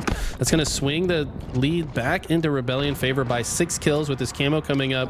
Sentinels really have to win this next fight. It really does come down to this. If they do not win this camo and it falls into the hands of Rebellion, this game could get out of hand and be over in a hurry. 31-38. Rebellion setting up defensively here on the A side of the map. Sentinels more often than not have been spawning in C. They've been grabbing every camo though. Lethal has, at least. There's another camo's up, bottom mid. I'm not sure if any players have eyes on it, but I would imagine Rebellion with a 7-kill lead. They're just looking to bait that. As Soul Snipe pushes along the spiker side of the map, gets a couple assists. Wingman medal for his efforts. As 3 go down for Sentinels, Rebellion with the patiently timed pickup of that camo. Looking like they'll also pick up a Game 5 win here, Eli, if not for an incredible comeback here from Sentinels. What else do they have in their back pocket? Got to be something. Otherwise, they're going down. Such a good push from Rebellion. They literally just used the camo as bait for an extended period of time. End up just pushing into both sides of C, knowing that members of Sentinels were trapped there. Ultimately get 3 dead at the same time. Perfect opportunity for Soul Snipe to just walk in and grab the camo. Now they're just meticulously playing through these processes over and over again, and all of a sudden they're only 5 kills within winning the game. Soul Snipe down to low HP, looking to bait and switch, but no, that's another member of Sentinels there on the bottom side of A, allocated. He goes down to low shields though. He should get cleaned up. He does. Sparty now looking to fill in on that A side of the map. Mental looking to put the finishing touches down with that stalker. All runs down. Boo Boo Doo now has a double kill potential there. Good have gone for the trade. Would have been a win condition for the Rebellion, as they're just 2 kills away from taking the series. Suppress trying to end it right here, right now. Positions himself to make it that much more difficult for Sentinels to come out of spawn. Does Sentinels have it in them to somehow get 8 straight kills without dying a single time? It seems almost impossible. But if there's anybody that can do it, it's probably this squad. We've seen some miraculous comebacks, but no. Sparty that goes down as the final kill, and that sends Sentinels to the losers bracket probably earlier than most would expect, but we knew this was going to be an insane series. Knew it was going to be an insane series, and that was sort of the thesis for us was, well, do the teams that competed in the offseason take an advantage going into the preseason? Shows out that way as Rebellion take the win over the Sentinels. As we get set up with our broadcast desk, Ali and Tools, Space Station and Native Red up next. An insane series indeed. I think we know exactly what we're going to talk about. I think everybody wants to talk about Suppressed. I mean, that was kind of crazy. Unbelievable plays from him, right? Single-handedly really wills his team forward at the end of that oddball game. Take a look at it, right? Gets the camouflage for his team. Well, here comes the army. What are you gonna do? Well, there's the first one. Oh, second one, you drop in. Spartan, you want some action too? If he was still looking, I guarantee it would have been an overkill. Unfortunately, the slide puts that head just not at the same level, so you get the assist. But then he's not even done yet, right? Coming off a spawn, they have to go right through the middle of the map. You take down another. Well, they're gonna be at tower as well. Get over there, Suppressed, because it's time to put that team down. Force that game 5, and well, incredible plays throughout. I don't think I've seen a spree like that in quite some time. Honestly, one of the best plays we're going to see probably all month long. That was truly incredible. It's so exciting to see a player like Suppress just grow. I think we saw him throughout the off season playing with his brothers, and it was so cool to see a player like this grow. I think there's so much potential and so many opportunities waiting for Suppress. We are currently waiting for the full squad of Native Red to come up. So Space Station Gaming versus Native Red, another really exciting game coming up. But right now, tell me a little bit more about what makes Suppress such a lethal player. Ooh, yeah, maybe taking some inspirations from a young Lethal, right? Like just an incredible up and coming player who understands pacing and damage in the game so well. Like Suppress is a player that lurks around corners and is just waiting for that opportunity to push forward and put in all the damage possible, right? And I think Suppress, because he has that understanding and timing really well, he catches players off guard.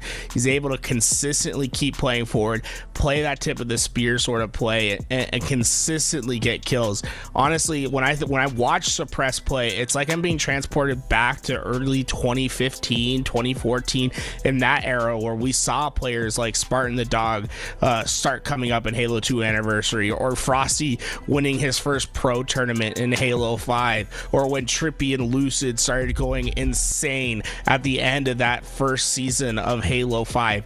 It's this young generation that's coming up. We didn't quite see it in Halo Infinite, but Suppress is really paving the way and showing that, hey, like, there are newer players to the scene. It's not just old heads. It's not just veterans. You're going to have to take care of some of me in the bracket. And so far, this Shopify Rebellion team has only been impressive to me. They are truly a disruptor in the scene, and I really think that they can perform for championships this year. And I think you mentioned disruptors, and the first thing I thought about was Native. I mean, we have Neptune and APG, and I think that's the expectation that we're like wanting from a team like Native. Right now we have Mikwin, Collect, Neptune, and APG all together. What are your expectations from Native? They're gonna go up against SSG. We don't have we have a sub on SSG side. We have Monster. Tell me about what you expect from this. This is going to be a true test for Native of where they stand right now. Now, the first thing that Mikwin said to us when we talked to him about this roster is he said, give us time, right? Don't expect results right away. We have a new player that hasn't been playing Halo in a while that's coming over with Neptune, APG leaving his whole team. Like, this is a new roster. You have to treat it with a little bit of respect. Don't expect results right away, but we gotta expect some great gameplay, right? I want to make sure that this team, although they might not be winning each series, you know, they're not winning tournaments right out the gate. We need to see that sort of ability to win, right? We need to see them play clean games, and it's okay if they don't finish out each game, but we need to see the potential in this roster. And so far with this Native Gaming roster, I feel like we haven't seen that potential, right? We haven't seen those like explosive plays where we're like, oh my, if they can clean this up and clean that up, like, this is a team that's gonna create some huge waves and try to win a tournament this year. I haven't quite seen that yet, but it's not that I don't expect to see that, right? I still think that Collect and Neptune are still trying to figure out where they sit with each other, how to play off of each other. But right now, this is the perfect time to get some great experience against a great roster who's a little bit hamstrung right now because they don't have that new player on the roster, Legend, with them today. Monster's a phenomenal player, but he's a substitute. He doesn't have much experience with this team, so this is your chance to really get a taste of SSG, try to figure out how to beat this team, and then execute on it today. I mean, this is what these opens are for, right? I think this is going to help the entire squad of Native to really know what it feels like to go up against a team like SSG. And you talked about like explosive new players, and I think Neptune really can be that. I mean, everything I've heard about him, I'm just excited to see why everybody's so hyped up about him. He just switched from Call of Duty into Halo Infinite, so it's going to take him some time to fall into place, like you said. It's just going to be exciting if we do get to see this explosiveness we're waiting for. We just get a little antsy, right? We just want to see exciting, amazing Halo right away. And speaking of amazing plays, we're about to jump in to the SSG versus Native Gaming, which is about to start right now. So we're going to say hello to our casters once again. Eli Mikowski, let's hear it. All right, Eli, here we go. Another heavyweight fight here in the HCS as Native Gaming takes on SSG. Early thoughts. We don't have quite the full SSG legend. Still working through some visa issues. Not necessarily issues, but just the visa process, I should say, as SSG will be substituting in with Monster. But how do you think that's going to affect their team here today as they take on a full stacked Native Gaming? I mean, let's just be honest about it. Monster makes every team better online. I mean, I hope that he can do the same thing on LAN at some point, but so far he's just been that guy. He's like he's just a hitman for hire for these online tournaments. Hey, you need a sub? Pick up Monster. He's going to probably upgrade your squad in some way or another.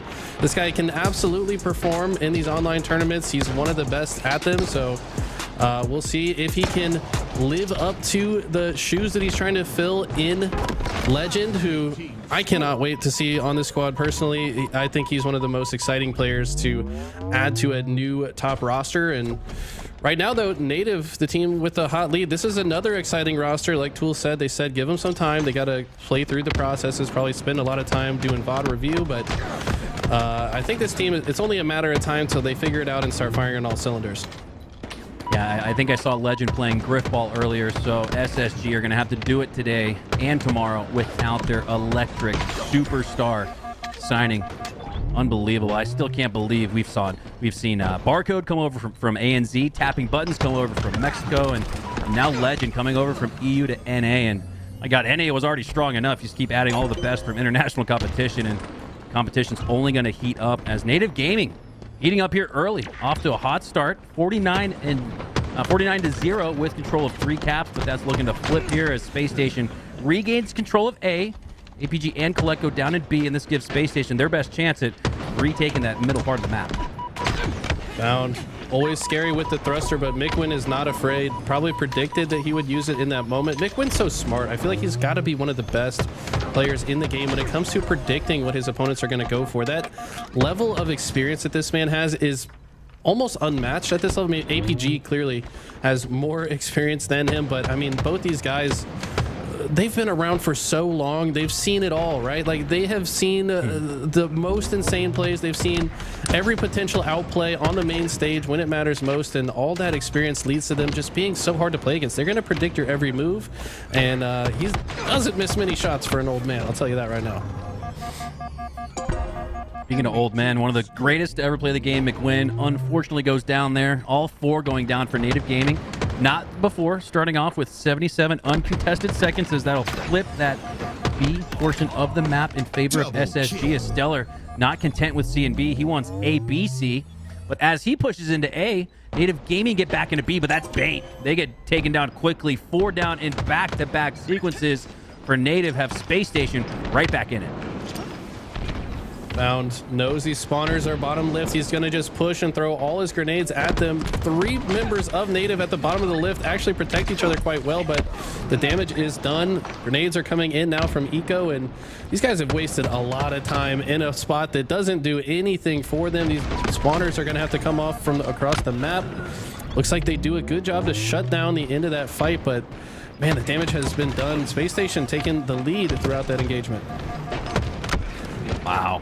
And this is where Strongholds, man, it can turn on its head. You can be up by a couple hundred seconds, 2 minutes, and it doesn't mean much in the sense that it's never over until it's over here in Strongholds. Space Station have gathered control of this map, A, B, and C. I look on the other side, Native Gaming. Look at Collect, known as an all-star main slayer maybe for their squad, but he's got 8 assists, really leading the way as it relates to that. And another 4 down though for Native Gaming. I'm starting to talk them up a little bit, trying to point to how they might be able to come back in this one, but they've gone down, all 4 down in back-to-back sequences now. SSG looking to roll off of that.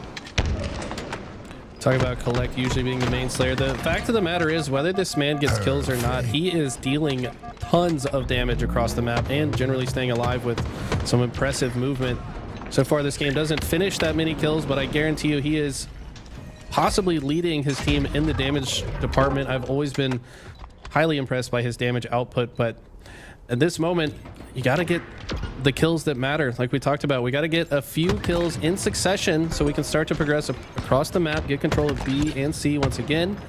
Right now, Space Station not going to make it easy. Eco with the flawless positioning while he's listening to the callouts of his teammates, just always in the right spot to finish every kill, and Native is in the blender so far this game.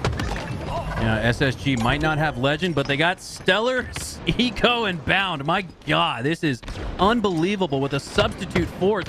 SSG are dominating. And that's it. It's over. What a fast game. 4 minutes.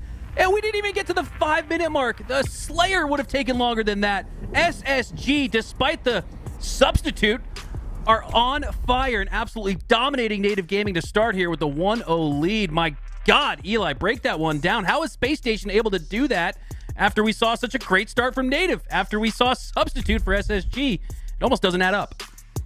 Fact of the matter is that game type, once you get the trip cap in control, if you know how to hold it, where you hold down the C side of the map, you hold down tram, you let the other team spawn blue. So I know that's not actually blue on this map. Everything's gray. Yes, I know, but we still call it blue from Plaza in the last game. But if you spawn them in that little corner of the map, they're so far from any stronghold. They're not even close to possibly capping any of the strongholds on the map. So most teams, they elect to try to go straight to yard and maybe cap A first. But if you're SSG, you know that that's the play, so you're just going to counter it. They meet them in yard halfway, get a couple of kills. Now they have to start the push all over again. Every single time a push fails during a trip cap, the other team is likely to get 40, 50, maybe even 60 points.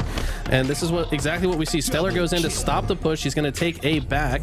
They don't care that someone's in B right now. They're just going to stop it. And frankly, the last half of this game, Native just could not get out of their spawn. They did not survive on the map long enough to get enough space to possibly get into a cap, and SSG just had them spotted out every single step of the way. Yeah, I think Solitude, it's a map I enjoy, but I'd be lying if I didn't say it leads and almost lends itself to snowballs, which I know HCS was trying to get out of there going into Season 3, but if there's any snowbally game types and map modes that you want to take advantage of if you're the better team or an underdog, I guess, even trying to beat a better team, man, you get that back A spawn trap, and it's almost all but over. Unfortunately so, as that game did not have much intrigue or intensity as we set our sights to a Game 2 Slayer on Livefire, hoping that Native can show a little bit more muster up in this Game 2. Otherwise, SSG looking to run continuously through the winter bracket. I think that game type doesn't always spell the whole story of how the rest of the series is going to go. I mean, we've seen that game type get blown out and then the other team just comes right back. You'd almost rather lose significantly than have a nail biter, right? Because you'd spend less energy during the loss. But I think this series could still go either way. Space Station definitely looking very strong early, though. This is a game type that you got to be coordinated, you got to predict spawns, and you got to be working together to control the sandbox. Bound with a very slick looking sniper rifle in his hands, and this is an early lead where Space Station has the lead already, and they have the lead when it comes to the sandbox. And it feels like momentum is mounting and carrying over from Game 1 as Game 2 starts off more of the same. All 4 going down for Native Gaming, but they were able to get 4 before going all 4 down. SSG, though, with a 3-kill lead in possession of the snipe, looking to extend things here as Bound looking to spawn trap here on the back at A. Pushes in, has that opponent down to 1 shot, looking for the cleanup no-scope, but whoop, finally lands it. Wow, I thought the timing wasn't there. I thought that player should have had their shields regrouped, but instead, SSG regroup with the lead. I think a member of Space Station must have put another bandit shot into APG before the no-scope body shot hit. That's the only reason he's able to die there. Bound finding more kills. Once again, snipes APG. He must have spawned close by. Finds himself back on the respawn screen. Bound with 1 bullet to work with. Gonna YY constantly for no reason like we're used to seeing him do. And let's see if he's gonna find another snipe. No, he does not. And with that sniper ammo expended, this could be Native's opportunity to come back into this. Yeah, Bound, a player we know for high actions per minute. Maybe he feels like the YY just helps him do more damage and matters on the map as he eventually goes down at the back of mud. SSG lose 2, now 3 as Monster goes down, and this brings Native Gaming right back in it, only down 2. I'm loving this fight that we're seeing here from Native as they look to get back into this series, needing a Game 2 win to avoid that reverse sweep road. As Stellar here on the cut side goes down to low HP and looks to regroup here with his teammates at the back of A. Chat can't be too mad at me. I came from Halo 2. We used to just hit YY all the time, running around just to keep our fingers warm, to hit the BXR double shot in the next engagement. YYing was a science back then. I think Bound might do it just to keep his screen more visible. Like, as he's YYing, he can see more of his screen. The weapon model doesn't, you know, get in the way of his vision. You can also do some tricks with YYing in this game where you can cancel animations. After throwing a grenade, you can actually hit a curb slide faster after YYing. I don't know if chat knows about that, but there is somewhat of a method to the madness. I just like to give some players some strays when I can, because it's fun, you know? I'd love to catch a stray from you, Eli. That would be the best day of my life. 18-17 here is SSG still holding on to that minimal lead. Native Gaming have done a great job to really bring the fight to them here as we approach the middle portion of the match. 19 all now as Native Gaming looking to tie up this match and this series. Still got a little bit of meat left on the bone, though. All right. Yeah, this one's pretty close. I think it's going to come down to who can control the sandbox into the latter half of this game. Monster going to finish off this kill. Clearly listening to comms well. Seems like SSG kind of split on the map. Stellar all the way at the tower. Bound playing this middle ground position to try to help both. Monster on the complete opposite side of the map. And Native are going to take advantage of that. They're going to actually shut down players on both halves of the map using some good teamwork. But Bound using the repulsor finds a kill on an important player too. That player did have the sniper rifle. Looks like Neptune tries to get the sniper rifle back in his possession, but Eco predicts it, throws a nade there, hits the jump perfectly. This guy's always so precise with their movement. That's what makes them so difficult to play against. They could be anywhere at any point in time. And now suddenly it's a 4-point lead for Space Station. Precise with his movement and his accuracy as Eco has won some crucial battles as Collect finally takes him down. 28-24 here. SSG still in the lead, but Native Gaming aren't letting him run away with it. Bound on the Walshy side of the map. Looking to put some cross shots down onto Neptune as both players will back up, disengage. As Collect takes the nest portion of the map. QT up as well. Haven't really seen that make much of a factor or be much of a factor here in this game as APG looks to help control the snipe tower, and Native Gaming are right back in it. Can they gain the lead though? They've been tied. They've been down or up one, but haven't really found any separation. Can the next camo or the next sniper help them do just that as McWin has it in his hands? Oh, but he overextends ever so slightly and just gets deleted. We're going to see more of that in this next season. I mean, you overstep by 1 foot and you are deleted. 2 members shooting bandits at you at the same time. That's an incredibly fast time to kill. People always talk to me about power weapons. I say, you know what the best power weapon is? You and your homie shooting the same guy at the same time. Doesn't matter what gun you have, it's going to kill him just as fast as the rocket launcher will. So we see that as McWin gets deleted off the map, unable to put that sniper rifle to work. And with this camo coming up, these kills are very important for Space Station. Looks like they are able to grab it. That player chose to proc it late just in case he died. Wanted to make sure his team got full value out of it.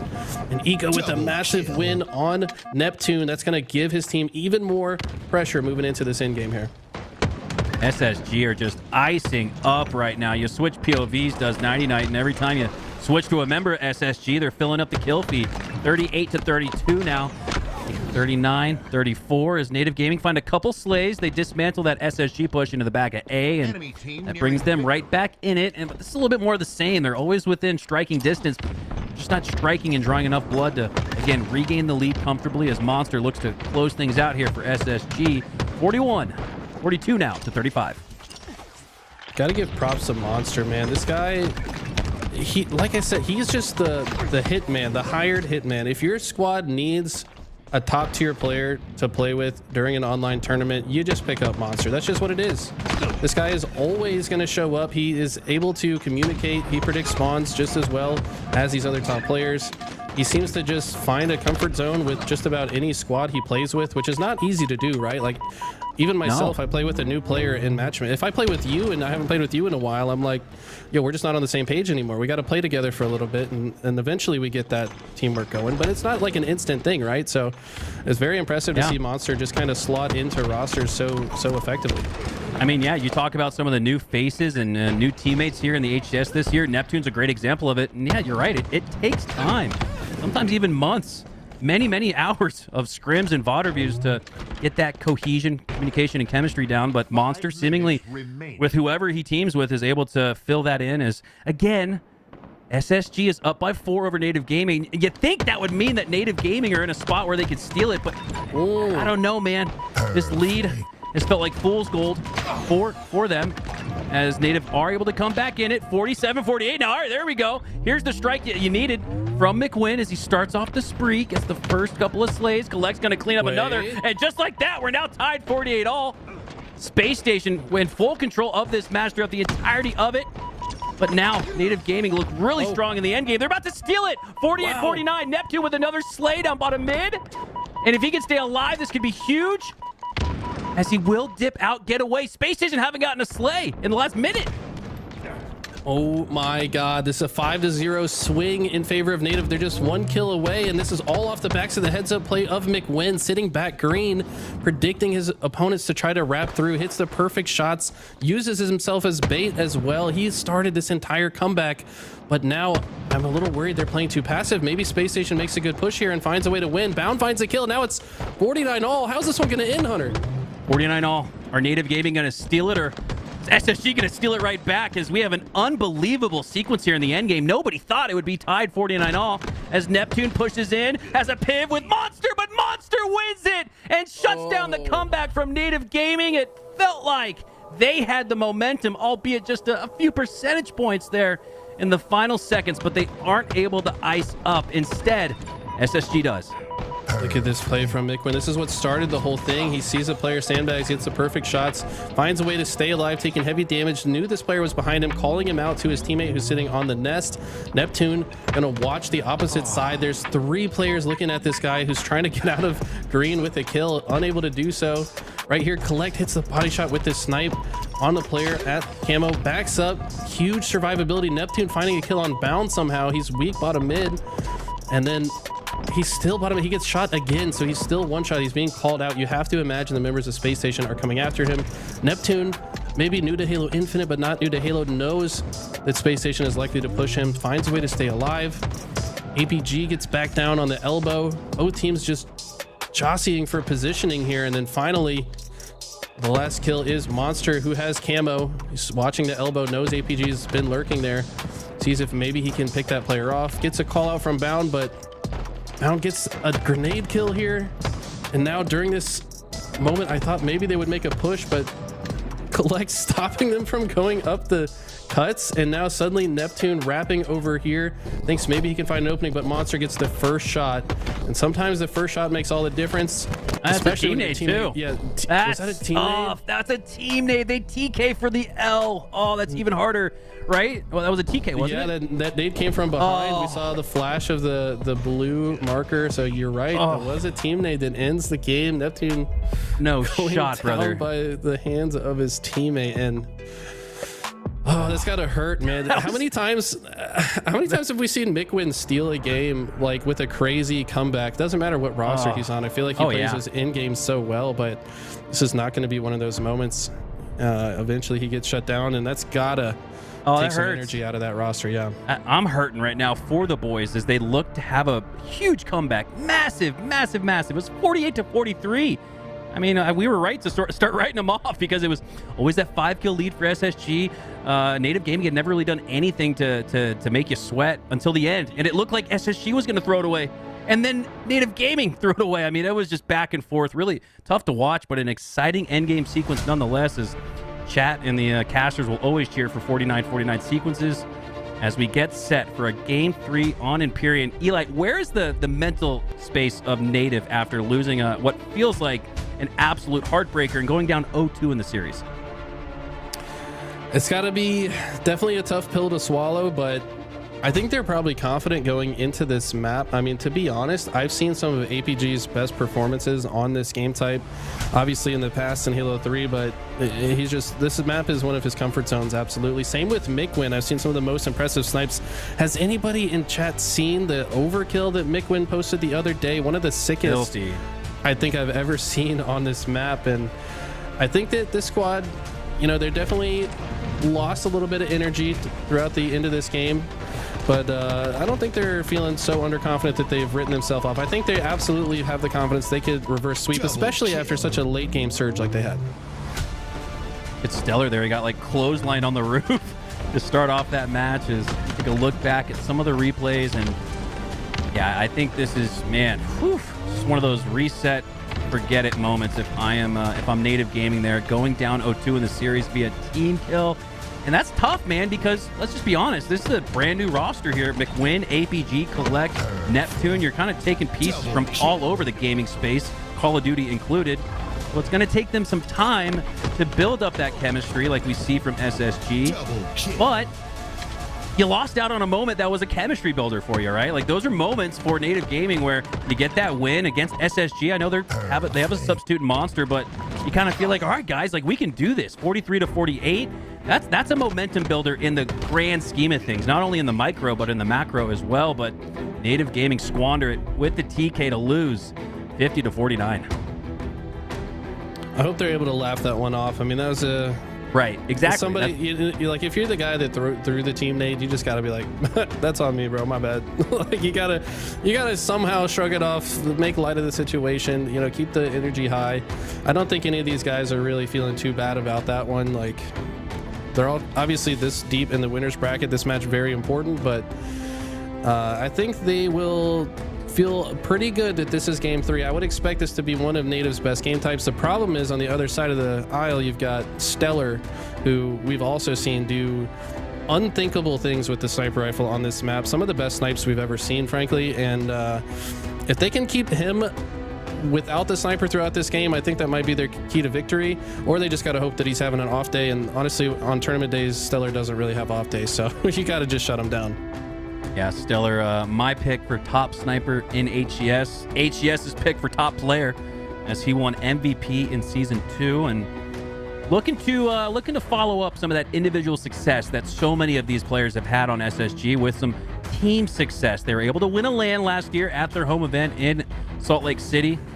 That was with home field advantage, right? I mean, not to take anything away from SSG. It was a massive win on LAN for them, but I want to see them do that on a neutral site. And now, actually, with all of the events being hosted by teams this year, we'll be back in SLC at some point this season. Will SSG win a LAN? I think it's very well on the table for them, and can't wait to see what they look like with Legend here today, competing with the substitute. Monster, a great player, but he's no Legend, Eli. He's no Legend.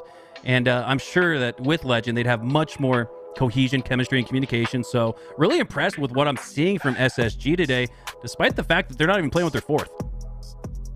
Absolutely agree with you. And I don't think Monster would even take offense to you saying that. All these guys know the incredible talent that Legend is. And I think everyone's very excited to see him play. Looks like Monster may be having some technical difficulties here. He left the lobby, resetting his game. It's a common thing that we see with him. I think maybe his build just doesn't run as smoothly as others. I'm not sure, but hopefully we can get him back in the match. But like we said, I'm excited to see Legend on this roster. So like, on some days he just looks like he could be the best player in the world, and you're teaming with some of the other players that are in the conversation for best player in the world, right? So I think their ceiling is arguably higher than just about any other team right now when it comes to how good they could possibly get. Yeah, I totally agree. I think a lot of teams have high ceilings. I consider this Native Gaming roster a team with a very high ceiling, in that Neptune, he's only going to get better every single day as he gets more and more used to the pace of play here in Halo. But yeah, I also, since we don't have any gameplay right now, I did pop that McWin overkill into the chat. You guys can check that out. And I invite you guys to check out a lot of the Halo pros on Twitter. Give them a follow. And yeah, support their feeds, man. This is the time of year to definitely start dropping some follows on Halo Pros, as you start seeing more and more of those clips pop on the timeline. I've been seeing a lot of them. Everybody seemingly stepping up their game, hitting insane shots. I watched Frosty stream for about an hour last night, and this guy was just an absolute menace on the map with the shock rifle. We haven't even seen FaZe today. I'm talking about all these other teams that have great potential, but the elephant in the room is they're all just trying to beat FaZe, right? Like, FaZe looked by far and away the strongest roster of last season. All these team changes were designed to try to take them down. Who do you think right now, just from the eye tests, from what we've seen so far, who feels like they maybe have the juice to beat FaZe in an important match? I'm really interested to see OpTic Gaming. And the reason that is because they changed players that were even in comparison to each other. SSG is completely different, right? You swap out Dead Zone and OBJ Glue Guy for Legend. That's a top 5 player main slayer. So you're completely swapping the composition for SSG. Granted, you probably argue they needed to change up more than maybe OpTic or FaZe did, as OpTic makes a change that's very similar to what they had with APG earlier. And you look at, they were 2 wins away from winning last year's Halo World Championship. So if you get that same kind of glue roll from Dead Zone, who, used to play here for SSG, and he's able to get maybe a few more slays, win a few more pivs. I think that puts OpTic right back in your grand finals and right back in contention for the Halo World Championship. Have to agree. OpTic definitely a front runner.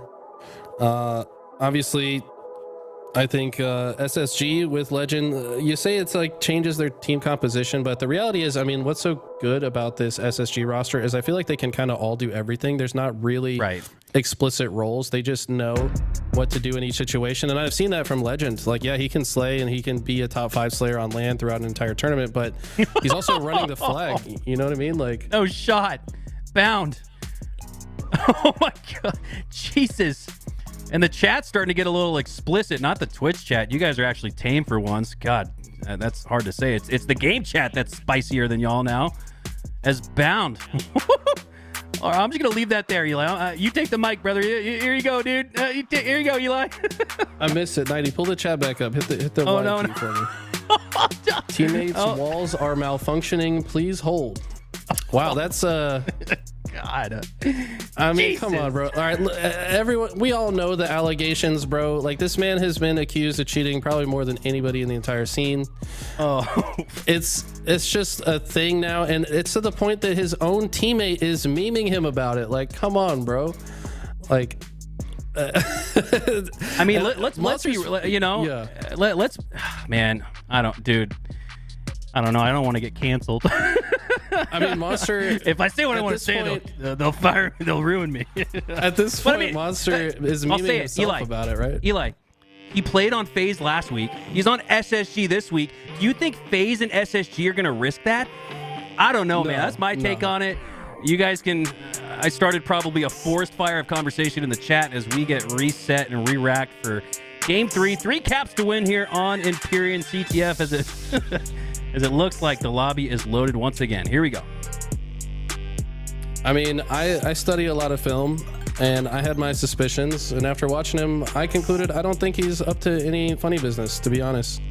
I watched him play quite a bit because of all the things I was reading, and I studied it quite a bit. So I think he's just a talented player, man. I've had conversations with him too about the game. He's very good at, he knows the spawn system very well. So his screen can look silly at times, but like my screen probably looks like I'm walling too, because I can predict every spawn point pretty accurately myself. So sometimes players that are really good and have a good understanding of the game, they might not be cheating. Maybe they're just more aware than you.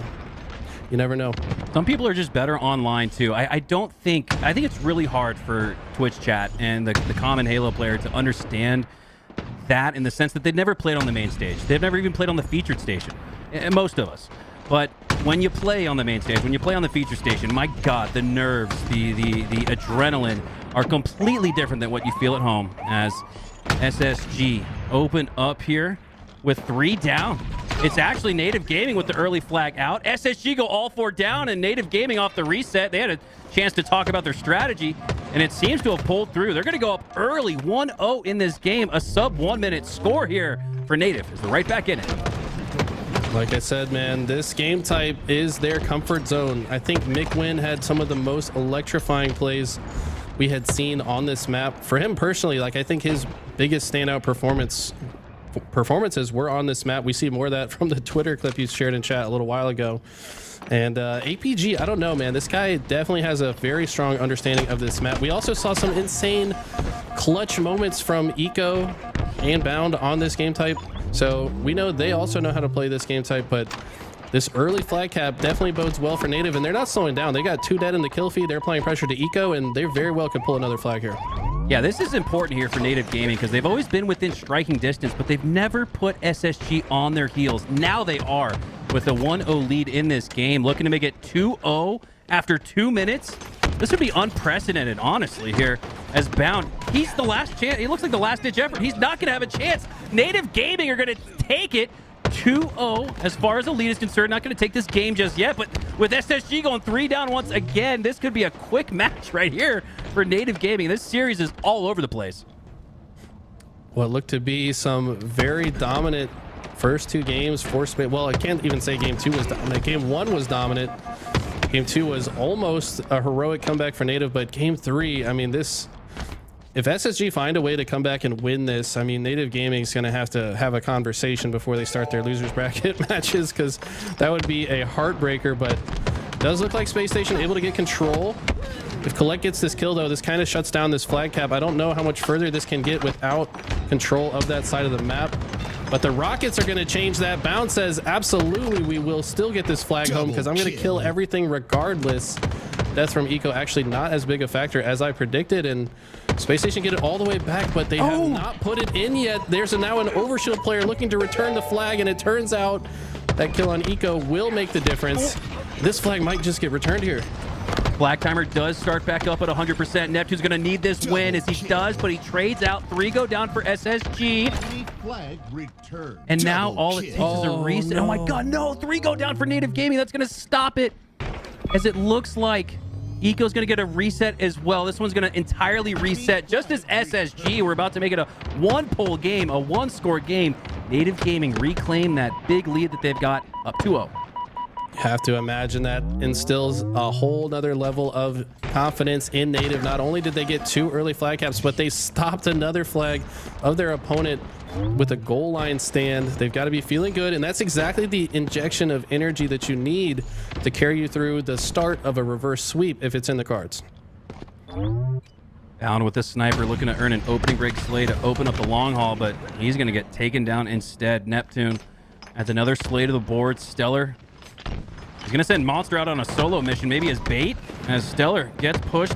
Neptune does a great job pushing off the long haul into the flag, but 2 go down for each side. It's a 2v2 gunfight for now. Collect deep into SSG's base with 3 shots left to work with in that snipe. He's just trying to stop them from getting out of their base, buying time for his teammates to push up as well. That body shot's so huge, it gets cleaned up. Sees another player's grenade pop up, so he knows there's another player pushing him. And you know all members of Space Station are trying to find a way to take care of Collect, because if they don't, he will continue to spoil their chances to get out of their base and potentially give another opening for Native to close this game out early. But they do get a couple of kills. Bigwin, though, of course, knows the spawners. This map, probably the easiest in the entire game to predict spawns. Any of the CTF maps, all these guys are going to know where enemies are spawning at all times. Bigwin gonna just stay on the other side of the map, dealing all this damage. The flag runner does get stopped short, though. Bound gonna clean up the rest of his base, but another player able to get the flag all the way through, and this might be the end of the game. 6 minutes might be all, not even 5 minutes is all Native Gaming needed. And now I'm starting to just wonder, gosh, if they had just not thrown game 2, they'd be up 2-1 in the series with a lot of momentum. Instead, that starts the road to a reverse sweep as Native Gaming get on the board in this series and do it in emphatic fashion here on Empyrean. 3-0. Now that meme from Bound, teammates' walls malfunctioning, is just making this, of course it's going to get memed even further after a swift loss. But you got to think that reset also kind of killed some of SSG's momentum, right? Like, absolutely. You're on a hot streak. You just won a 50-49, but that by the time game 3 starts, all that adrenaline's out of your system. Like, definitely right here. Slowed it down. This reversal, though, Neptune with the OS grab makes a beeline for the flag, gets the double kill, starts the opportunity for Mikwin to go in, gets the flag out, and gets the return. Eco kills Mikwin at the last second, but it's too late. Flag does go all the way back home. Double kill. And wow, great answer back from Native. The series definitely not over yet. All right, here we go. Native Gaming have life as we see one of the better, maybe even the best performances of the offseason, now the preseason on Empyrean CTF, is Native Gaming look really strong in that game 3 as we set our sights now on a oddball recharge. So this one's going to go the distance. This one sets up for a series, a match where SSG, they're going to have to earn their pay today. They're going to have to earn this one as we get set for the long haul here in game 4. Oddball recharge. This is going to be an interesting one to me. I mean, we saw just how explosive and fast-paced this game type can be when we watch the Shopify versus Sentinel series. I think we're going to see a similar pace, maybe a little bit slower. I don't know. Both these teams kind of seem to play their process a little bit more than the two teams that we saw on the last iteration of this, but looking to see what team is going to get control of that shock rifle and start popping off the way we saw Suppress pop off in the previous series. Opening break win in the Slays department for Native Gaming. Doesn't net them oddball time just yet. Instead, they want to make sure to capture and gather the camo, grapple, maybe the shock as well, as things stand still here at a 0-0 tie. Neptune looking to stay alive with 10 seconds left in that camo as he starts to put some shots onto Monster and Eco. Does enough damage to send them back to gold pipes. Trying to send them and bait them over to Eco, but they don't take it, as it looks like Neptune is going to take down Eco. 3 go down for SSG once again, and this should start the time. No! Bound with such a clutch slay. That oddball was about to get grappled in for some scoring, but Bound takes him down. Isn't able to stop the scoring, though, as Native are able to recollect and regain. Honestly, great awareness from APG. Grabs the grapple off of Neptune's body and does what Neptune tried to do just a moment prior. Does get the ball into safety, despite a great play from Bound. Bound, though, not done yet. Pushes in, gets a double kill. APG forced to drop the ball and fight, also gets taken down. Collect killing Monster, and suddenly Space Station, the ones in control and predicting the spawns here. Bound getting some early damage on the spawners to slow down the first push here. Now that's tough too, because I really felt like as far as the first 2 sequences are concerned, Native Gaming won that 2-0, but in the third, Space Station take it right back, take that oddball right back, and they now have a lead, albeit just 2 seconds, as 2 players go down for Native Gaming, 2 go down for SSG. Bound looking to push up through the tower side of the map, has that oddball weak. One last player alive, it's Neptune. Can he clutch up? But he's going to disengage, and I love this here for Neptune. All players down for Native Gaming outside of him, but with the oddball at the back of A, he's going to play a little, what's a bouncer at the front door and prevent Space Station from pushing through. They go 2 down now, and this looks like an even bigger play now from Neptune. Honestly, good discipline from both sides. Bound deciding not to die there, because if Bound actually goes down, then he gives up this tower side, which makes it a lot easier for Native to hold the ball comfortably. The fact that he's still alive means that Native cannot comfortably move into the tower, but looks like Stellar gets taken down. APG gets a couple kills. And Bound is actually still alive. He finally gets taken down, and so many players are dead on both teams. Eco's gonna try to grenade the ball out. You could see that his intention was to maybe bounce the ball off the ledge. Says, you know what, I'll just grab it and do it myself. Ends up dying for it, but big brain plays on both sides, and it's not very much of a lead for Native, and their positioning is not looking great right here. Yeah, really selfless play there from Eco, as Bound looks to follow up on it. Doesn't, but Monster does with the double. Stellar now, your Season 2 MVP, pushing up on the camo box. He goes down quickly after. As we have both teams fighting for slays, fighting for map control. Native Gaming with a 2-1 edge on Space Station in this round, up 16-35. As 2 go down for Native Gaming. Space Station have the numbers edge, but again, with that oddball reset from Eco, it's made it a really tough grab for both teams. Instead, that oddball is going to reset back to the initial point. So far, neither team has taken the ball to C. I feel like that taking the ball to C on this map is kind of reminiscent of taking the ball to green room on Lockout. You remember just how crazy fast-paced the games would be on Lockout, or just non-stop dropping into green room and grenades going off like crazy. It seems like when the ball is taken over there, the map plays a lot faster, but so far these teams electing for the maybe a little bit safer setup in the gold and A sides of the map. Only problem is you don't have the opportunity to reset the ball when things go south. Bound with a very clean double kill. That's not easy to hit. Mid slide headshot with the shock rifle. Finds the perfect, but the ball is already rotated to C. Bound's positioning here forces Native to spawn in A, and he's going to try to stop them from even crossing close to the ball carrier. Bound, after that double kill, has spurred Space Station to a comeback of their own, as they're now down only by 4 seconds. As it looks like they'll regain the lead, and God, I love this positioning here. Bound out on the outskirts of the map, and that's going to force 2 players for Native Gaming to have to worry about him. All the while, oddball time continues on for Monster at the back of C, but he goes down. Eco now the last player alive down at Camo, and they're able to take him down. This could cause a stagger, a little bit of a blender opportunity for Native Gaming to take advantage of, but Stellar hits the back smack on Neptune. 46-44. We got a really close one here in round 1. Look at this stick. Mikwin predicting the angular velocity of his opponent there and finding the stick. Wait. Looks like... was there a lag out? Was the score limit 50? No, nobody lagged out. Oh no, I think there might be another glitch that we just discovered. I think the match was set to 100. I'm getting confirmation now from the admins. Yeah, we did have the match set to 100. There's a glitch right now, guys, in Halo where the match ends at 50 instead. That's just tough scenes as we'll look to regroup and recollect. Yeah, how do we score that one? I was like 50 to 44. So one team needs 94. Eli, help me out here, brother. I'm just as lost as you, man. I'm looking at the lobby like, did somebody override the score limit to 50? At the bottom of the screen, it showed that it was going to reach 50. But then also, why didn't it go to another round? I don't. It says score to win at 100, though, and I'm pretty sure it said that at the beginning of the match. I don't understand. I don't know.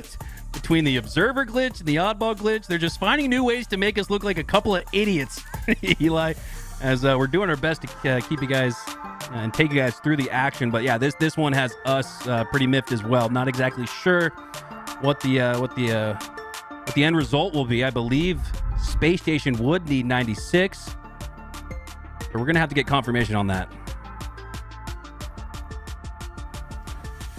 Yeah, and that's our fault apparently, Eli. That's on us. So yeah, of course. Yeah, we take full blame for that. That's on us. We'll do better next time, guys. It's always our fault. Full reset. There we go. We got the word from the admins. Full reset. And I'm being very I'm trolling actually, Eli. It's not our fault, but casters, man, we always catch the strays, man. If there's ever a problem in a tournament, it's casters' fault, duh. Man, someone showed up in my stream and said that I'm the reason there's too much cheating in this game. Like, bro, I don't design the anti-cheat. Like, I just talk about the game. I'm a nerd. They just hire me to talk about it. Like, chill out. Yeah. All right, as we reset things here, full reset. As you know, just a little practice run there in Game 4, right? Everybody needed a chance to get their warm-up in here as we kick off the HCS off-season number 3. So Game 4 here, Native Gaming looking to come back. Could be up 2-1 in this series, let's be honest. After a dominant Empyrean CTF win 3-0. Native Gaming have the momentum, but Space Station have the wipe here early as they take down 3. Neptune, last player alive, as Monster looks to clean that up. The oddball sits, looks like just out in front of the white hall. And that's going to cause a couple of issues for both teams. Both teams are going to need to recollect and reslay if they want to grab position of the ball, as it does in fact get reset back to the initial point. Both teams still fighting for map control here. APG finding a good double kill. Trades going out in the pipes means nobody is safely near the ball. That Shroud gets burned before death. I don't think that was a tactically placed Shroud. That was just to waste it before that player died, so the opposition would not have access to it. I think, by the way, it is good time to talk about the Shroud on this map. I think it's actually a great addition to this map. This is one of those maps that when a team has a strong setup and they have these crosses watched, it's very difficult to get out of one part of the map. But if you got access to the Shroud, that means you can just block off the entire sight line from gold or top A and make that push a little bit easier. Seen a lot of players start to use that tactic here. Gonna have to wait and see if somebody uses it at some point during this game. It is back on the respawn like we talked about. Equipment currently not red racked. Neptune though, we've seen a lot of players with the shock rifle, but haven't seen this guy get a chance to use it too much just yet. All right, off the opening break action of this match, 12 to 12 as both teams are tied.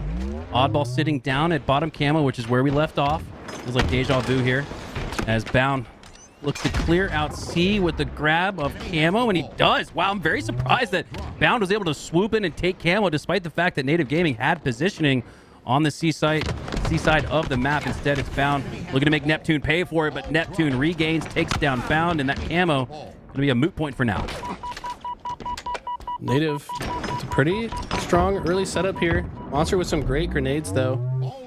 See if he can follow up on the damage. He knows there's a player lurking around here somewhere. Maybe here's a call out that somebody is on the bat ledge. Can't find the target though. Eventually does find him, but loses the 1v1 against Mikwin. And Mikwin with a maybe optimistic grapple to top gold, he probably would have had a better chance staying alive just staying in his position. But against players as fast as Space Station, you never feel comfortable. When you're one shot and you get called out, you just assume someone is G-sliding to your position and trying to kill you. So I don't blame him for trying to pick a creative escape option. Eco, the last player to try to protect this oddball, unable to grab it and play it. So good job by Native to hold the ball there and also get control of A to potentially turn this into some more time. And this looks like, again, with where the oddball is, could present a wall of death scenario where it's kind of like, all right, somebody come and take it, and no one is. As that oddball gets reset once again, Bound with the Slay on collect, has possession of the shock, but most importantly, possession of the oddball after that quick heads-up grab, looking to defend his turf, takes down his opponent. That's McWin pushing in through the gold Dorito side of the map, and Bound really wants to make sure that the coast is clear, but with the shock, he's going to drop, play for Slays, and allow somebody else on his team to grab that oddball. It's Monster. Great headshot coming out from Bound. Just gatekeeping the other team's ability to get into the pipes and attack his ball carrier. Ball carrier is just moving to top gold. You can tell that the ball carrier is actually multitasking here, using his eyes a little bit to get some intel on the map. Gonna swap positions with Bound. Always good as the sniper to find a new location to snipe from. Don't want to be in the last spot your opponent's called you out. Got to be a little bit unpredictable here. Looks like he spots the camo guy, gets the ping on the camo player. I think might have also got a little bit of damage on him. Monster going to try to use the grapple with the plasma pistol. I'll tell you right now, walls can't allow you to do that. That was just a good play. That was very impressive with the somewhat disrespectful tap shots of the plasma pistol. The plasma pistol is climbing up in the ranks. I don't know if it's quite back to its Halo 2 former glory, but my God, does that semi-automatic fire from the plasma pistol absolutely melt opponents. The Space Station have come back in this game despite a good start here for both teams, 12-12 at one point. Now it's looking closer and closer to that, as Native Gaming does in fact actually have a 12-second, 14-second lead. They're looking to hold on to it. They're losing numbers. Eco going to maintain numbers edge for SSG, but he drops down to the disadvantageous bottom mid positioning. He's not going to spot anybody coming back into his crosshair. Looks like everybody for Native Gaming setting up on the A side of the map. I'm so surprised Eco was able to even run through here and get some shots on a McWin, but he goes down. I think he actually got team naded as well, so a little bit of friendly fire for both teams here in the series. Few team nades have been the bane of Native Gaming so far this series. Losing game 2 to the team nade has to hurt right there. Eco actually had a good push, so it was actually Space Station with the team nade this time. They do get a few kills in the kill feed, but still gatekeeping the pipes is McWin. Also gets taken down, and man, there's been very little ball time over the last couple minutes here. With a 14-point lead and just a minute on the clock, this is looking good for Space Station, but it's only going to take one good hold from Native to bring this back. Collect with the oddball in his hands. Eco, though, with the Slay on Neptune, shuts down any chance of a hold. Now McWin has to play hero. He's the last Spartan standing. Not going to stand much longer as Eco takes him down. Oddball sitting at the bottom of A. Spawns on, it looks like the long haul side for Native Gaming and in gold. So they're going to get a, wow, really quick push here through the gold side. Eco is set up for it. Bound with the camo instead. Gets the back smack. APG did not see the glint of the camo. Tried to rush in. Thought that his spawn was a good position to push from, and I would have probably done the same thing. Looked like a perfect time to push, but 3 dead go Native Gaming, which means Space Station just have to protect this oddball for another 15 seconds. They probably want to touch it, though, to make sure it doesn't reset. Yeah, look at that. They just grab it just long enough to make sure it doesn't reset. Very smart. And now it's just playing Gatekeeper from here on out. Playing time and playing desperation here. Our Native Gaming, as they rush through, not much of a chance to get there and to get into A, as Space Station will regain control of this series with a 1-0 win after a little bit of a fluky reset. SSG are back on top. Now just 1 round away from closing the series, but Native Gaming have to win 2 rounds in a row, bring this game to a game 5. Really definitely doesn't feel like it's over. Native have had lots of control throughout this oddball game and the previous reset. SSG just with a slight edge so far, and that edge continues. Monster gets 2 kills, but is not healthy enough to go for the ball. Sees a couple members of the other team across the map. Look at this damage output. Season opening to grab the ball. Finally, Eco also getting away with the camouflage, and you're going to try to make their way over to the ball carrier to protect him a little bit better. Eco wisely disengages there, takes that player down to 1 HP, that's Neptune, and says, Bound, clean him up. I am going to make sure that we maintain possession of the camo as Eco looks to make some value out of the final 10 seconds. Not going to push it, though. Doesn't need to, as SSG has a lead in this game, in this particular round, as well as they put 20 uncontested on the clock. Eco looking to clean up APG with the last bit of camo, and he does just that. Oddball gets reset out to the middle portion of the map. Doesn't quite trickle down. Instead, actually finds the corner there. As Monster finds the space on the map with the use of the grapple, and he says, here, I'll reset it. Maybe even rotate it. My God. Monster with big plans there. Doesn't come through to fruition, though, as he goes down. 2 go down for SSG, and Native Gaming with Collect and the Shock look to regain in this round, down 24.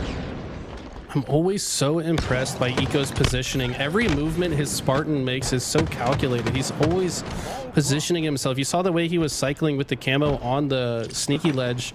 Knew that a player would eventually spawn at C. Made sure he got the first shot and was unseen throughout. His positioning is just on another level. He's now 20 and 14. He's been an absolute demon this match so far. And he's getting a ton of value out of every single life.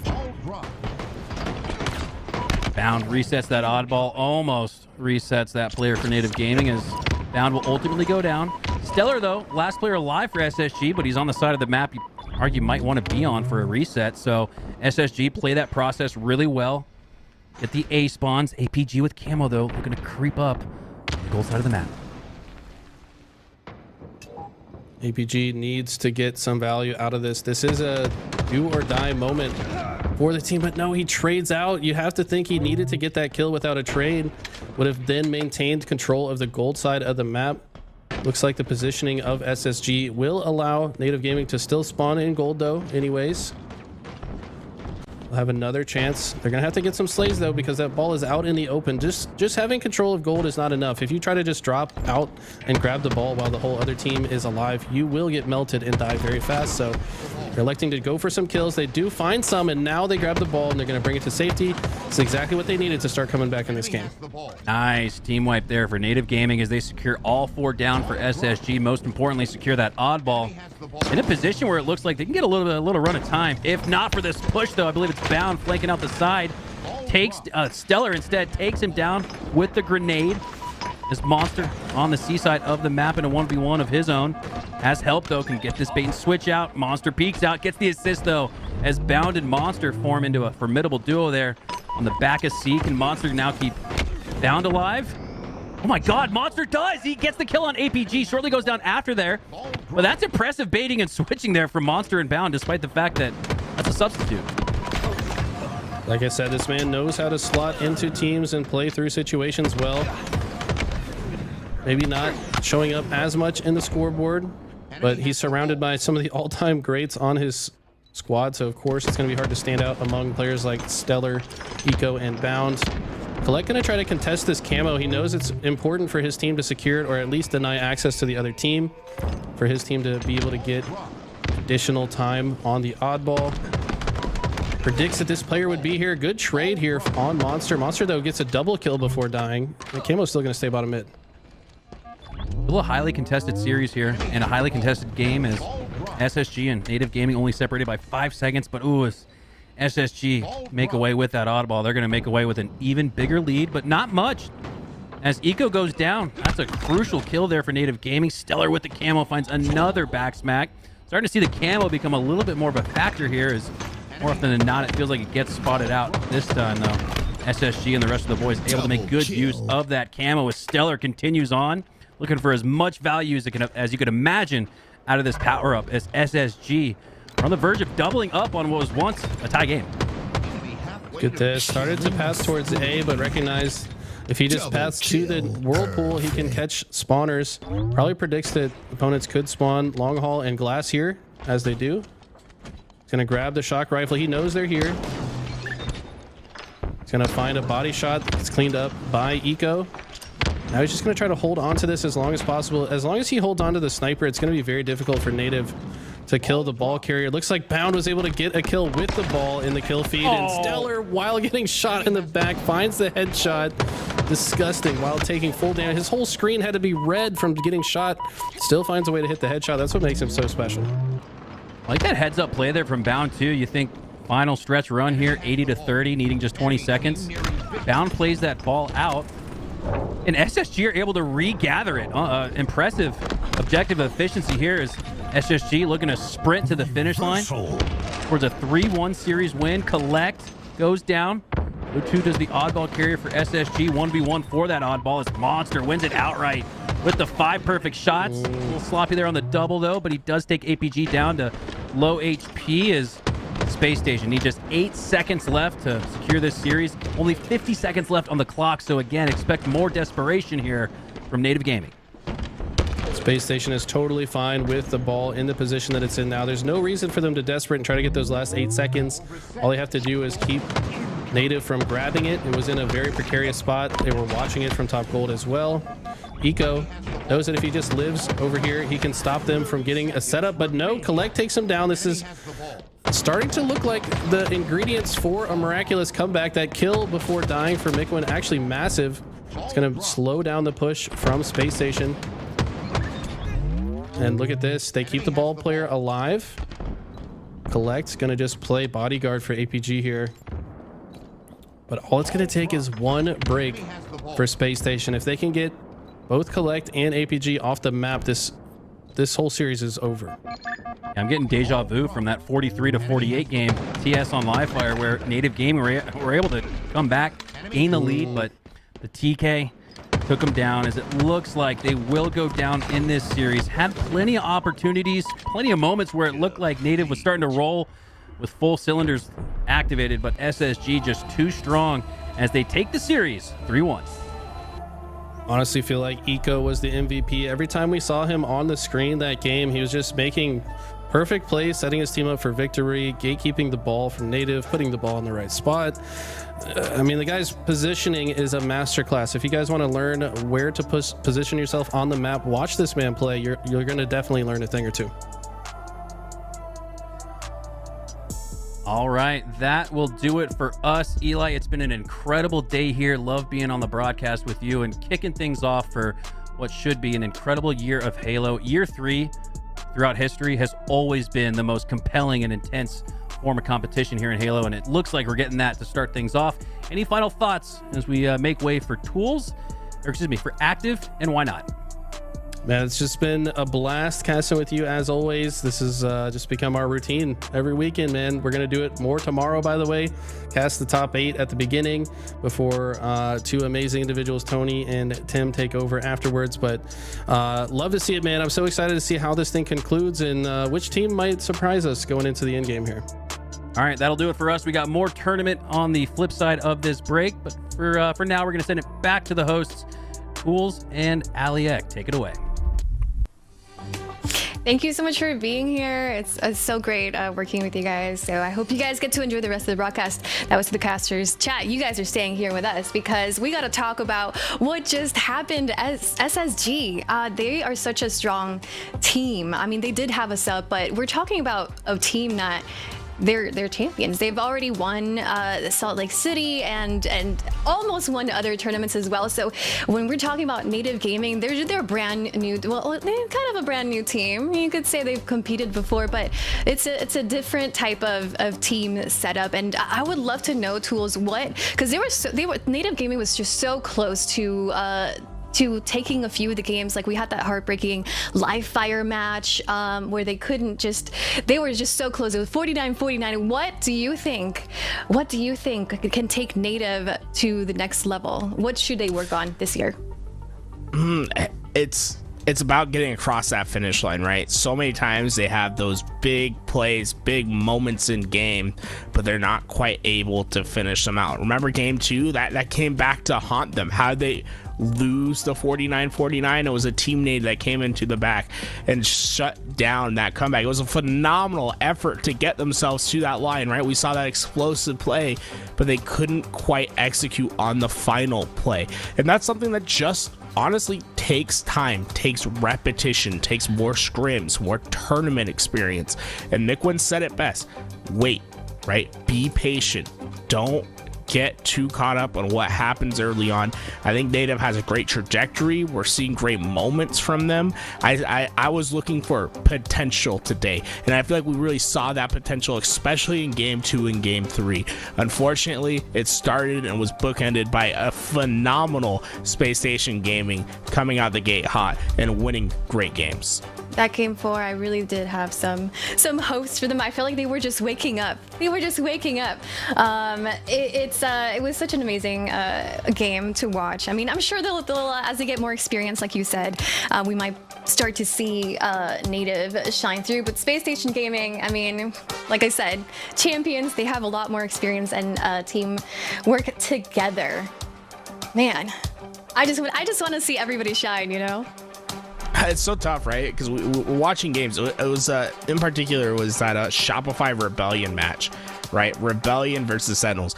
I love both those teams, right? We were just sitting there like, I want both these teams to win, but the reality is one team goes forward, one drops down, and it's sad in those moments, but it's great to see competition like this. It's great to see these teams really battling it out, and we got to see 3/4 of our winners quarters this time around, right? We saw that Sentinels Rebellion match going to that game 5. We saw OpTic coming out extremely hot against Stanners, and now we saw the upside of the Space Station with Monster as that substitute against Native Gaming. I assume FaZe took care of business. A little 3-0 up there. We don't know what to expect of FaZe, but you know, it's great to be in this first tournament and to get such a strong taste of every team thus far. We will be moving into lower. We're going to be seeing what's going on, what the action is, what's been going on in lower bracket. Right now, just to give you guys an update, you guys can see it on the screen right now. For winner semis for tomorrow, we're going to have FaZe Clan versus Rebellion and OpTic versus Space Station Gaming. These games will start at 12 p.m. Eastern time, so be here to check out the action. Lower bracket is happening. I'm not sure if we know who we're going to be following, Tools. Ooh, that's the big question, right? There's so many teams down there. I'd like to go down into the very bottom of that elimination bracket because I believe People's Champs is going to be waiting there, because we have a lot of games that are in progress right now. But I think we can maybe try to pick it up in that round 6. A lot of great teams going the distance right now. A lot of team changes that have been coming out. The only match that's in that last round of the day, losers round 7, Kylie Jenner versus Tenrai. Tenrai going to be that team with Envor, 2 of the triplets and Avenue and Diagram. They're going up against a brand new team of Common, Yaxon, Kid Nasty, and Haynes.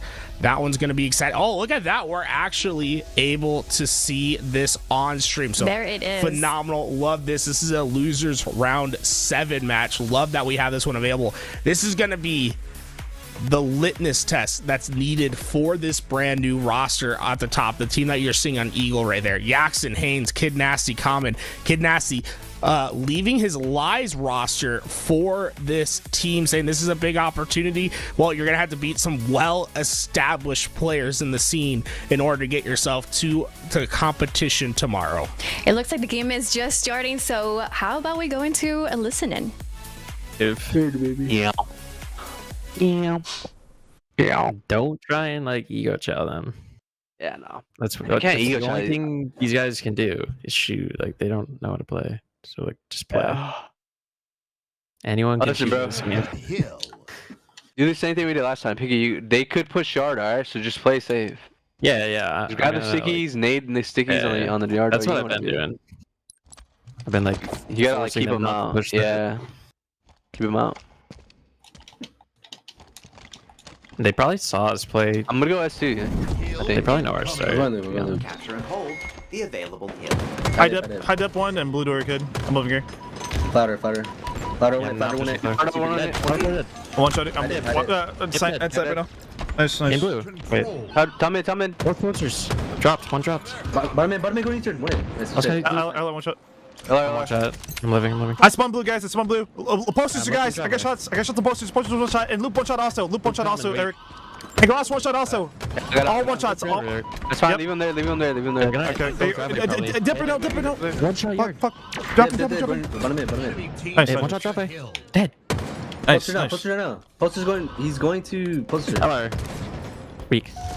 Okay, I'm I in time, can Eric. I can play. They're gonna spawn snipe. They're gonna spawn snipe. Yeah, U-turn's coming. And LR too. Eric, I'm here. Thrust. I'm here. LR, Eric. LR now. Below you. Watch out, watch out. One shot on you. One shot on you. One shot on you. Nice. One's back turn. That's for it. That's for that. Is he Back pushing? turn. And then blue. Piggy, you're. I'm dead here. I'm dead here. You're. One shot in blue. Yeah, They're just not put getting me. time. This is fun. All right, this one. They're not getting any time. All right, take space. Get Eric's space, gonna get hide, space. okay? Jump in. Blue window. Toggle. And hotel. Canassi Hill. Hotel, one shot. Hotel weak. What's with me? All right, I'm listening up here. Could be this morning, you guys. See Watch it, watch it. Yo, have the I'm one on it. absolute. All right. Drew, don't shot to her. Drew, don't shot to her. Hotel weak, one shot. Okay, are you? Hotel, one shot. Sliding out. Looking Hotel at out. it. Going. Dip on me. Last two weeks. Prius, one shot. And dip. Last guy. Still. Dip. Alright, watch the blue spawns. He could chow you guys. Yeah, they're blue. Yo, dip. Just play tight. Dip. Yep or no? I got naded out. I'm opening you. That's two Drop your blue door. He's gonna drop out of your blue door. Oh, If you drop, Yeah, mark it. Dip or no? Keep living. Keep living here, Eric. I spawned. I can Two bottom, Eric. Eric. I Stay can up shoot top. from High there, dip again. The top Don't center. fucking shoot, Eric. Yep. Just wait. Be patient. Be patient. Toggle. Weak. And yard, two guys yard. I got damage. They have thrust going. Back up. Look bottom. Garbage one shot. Yo, Somewhere I over here. know. Toggle. all you He's have. going That's all you. tunnel. Nice. Nice. And Javi, go Prius. Two Prius. Yeah, I'm nading market. Shoot him, Eric. Up him up. I got shots. You turn again. You turn shots. I keep And posters, one shot U-turn, and posters. U-turn dead. So I'll right now. You're dead. Stat. Gonna come up. Okay, here. I'm sitting here. Nice. Good job. No one poster. I spawned snipe, guys. I It could be fucking anywhere. fell. Fuck. I'm trying to play up to you guys. Look. Nice. I'm on you guys. Yeah, two dead. We're Watch getting it. Watch it. They're all One more. That's weird. Alright, get time. I'm pushing blue. Add snipe, guys. Yeah. Add snipe, Yeah, guys. posters already weak. Don't judge you. Are you saying posters? He's Hey, chilling. sit there, Drew. I gave up blue. On me. On the watch you guys. Watch you. All you, Drew. Oh, you Drew. Guys, this one snipe. Dip's gonna come, guys. No, Dip's weak to blue. I'm getting out. He's going to jump me. Ditch you guys. Heard. Toggle. You want to go? I want to heard. Alright. I'm getting space on that. I'm getting space on that. Clear two. Yep. Remember this break we talked about, right? Wait, I'm gonna kill from blue. I'm here. Sit in the corner. I'm here. Posters, two guys. Yeah, posters right now. Blue into the matches. Dip weak. Let's win it. Watch out, posters. To your right. Nice. No one. You're getting flanked, Lee. You're gonna get flanked by Haynes. You might stay blue. No. He's going flower, I think. Blue door right now. I'm greening with it. you. Blue door hands. He doesn't know you guys are there. Guys, I'm pitching. Look at me. No one there. Weak. Dead. Last guy yard. We are. Both. Kill the guy. Trade him. Jave, going all the way out. Front alert. Out. I'm playing for Kimo.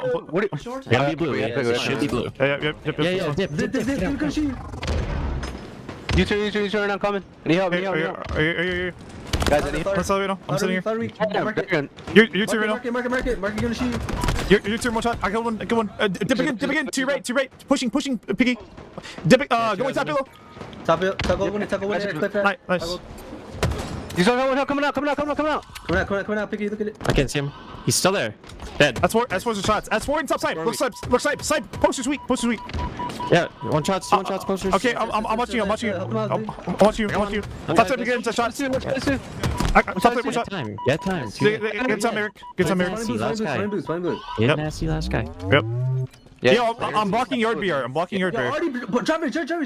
he needs help. I got shots. Drop it weak. LR dead. Inside here. Take your time. Don't you just love team comms? I just love it. It's a whole different vibe. We are switching over to People's Champs versus Crowd Pleasers. I'm glad we were able to get a little bit of that team and that series going on, but we're moving to People's Champs and Crowd Pleasers. And before we do, we got a new set of casters coming and joining us, and I would love to say hello to them. We got Tony, we got Active joining us in just a little bit. Tools, any thoughts on People's Champs and Crowd Pleasers before we jump and say hi to them?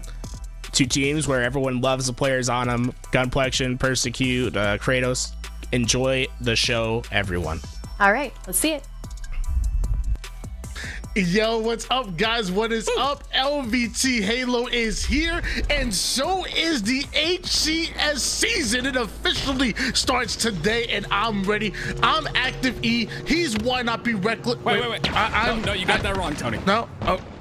I'm Reckless Active. He's Why Not BE, and we are ready for our matchup here. You got Crowd Pleasers, Kratos, top 5 in the game, every single category, going up against the People's Champ, Gunplexion, Rob the Turtle, Persecute, and Zion. They had a huge offseason coming, especially after last week upsetting Native Gaming. Now, looking to pull off another upset against Crowd Pleasers. Yeah, Tony, we talked about this a little bit off cam, right? It just comes down to their hard work. That is People's Champ. They put in the work, 4 hours of VOD review with Rob the Turtle and Gunplexion, always putting in that time to improve themselves as a team, and you love to see stuff like that. You also love to see the ball in a very cautious position inside of batteries get thrown to a more safe position by Rob the Turtle, who also has a shock. So he's doing a little bit of everything right now. Loving Rob the Turtle. I also love his insight that he adds to his team. We've been listening to his comms, listening to the team as far as doing VOD reviews, and he's really added a new dynamic to this People's Champ roster. They're really walking like champion, not just of the people, but looking to go the distance, even here in this tournament. Down in the lower bracket, round 6, they're going to have to fight out. They do not want to be knocked out here, not even against the likes of Kratos and Crowd Pleasers. All the setup is locked in here, so going the distance they will, especially with that score at the bottom of the screen. It's already 23-4 and counting. It comes down to Crowd Pleasers trying to disrupt and break this setup, but Rob the Turtle has the cross, something very strong about recharge, and because of that, he's able to do a lot of damage. Unfortunately, though, it's going to be People's Champ who go 2 down. Tony 2 turns over toward the low ground, immediately takes height with that grapple, ends up retreating right towards his teammates' arms. High risk, high reward play coming out of Tony 2 turn, but now he lives to see yet another engagement, currently looking for that engagement. Finds one against Persecute. The bait and switch gonna be too good. 3 down go Crowd Pleasers. Kratos by himself. Yeah, Kratos being in that A spawn is gonna allow him now to push that ball and play it to the bottom center of the map. This will make it more difficult to pick up for the side of People's Champ. Even though they have a couple of slays on the board, that ball now needs to be fought for, and it's possible to fight for it with this camo in Ziyad's hands. He immediately takes his camouflage over toward the central location on the map. He gets information on Persecute over toward the gold side. Also wants to make a play for this ball, but you have to pick apart your enemy piece by piece. There we go. As 2 down go Crowd Pleasers. We're going to advance that ball forward over towards his team, but his teammates are dropping, and so will Zion. Losing that camouflage, we switch gears to Tony 2 turns. Yeah, not a lot of value out of that camo. Consistently, we talk about the value of a camo, what it can do on the map, how much pressure you're able to cause utilizing that camo, but unfortunately in that play, in that camo situation, we didn't see much value. Ziad, the last player alive, but his entire team is down, and a chance for Crowd Pleasers to lock in their own setup. But look at the milkiness out of this player that gets taken out. It's going to be Ziad takes the ball and once again plays it towards the bottom center. Still with 33-5 lead in favor of the People's Champ at the moment, so looking like the favorites as Crowd Pleasers once again end up going 3 down and Persecute. He's not done yet. Shots onto OpTic, got a little sloppy there, but eventually he connects. Back-to-back 3 down. Crowd Pleasers have to make a long rotation while People's Champ, they're still putting points here. Yeah, that 1v1 is huge. It's Persecute in a beautiful anchor position here on the tower side. Look at the damage he's able to output on the players crossing through glass. Magnificent job by him to win that pivot in 1v1, and because of that, tower control it will be a little bit more difficult to get for the side of Crowd Pleasers. Nade goes down. Rob the Turtle not able to get the from the grave medal there, and eventually all 4 members of the People's Champ hit the black screen, and Crowd Pleasers are perfectly positioned to grab that ball and bring it back toward the gold side. Now it's up to People's Champ spawning over toward the A side to infiltrate the gold side of the map, and they're able to do it while OpTic was able to get away with the camouflage. People's Champ makes sure and deny access to every last bit of ball time from Crowd Pleasers, and isn't that what really matters, Tim? Yeah, they're doing a phenomenal job at keeping this ball down the bottom center of the map. Again, it just makes it so very difficult to grab that ball, rotate it towards the setup. Finally, crowd pleasers do so, and they get a few kills on the board as well, which make it even easier. And now they've got the long haul locked down. So right now it's up to them to keep this setup, get those first couple kills, and they look like they have the first one onto Rob already as he comes off a spawn. A full setup here for crowd pleasers. 10 seconds to come off a respawn, and time continues to go up here for crowd pleasers as they look to tie up the game, but they also look to go 2 down. A double push out of People's Champ right through the long haul side forces that play ball. Now off the reset, they look to get this final kill, but more importantly, get to the other side of the map. That's where that ball's resetting to. Yeah, my question before that play commenced was crowd pleasers going to be able to hold that setup on the Hydro side? The answer is no. It is completely disjointed by the side of People's Champ. Instantly, they get ball access off the play ball, and now they've got a nice pipe setup here for themselves as they approach 65 seconds of ball time. Yeah, 38 seconds, we're looking pretty good for crowd pleasers with that setup, but it's still not enough. A minute 11 seconds on the clock here. People's Champ not only having the shot, but also having the lead here. Gunplexion doing everything he can to buy time with his life. Eventually, Kratos having no part of that. Once again, crowd pleasers get to rotate over toward that seaside setup, which is where they got the 38-second worth of points to begin with. Now look to tie things up, a minute on the clock. I just want to point out both sides of the screen here, pretty much tied in terms of kills, but it's objective efficiency that's the name of the game once again. Not only holding that objective, but also making it difficult by putting it down the bottom center of the map. Finally, crowd pleasers have the ball, and they have control once again. The question is, how long are they going to be able to hold it for? Seaside setup, that's the 57 seconds worth of points here for crowd pleasers, but still, you find yourself behind People's Champ, who as of right now are simply using that ball as bait with the shot. Gunplexion barely missing the headshot with that shock rifle, but 2 more members of crowd pleasers trying to relay the ball towards the Whirlpool side, still struggling at the moment. Gunplexion now is all the way toward the A side in the face of crowd pleasers, but eventually ends up going down. 22 seconds in counting here for regulation, and this ball is in the middle of the map, and as of right now, crowd pleasers, they need it bad. Yeah, thankfully for People's Champ, they were able to get a trade off of that death from Gunplexion. A bit aggressive there. Tried to get the timing on the spawns, but Tony with a massive toss to back Hydro is going to get the ball up top. 8 seconds left. They call him Tony 2 tosses with that, gets it over to the Z-plat side, but somehow not enough. And once you play that ball at that point, it's mathematically impossible. People's Champ stopping them at the very second. But let's take a look at this. 14 seconds on the clock, nails the ball a little bit closer to them, grabs it, knows he's going to die, and look at this toss. This is the only chance they have. That's the play that he has to make, and somehow even that wasn't enough. And that's just round number 1, Tim. This is just game number 1. Strap in, baby.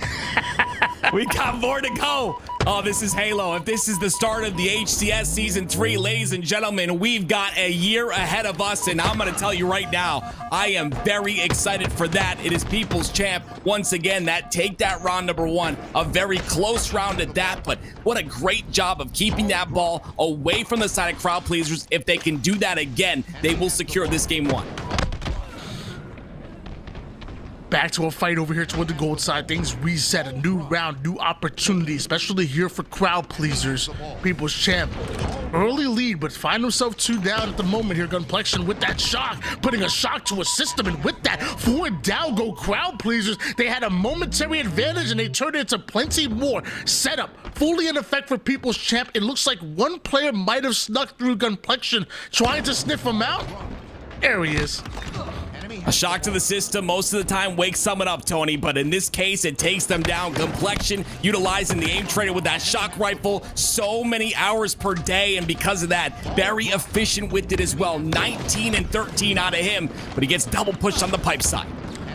Crowd pleasers not wasting any time whatsoever, trying to deny a full setup here for People's Champ, and it works out well for them. Immediately going 3 down, getting that ball out of their hands, and something tells me eventually they might want to try to rotate it over toward the seaside, because Rob the Turtle's still here. They have to deal with them, and Rob the Turtle by himself, man against the world, double kill out of him. Instead of rotating that ball toward the seaside, you end up rotating it right in the hands of Rob the Turtle. As you say, the rotation would have been good there. You had 2 spawners from the side of crowd pleasers on that long haul side, and the rotation just didn't come out. This is what makes People's Champ the favorable team in this map and game type combination, is their rotations are very solid, and if they don't have room for a rotation, the ball will just get played. Rob the Turtle not only has a shell, he got that gunny as well. He's like a Blastoise. Ninja Turtle. Rob the Turtle looking to rotate this ball.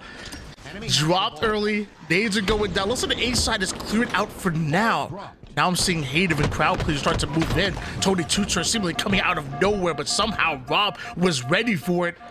Too quickly going down for crowd pleasers. People's Champ having that man advantage, and it's already a 41-2 lead. You take down the fort. That's the 360 medal, but more importantly, the final player for crowd pleasers, like we talked about before, 10 seconds off of spawn. That's a lot of time here for People's Champ. Yeah, exactly, Tony, right? People's Champ is not playing for scrappy ball time. You see, they get the slays first. They keep the ball on the floor, get the slays. Step-by-step foundational process has kept them in the lead in this game. But as I say that, they go 3 down. Persecute, the last player alive, though, ends up getting a kill. You never want to die to the last player alive. Great kill by Persecute.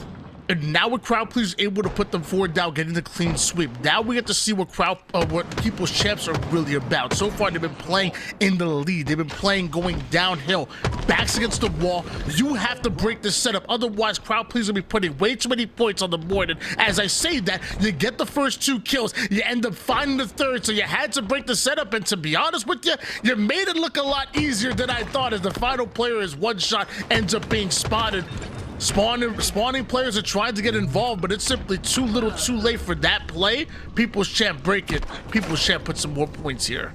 It's two sides of the coin, right? It's a little bit of crowd pleasers not doing a great job holding the setup, not getting control of that glass, not having control of the cross, and it's also People's Champ off the spawn being very aggressive and knowing what process to take to break these setups. It's breaking that player off a glass, making sure to get that control, acting off of damage. That's what makes People's Champ so good, and that's what gives them the lead in this game as well, as they play that ball. Ball ends up being played. Definitely want to give a shout out to Kratos. You know, Kratos really known for making some comments, you know, known for his trash talk, but also known for being that support player, that anchor player. Right now, 23 kills, 12 assists to go along with it. I'm sure eventually as they start to get slays, we'll see that ball time go out as well. Kratos has been having one hell of a game so far, and a large reason why crowd pleasers have a puncher's chance, but 3 down go crowd pleasers. People's Champ all playing lights out. You got 3 players in the 20-point club, and Zeon having some good ball time as well. The final seconds are now coming in. Kratos gonna try to do everything to get the ball out of People's Champ's hands, but at this point, I'm not sure he can. Rob the Turtle put the final seconds in, and that's all she wrote.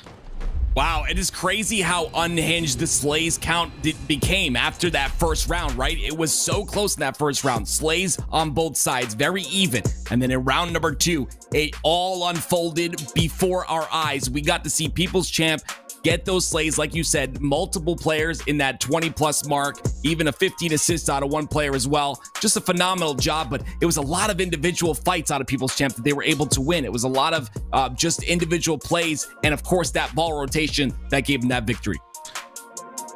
When I talk about People's Champ, I oftentimes kind of go towards Gunplexion, obviously having the most loud personality out of the crew, and seeing the 25 kills out of him. By the way, 7 assists. Persecute throwing up 22 and 15 assists. Phenomenal plays across the board with the stats. But to me, it goes beyond the stats. To me, it goes from Gunplexion going back to Halo 5 being that ultra aggressive player and really using his head more as a battering ram, as a wrecking ball, as opposed to taking the strategy of the game and the macro of the game. So far, Gunplexion has had a new life.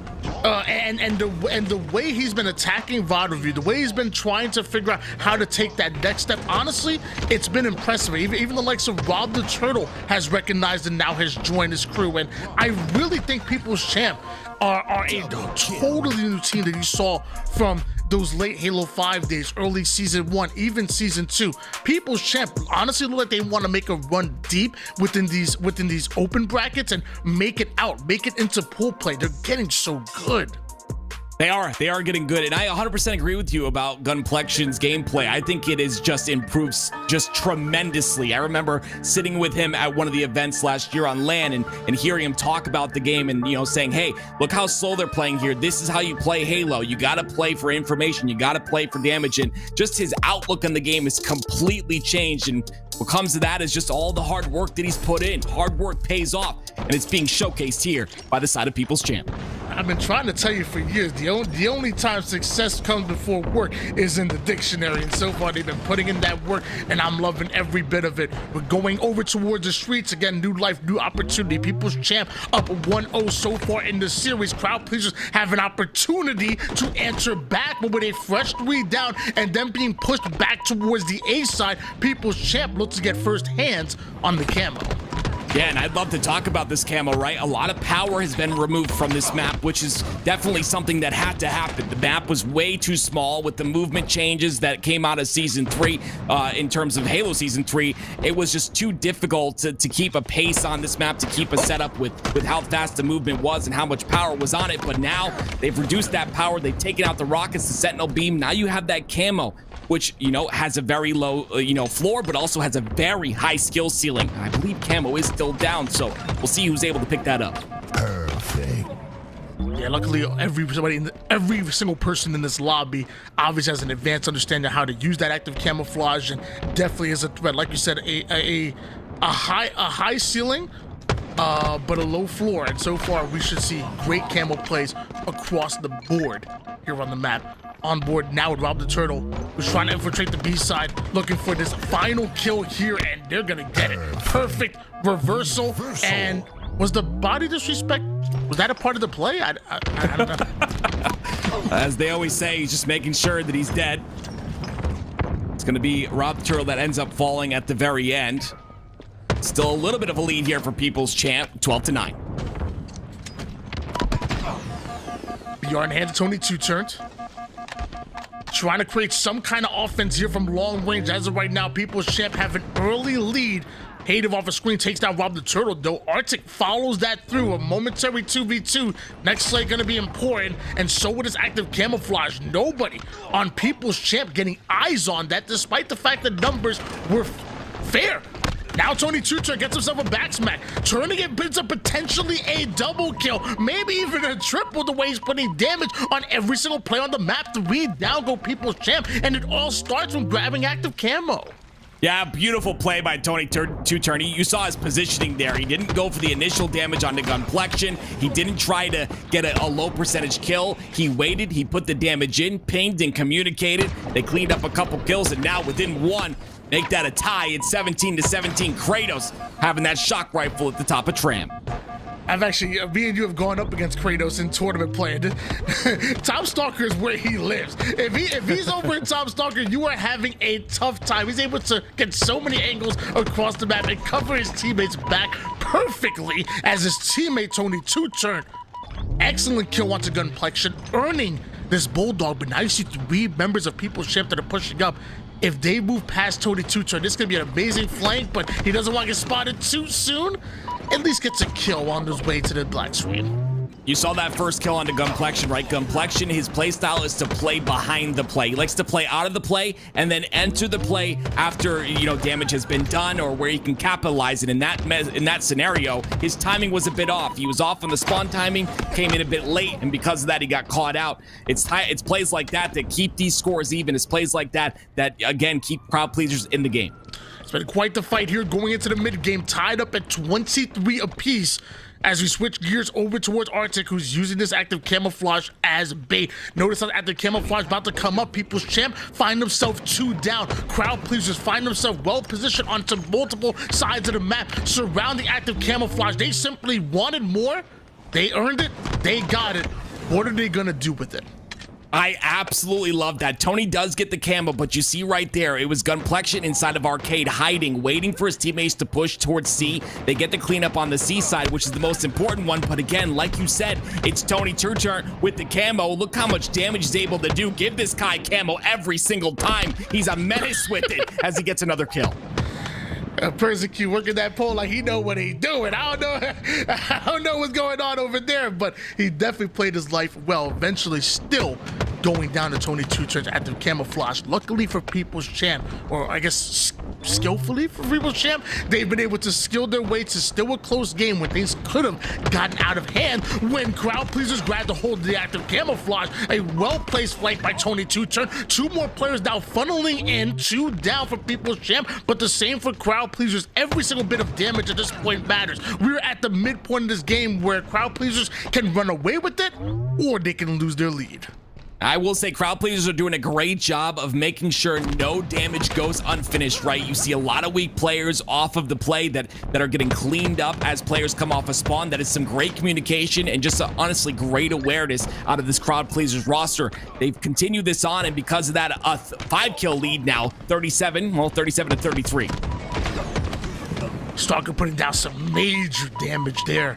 Crowd Pleasers, they're going to struggle to deal with People's Champ if they don't get the Stalker out of this man's hands. He is pinpoint accurate with it as he puts some damage onto Kratos, looks to do the same onto OpTic. He wants to be the catalyst. He wants to be the tip of the spear, as they say, putting down the damage and letting the rest of his players do the work here. 2 down for Crowd Pleasers once again. Tony 2 turn, catching a bit of damage himself, and eventually all 4 go down for Crowd Pleasers. People's Champ bring us back within 2.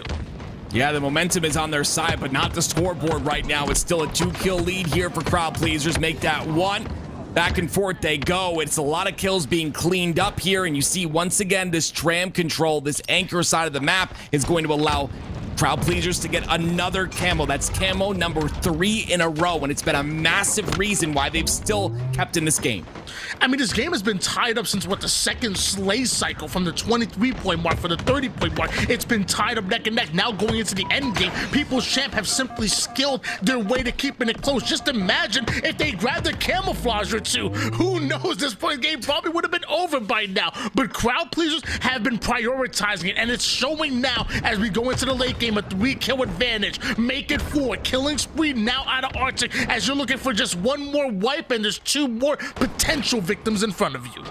We gotta talk about the camo. I mean, you're right, Tony. It has been the massive point of contention for these 2 teams, and every time Crowd Pleasers are on the better side of it, and because of that, they're gonna win this game, and they're gonna tie this series up. Crowd Pleasers tie it up 1-1.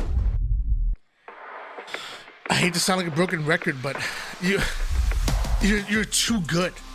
You're too good. From again, the second slay cycle, I remember 23 was tied up. I remember at 30 kill mark is tied up. Even going as far as the 43 kill mark, it's tied up. But you lost, what, 2-3 camouflages in a row. And I can't help but think as a commentator, as from the outside looking in, that's the reason why you ended up losing, especially going into that last play. What can People's Champ simply do different to make sure that they control the sandbox? I know we talk about it time and time again. A commentator talking about the sandbox, name a better duo. But seriously, if they have camo the way they were playing, they win the game. Yeah, it's very important to control that camo. And you know, Tony, back in my day, all right, we had to time our overshields, okay? We had to time our camos. We had stopwatches glued to our controllers, all right? Yeah, these guys, they get the timer directly on the screen. It tells you exactly when it's gonna come up. And let me tell you something, it's made some of these players lazy. We gotta wake up here, all right? This says 30 seconds, you set up. But in all seriousness, like, that is a game changer. If you're not able to pick up 1 camo and you're keeping the game close, that is it. Pick up a camo, make the change, make that change. Make sure you're paying attention to the power up here on Solitude. Make sure you're paying attention to that camo, because if you don't, Crowd Pleasers are gonna make you pay with that camo shot combination.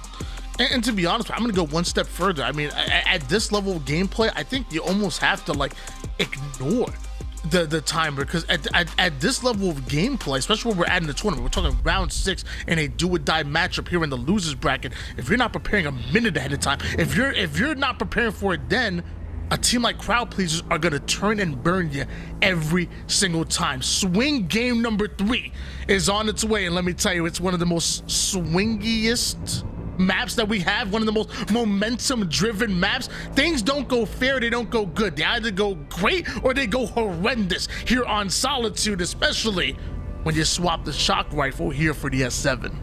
I mean, I gotta point out one player, and it's a player I love very dearly, but you know, I can't show any bias as a caster because then you'll see it all over the place, right? Don't show your bias. Keep I'm that away. not gonna show my bias. I'm keeping it Twitch terms under and wraps. conditions. We might get in trouble. That's right. Don't want to have LVT get banned, so I'm not gonna show it. But I will say, and we'll have more time. You get to hear me a little longer. I will say that Rob the Turtle, he's the player I'm looking for here on Solitude, right? We don't generally see him have a game like he did last game, and sometimes what happens is you end up spawning. For instance, I like to say this a lot, you end up spawning out of the play. Like your teammates are maybe across the map and there's enough pressure to block the spawns on your teammates, so you're out of the play, and then you get cycled over and over and over and over again, and sometimes you just don't know what to do. So it's situations like that where you have to slow down the pace and you can get a little tilted as well. So I'm looking for Rob here in this Solitude match to show us what he's capable of, right? It's a very important swing game number 3, like you just said, Tony. This map is very snowball, so we got to take this map for People's Champ, and if we're crowd pleasers, just do a little bit of the same. Control that camo, make sure to get that shock rifle in Arctic's hands. I think Arctic popped off in that last game. He had 15 kills. Tony did as well, but you know, make sure the shock rifle lands in someone's hands and keep control of the sandbox like we talked about. And I think the one thing that's really good for People's Champ, and both of these teams really, even for crowd pleasers, that you have very clear, loud, vocal leaders that are on the team. Because I promise you, if Rob the Turtle hits a double kill or a triple kill, he might not say a damn thing, but you know who will? Gunplexion's going to hype him up. The same thing on the other side. If Tony Two-Turn makes a play, you know Kratos going to be out there. You have two loud leaders who are very good teammates and are always looking to hype up their team, always looking to give them that extra energy that may just propel them here on Solitude, because it's all about that shift in energy. It's all about that shift in momentum. It's so easy to spawn trap here on this map, no matter what four corners you put a player off a spawn. Solitude, swing game number 3. Might as well make it strongholds to make it even more snowbally. Let's get it.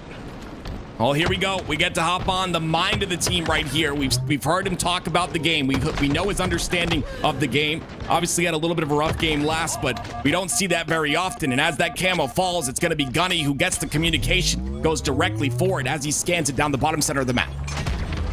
Camouflage gets activated, a bit of a delay that should throw off the timing of crowd pleasers, while also taking an Alpha Bravo setup. So time on the board for People's Champ, but the first kill not in their favor. Zedot ends up hitting the black screen. The same for Persecute. With that, crowd pleasers should be able to gain some traction. They should be able to attack the midpoint of the map.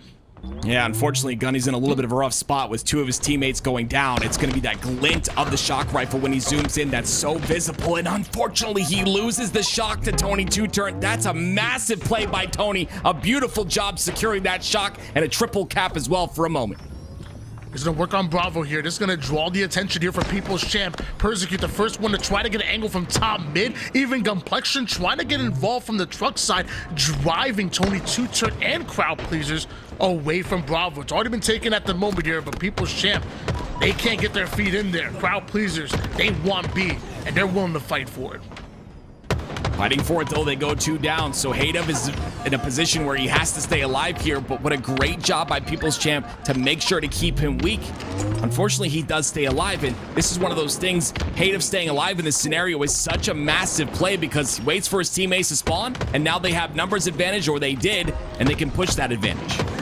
17-14 lead for People's Champ, but not for long as crowd pleasers take a Charlie Bravo setup, the more favorable setup, as we saw Gunplexion on the top snipe, getting himself a huge kill. 2 down, go crowd pleasers, make it 3. You fought so hard for the setup, and People's Champ, they break it immediately, and now you're seeing Bravo already being worked on. Oh, we talked about Rob the Turtle having a little bit of a rough game last game. Look at him now. It's 6-2 out of him. A massive start for him. A great start, and it's really just willing this People's Champ roster to be very close to tying this game up. And you got to realize the best of 5 series is not a sprint. Sometimes it could be a turtle race. Oh, okay, okay. Double Does cap that make still in Kratos effect. a rabbit? Oh. Double cap still in effect as crowd pleasers end up being squad wide. Rob the Turtle not wasting any time whatsoever, like the hair pushing into Charlie, getting a hold of that trip cap, and now anticipating what crowd pleasers are going to go from cafe to yard. It is a popular push, and People's Champ, they're blocking that line of sight. They're getting the slaves. Crowd pleasers end up going 3 down, and now it's a 2v1, and they just barely got Alpha. Oh my gosh, that bait and switch once again, so beautifully timed, well executed as well. They're gonna get Alpha to, I believe, to the cap point, and they do with the triple cap now. And look at that, every second is 2 points here, and they'll continue to stack that time up. Things are getting a bit hairy here. Like we said, momentum-driven map. It doesn't go good, it goes great. It doesn't go bad, it goes terrible. Large swings. But one of the reasons why you should never give up here on Solitude, one good setup for crowd pleasers, and they're simply right back in it, but it starts with getting the kills. You got Rob the Turtle already. You got Persecute, but Complexion sitting like a hawk above the entire map with the shock, lines it up, barely ever misses the head twice, but Kratos takes him down. He also takes away Bravo as well. Now People's Champ starting to funnel in there. It's in war. It's a bloodbath. And People's Champ so far winning these engagements left and right. 2 down for crowd pleasers. Bravo is going to change hands. Back to the scoring board is People's Champs. Yeah, and I love how Rob the Turtle in that scenario gets the kill and then immediately tries to go for top center to put more damage down. He gets cleaned up at the end of the day, but look at the scoreboard once again. That is a massive lead here for the side of People's Champ. And like you said, they're going to continue on this lead if they can continue to get the kills. You saw the camo in the hands of crowd pleasers right there, but it was immediately dealt with. And that's exactly the secret and the recipe for success for this People's Champ roster. The moment People's Champ ended up going 3 down, once again, crowd pleasers, the same what People's Champ did to them, they make sure they are objective efficient, and they take away 2, now make it 3 captures in a row, and look how things snowball. 3-man push from People's Champ, driving crowd pleasers away from the Alpha side, and they're able to take 1, but it takes at least 2 to tango, and right now, OpTic is dancing on them at the moment. Beautiful kills over toward the yard side. Haydiv comes in quick with the cleanup. The triple cap is still being held, and remember what I told you, you're never out of it on Solitude. It only takes 1 setup. Yeah, that triple cap, that 3-man push that we talked about earlier, Tony, pushing 3 people into one space to try and retake an area, and they did it, and it didn't work out for them. And what it gave them was the blue spawn all the way away from every single point. Finally, they get onto A, but look how much damage has been caused. There was 2 dead. One of them comes off a spawn. Now both off a spawn, but it's 112 to 126. Crowd pleasers are back in it. Yeah, I mean, at one point, I want to say this was like 120 to like 33 at some point, and look at all of the time being accumulated here by crowd pleasers. But as I say that, Kratos now being the last player on the map, players coming off a spawn towards yard, but you still are facing the Barrel of Gunplexion and the entire People's Champ holding you off under Alpha Bravo setup. Finally, Kratos and Tony two-chart, they find the first kill. Will it be enough for them to attack both active camouflage and this bottom mid hill? I mean, it was a great job by crowd pleasers in that scenario. They catch Gunplexion pushing solo into one, by himself, and then they catch Rob as well. And it's just a snowball effect. All the dominoes fall once that first one falls, and it's crowd pleasers now in control once again. But look how quickly People's Champ rotate. They're already on to C. They're rotating so well, and with a couple of kills in this camo, they're gonna get B.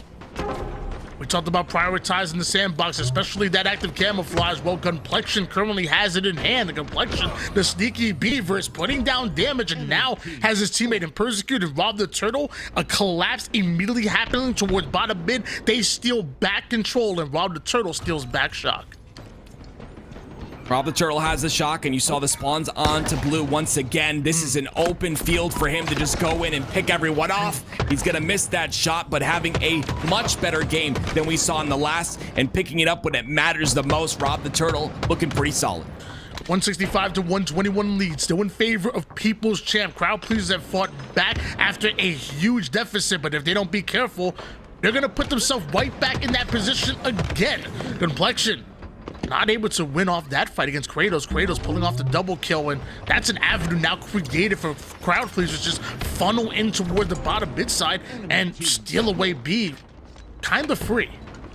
Yeah, you saw in that fight, the Gunplexion was just constantly shooting. I believe it was Kratos' body when they pushed each other. He didn't immediately go for that melee. You just want to get those 3 shots in. A lot of players are not patient. You get the 3 shots in the melee, you can get that kill much quicker than if you were to try to melee twice. And that's what Gunplexion was trying to do, but unfortunately it didn't work out for him. And now that one death turned into a couple more, and then they come off a spawn and a couple more deaths happen, and it looks like People's Champ are in the ringer.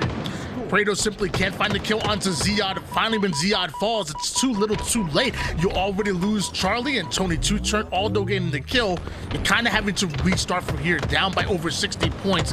Long range shots doing some good damage over toward the spawning player, and you still away active camouflage. Great job surrounding it. Now a great job attacking Bravo. Crowd pleasers not out of it yet. Yeah, I really like the idea though that People's Champ are rotating still with the disadvantage in numbers. You know, they might be 2 down, but they're still trying to create space on the map. They're still trying to force those spawns for the 2 teammates coming off a spawn, and it's definitely worked out for them. The only thing is, this is going to be another triple cap locked in. Persecute's going to die real late here, which throws him off on the timing, and now it's a 3v4. But look at the trades, a massive 2 trades, 3 down for crowd pleasers. A beautiful job by People's Champ to trade out the kills in their favor. Crowd pleasers have been able to create some offense during the setup that People's Champ have had on them, but their defense looking a bit lackluster at time, but not able to hold on to those setups, at least not as well as People's Champ, and that's the reason why People's Champ have the lead, and that's one of the reasons why they're moving in, but taking Charlie as well. Triple cap is in. People's Champ can simply run away with it at the moment. Crowd pleasers, you have to respond here, and maybe the double push towards bottom mid is what the doctor ordered. You drive People's Champ out, but you also drive Ziad toward the high side with the shot off a screen. Rob the Turtle ends up getting the kill. Ziad, one more kill, and that might be all she wrote. Charlie gets reset. Bravo's gonna change hands. I think it might just be mathematically 1, 2, 7, Q, Parabola. That's a win for People's Champ. Yeah, there's no one in position. Like you said, People's Champ are going to take game number 3, the swing game type. Lots of math going on there. My brain's fried, but People's Champ looking good in that game number 3. Now we go to Empyrean CTF, Tony. Who do you favor in this one? I mean, People's Champ, everyone playing on an even playing field. No one's having a bad game. Everyone playing at the same level on that side. But on the other side, you still have a good amount of slays coming out of that crowd pleasers roster. They just weren't able to out-rotate the side of People's Champ. Well, when I think of Empyrean, I think of a game type that can definitely slow down at times, but for me, I think I like the offense come out of Kratos, Hative, Tony 2, and OpTic, and then maybe it's just me desperately wanting a game number 5 after ultimately after that loss. Maybe it's just me, but I think if you could relentlessly push the opposition and continue attacking their base, even if you don't capture a flag in the first round of slays or the second round of slays, things don't go your way, continuously holding forward on Empyrean sometimes just works. So like I said, maybe it's just me desperately wanting a game number 5, but give me crowd pleasers. Give me crowd pleasers. We all love game 5s, right? We love to watch those, but gotta just give People's Champ props on the other end of things, right? Playing the other side of the fence, Tony. It was a great job by them to finally secure those camos, make sure to keep track of them. I believe they got it was like a 60-40 in terms of percentage of the camos that they got at least. And then when they didn't get camo, they made sure to track that player and kill him quickly. I believe it was OpTic who had it a couple times, who ended up going down. So I think that's a big factor here. We've got the overshield, and of course, with that Bulldog now inside a sword, it is a massive area to control. I would say for one player at least to control that area, make sure to secure that overshield, make sure to control sword and control that Bulldog as well. But this map, this is becoming one of our power maps in my opinion. It's got the OS, it's got the rockets and the 2 snipers, of course, a couple BRs on the map. So loving to see how Empyrean has grown. Of course, that Bulldog I think is a massive change. So we'll see what happens here. People's Champ have the momentum though. I know that you're boy on one side of the stage, even though you're not biased whatsoever, and I respect you for that, but I know you often play with Gunplexion and you're good friends with him. if he continues to play like he has so far in this series, especially in that last game, 17 kills and 13 assists, far beyond anybody's far as influence on the map in both kills and assists, Crowd Please is gonna have to have a hard time. So not only do you have to control the sandbox, I feel like you gotta control complexion. Yeah, it's all in the hips, Tony. Okay, I've told you this countless times, man. It is all in the hips when you're talking about Gunny, and obviously, yeah, having a great match last match. Now he has the OS. What is he gonna do with this OS, though, is the question. He doesn't need the OS. He has the repulsor, repulses that rocket back, stays alive. Now he's in a great spot. He's out of the play like we talked about before, and he can make a massive flank on this squad. Aided with the double kill on the rockets off screen, Rob the Turtle still having plenty of snipe ammo to work with. That includes planting one onto the hip of Kratos as a flag ends up being pulled here, but a no-scope out of Rob the Turtle. Oh my gosh. Man chose violence this morning, huh? He did. Gotta love those no-scopes. Rob's gonna end up getting a couple kills here. Tony's still gonna be on the death screen, so this could be an opportunity for People's Champ to bring this flag further. But you see, when they have those objectives, Tony, they don't just pull them right away. They wait a minute. They get the slays first. It's that order, that order of process that you have to take. It's foundational in Halo. Slays first, then control, then objective. And that's exactly what People's Champ does. They end up going down, though, so it's a bit of a reset. So far, Crowd Pleasers prioritizing the strong side of the map. They want to play through Long Haul and Green Haul. The problem is you have to go through the defenses of the People's Champ and the Turtle Shell. 3 down. Go Crowd Pleasers. Now defense simply turning into offense. Only 2 turn, the final player alive, and Aldo gets some initial damage on the flag carrier. Looks like he kind of double takes. Wanted to overextend, but also now wants to attack this flag head on. Maybe juking the opposition. One-shot player. You got a half shields, one in gunplexion. Tony 2-turn. Still the final player alive from that play earlier is making plays himself, and now this return. It's all because of Tony. Yeah, it was 100% planned, Tony. There's no way it wasn't, right? He puts the damage in from that side of the map, right on the bridge. He doubles back to go towards his towards People's Champ screen, so they think maybe they have to deal with him. But then once again, he goes the other way. It's just a massive play out of him to pull a lot of the offense off that green side, off that green wall, and allow him to get freely into the base scot-free. Tony 2-turned. Still putting down some damage. His presence still being felt here by People's Champ. We're currently up 2-1 in the series, and Ziad off the rack with the rockets trading out his life. That must mean there's at least one rocket to continue to fight for. And now that Overshield is coming in, this doesn't seem like a very fair fight. And just send that rocket right back to sender. And Gunplexion not done. Still going to grind forward. 3 down. Go Crowd Pleasers. And although that's a favorable spawn over toward the Mangler side, People's Champ are still pushing up. They're still putting down damage, and Crowd Pleasers chase him out. What an incredible job right there by Gunny once again, right? He holds that wall as he's getting his shields back, waits for an opportunity to clean up the kill onto OpTic. That opens things up, of course, once again, but I gotta give it to Crowd Pleasers as well on the other end of things. They're doing a great job, even though they're going 3 dead, 2 dead. They're still able to withstand and hold that defensive stance so that they can make sure that People's Champ can't pull any flags.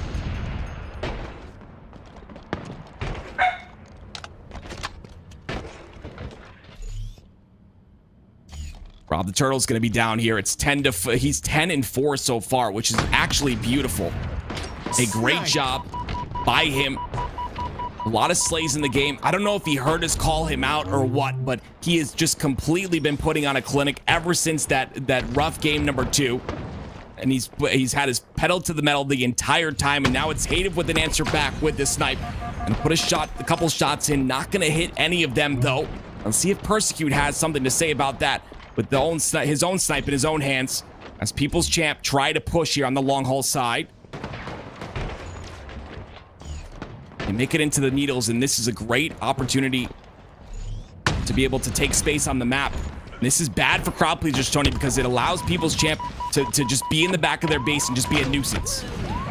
Cyber Hands of Persecute, but still not enough to stop Crowd Pleasers from putting in the damage, and with the 2 down for People's Champ, we see another flag being ran. Luckily, Ziad stops Kratos in Gunplexion. Follows it up bigly. Hated, though, comes in. relaying this flag. Is so far it's a fight between crowd pleasers trying to relay this flag forward, but also People's Champ trying to get the return. Eventually it does come in. Gunplexion now pushing the Mauler side. You already got the return. You already have numbers in the base of crowd pleasers. This can be a perfect opportunity to counter cap. Yeah, they understand the pressure is on the sword side. The only player to deal with there is going to be on that green side, and unfortunately that player is going to be a big deal. Ends up being 3 down for People's Champ, and now crowd pleasers, even though they've had a couple of chances to get in this base and control, I don't think they've been this much in control as they get 3 down for People's Champ once again. 2 players alive for crowd pleasers. They're going to try and pull this flag, Tony. And Persecute seemingly by himself towards the Mauler, and they may have not knew his position before, but with that nade, they knew exactly where he was, attacking the long haul side. As so far, People's Champ have to try to find the cutoff, and they're able to do so. They stop Kratos before he makes it further into the long haul side, and now they're able to fight for the return before it simply gets out of hand. People's Champ objective defense is in. Another return on the board, another opportunity now for People's Champ to be aggressive and play the base of crowd pleasers, but they just went 2 down, make it 3. Yeah, it's unfortunate too, because that sniper is coming up for both sides. Tony 2-turn ended up getting his, and I figured it was going to be a little bit of a reset just due to the fact that a couple went down, like you said, and that sniper did come up, but see who's able to come out on top of these. We've seen these snipe battles since 2007. Right now, it's going to be crowd pleasers who are down in numbers. They get the trade once again on Gunplexion, and they get another on Gunplexion as well. Constantly, the offense is being just disjointed by this crowd pleasers roster. Great defensive holds by them. I love how you're just gonna sit here and assume that we've been watching this since 2007. Some of our viewers in the chat weren't even born in 2007. Well, they missed out. Look, me and you, we getting a little old now. I'm saying Halo Infinite getting younger. You got the Zoomers taking over. Just be mindful. You're not right. You're not wrong. I mean. 5 minutes remaining. Yeah, these are crucial shots, Tony. Yeah, there we go. He hits one right there on a Ziad. Another body shot into Persecute. Him being top tower here, you always essentially want to say, am I providing value to my team being on top tower? And the answer to Kratos providing value is yes. He's had a defensive hold here, gets another snipe on the Gunplexion. Him being top tower here is good, but that OS is coming up, and right now he's going to have to go for it, but his timing is off. Tied up at 0 piece at the moment, but so far the Slays really favoring crowd pleasers, and if you can combine Slays with that overshield, with that rockets, it's eventually going to simply lead, or at least add up to a capture on their side. 4 minutes and 19 seconds to do so. Ziad once again trying to get value with rockets before he got the double. This time he takes down one and the overshield off of a pushing up Kratos from crowd pleasers. So value out of the rockets, I would say so, but crowd pleasers still in the base of People's Champs. Here's the thing though, the value out of those rockets were to prevent damage, right? They were 2 down. He needed to get 1 trade, and he needed to take the overshield off. So 2 things that shouldn't have happened, players on his team being dead and OS being picked up by crowd pleasers. He was able to minimize the damage caused by that. So rockets valuable, like you said, but it's gonna be enough here for People's Champ to push up on the map, and the answer is no. Crowd pleasers are constantly able to hold this defensive side, and what I'm seeing is just both sides of the map being pressured by both teams. No one's really in a solidified setup here. Well, so far it's Ziad and Persecute that now are favoring the long haul side. One more round of Slays, and this flag will be running in, and it might be too little too late for crowd pleasers, but the defense so far is in, and so is the first bit of damage. Persecute trying to go back for the reach out, ends up hitting him. Tony 2-turn goes down for the tower side. A double kill out of Perzy, but 2 members of crowd pleasers use all that damage as a distraction to push through Mangler. Now it's 3 down for crowd pleasers, and players are coming off of spawn, but you still have Rob the Turtle being a nuisance in the base of crowd pleasers. Excellent objective defense, this time by crowd pleasers. What happens from here?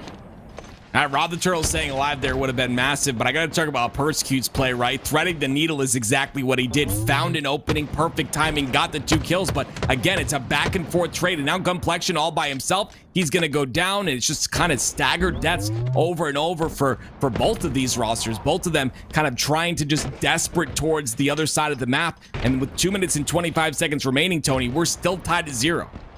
Oh, this time we're seeing a push from crowd pleasers over toward the training side. People's Champ still favoring that long haul and green side.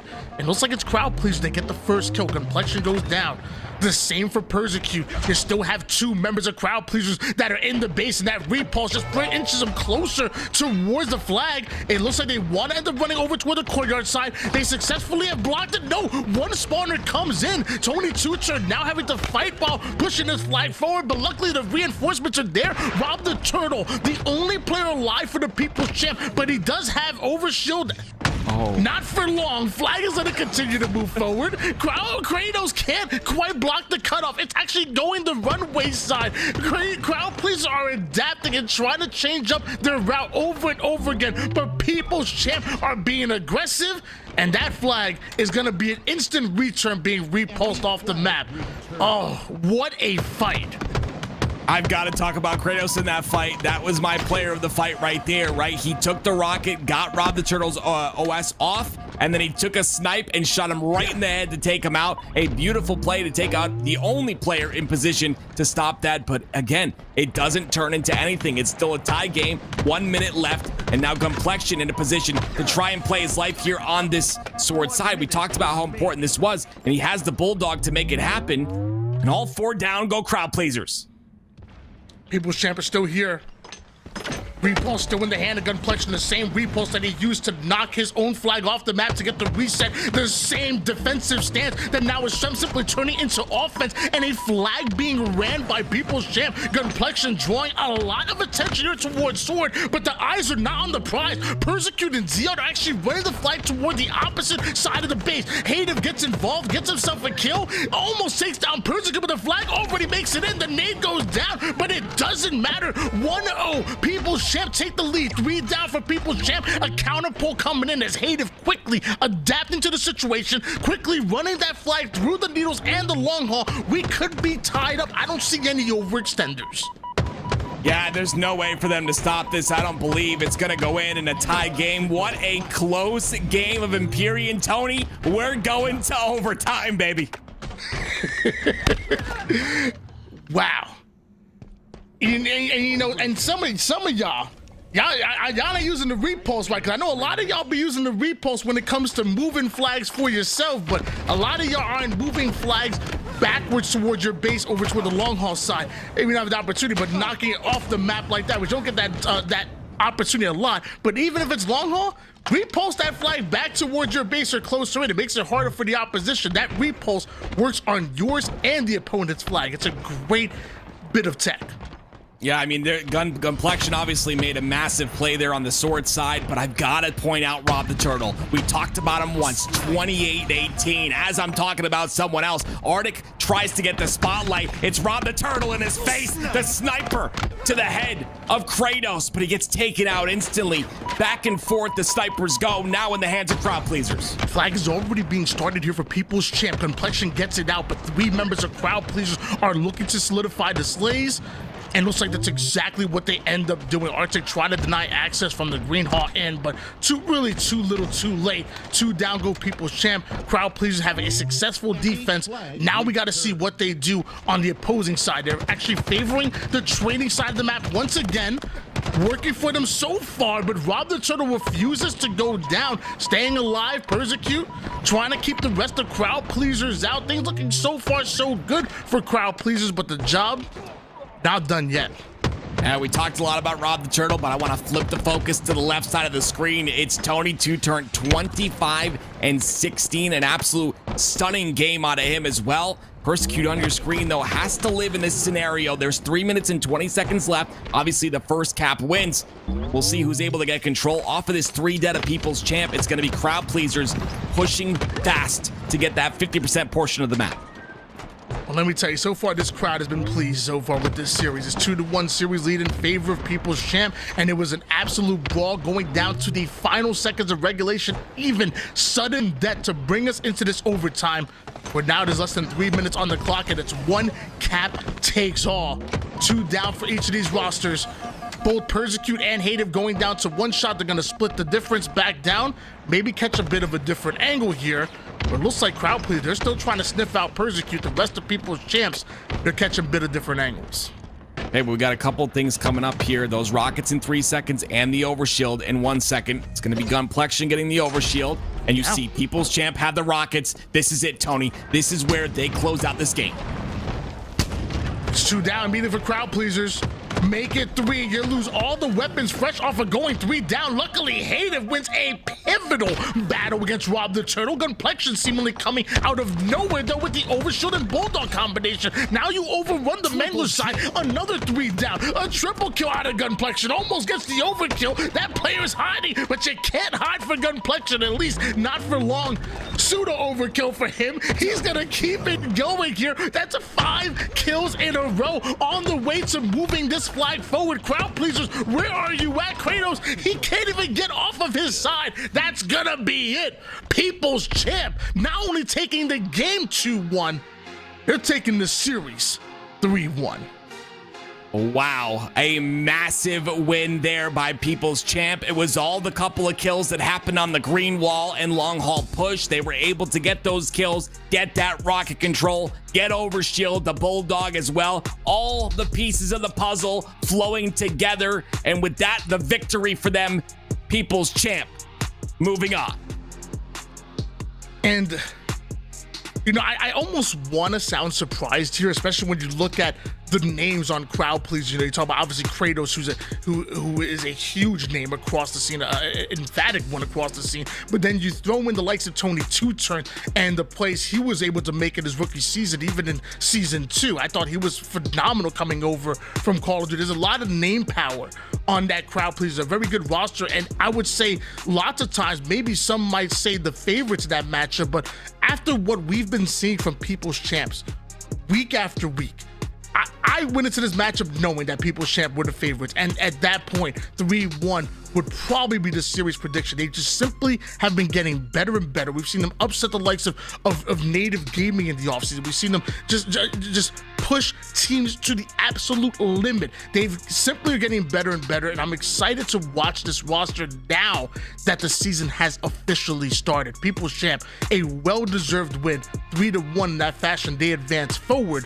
Crowd pleasers, they're taking a respectful bound. I'm going to pass it over to Ali and Garrett to break things down, also set us up for what's expected to come throughout the rest of this event. That was an incredibly hard fought battle. We were at the edge of our seats watching both of these teams go neck to neck. That was maybe the closest matchup we've seen all day today, right, Tools? I really felt like it was a battle just to make a play within the game, right? Not necessarily even to win it. It was like to get a flagpole, it was going to be 3-4 different battles that you were going to have to win. And it really all culminated into that last sort of flag grab scenario in the end of the game where they allocated all of their resources to get a flag home.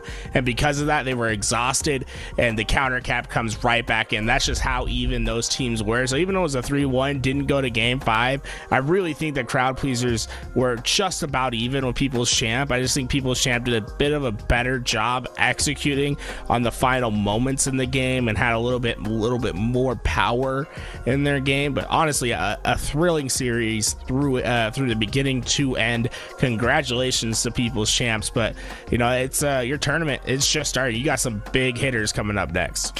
Thrilling indeed. And what's next is TSS Cherished, Its Last Shot, Super CC Mortally. We have Its Last Shot, FFA champion at Worlds. Can you tell me about these players that People's Champs are going to go up against? We're setting up for that right now. Everyone on this roster has some accolade that People's Champs are trying to search for, right? It's the last shot. It's an FFA champion. When we're talking about Gunplexion and Persecute, those guys have been in those lobbies with It's the Last Shot. Haven't quite been able to get that championship in Halo Infinite yet.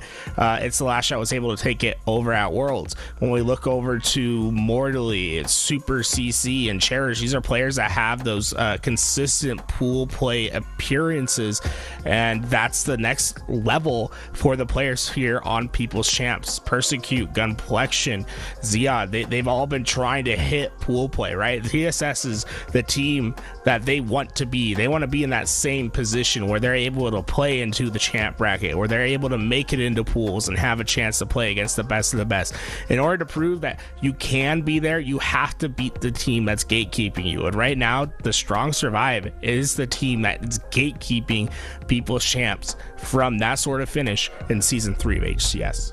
TSS had in the background while we were watching the other games, we had TSS, you mentioned having close games against Sentinels before. I'm not sure what I feel like TSS does have the edge on this one, but I'm just excited to see what will come from this. I also want to mention that tomorrow the winner of this next matchup is going to play against Native.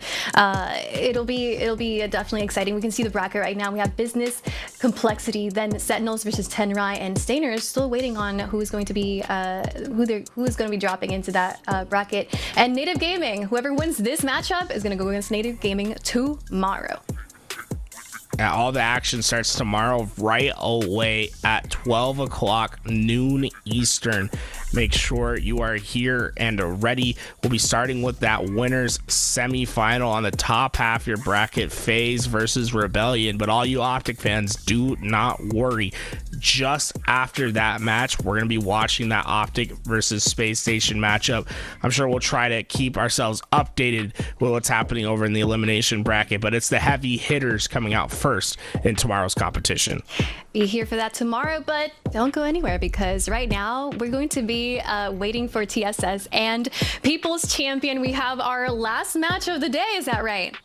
Yeah, last one. I don't think there's any other match that we could possibly get into. This is going to be the last match that everyone is waiting on. Tenrai just finished their game 3-1 against Kylie Jenner to win over there. Honestly, I was keeping that on the other screen. It was a real back and forth. The oddball went into like a round 3 situation where it was 95 to 100. It's just an insane finish over there, just showing how close the competition is at this stage in a bracket.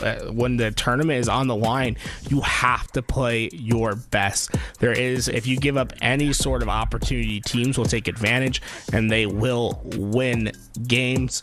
Honestly, we're still waiting on just players to fill in. So hey, if you're in the chat and you're not in our game, get in. But the other thing I have to say, guys, is it's been crazy to watch Halo with everyone all day. We're at 3,500 viewers right now, Alec, on YouTube. That's amazing. On Twitch, and then we have another like 500 on YouTube as well, which I've never seen our YouTube have so much viewership. So thank you to everyone that's been watching on YouTube.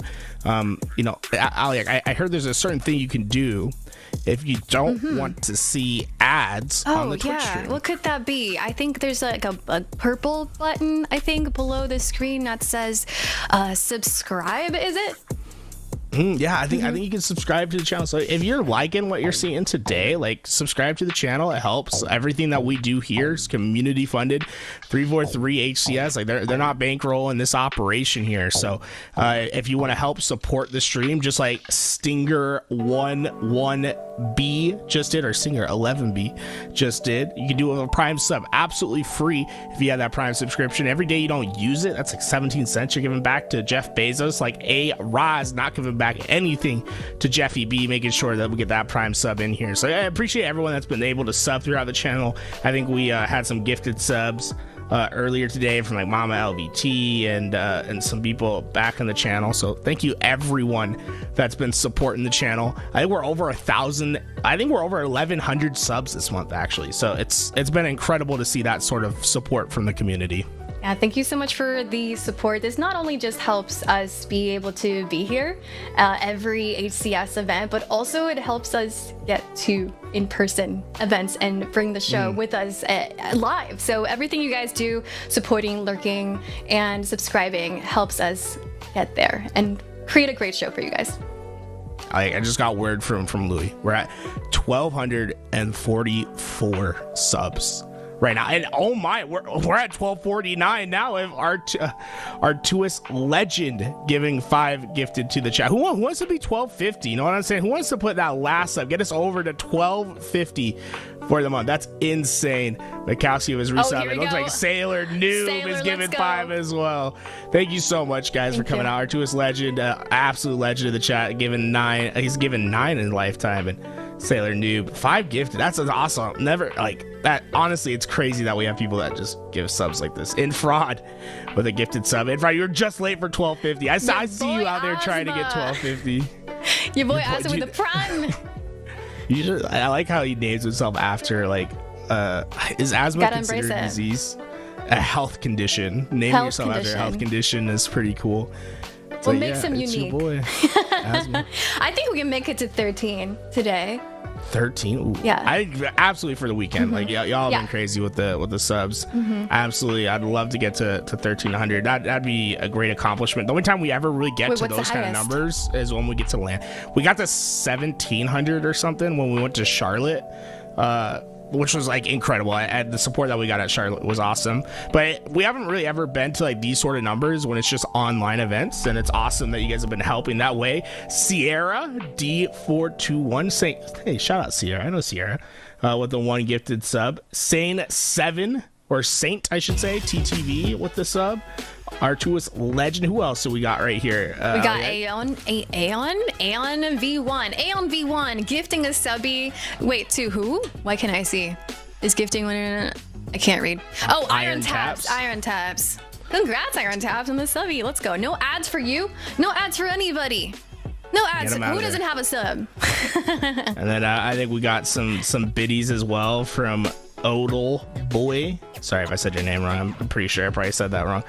Honestly, I feel like sometimes Twitch chatters make the worst tags for their names. It's like they purposely go out of their way to make it hard to read their name. Like I need someone like this, like Noxious Blaze. That one's easy, and then nice they laugh at simple.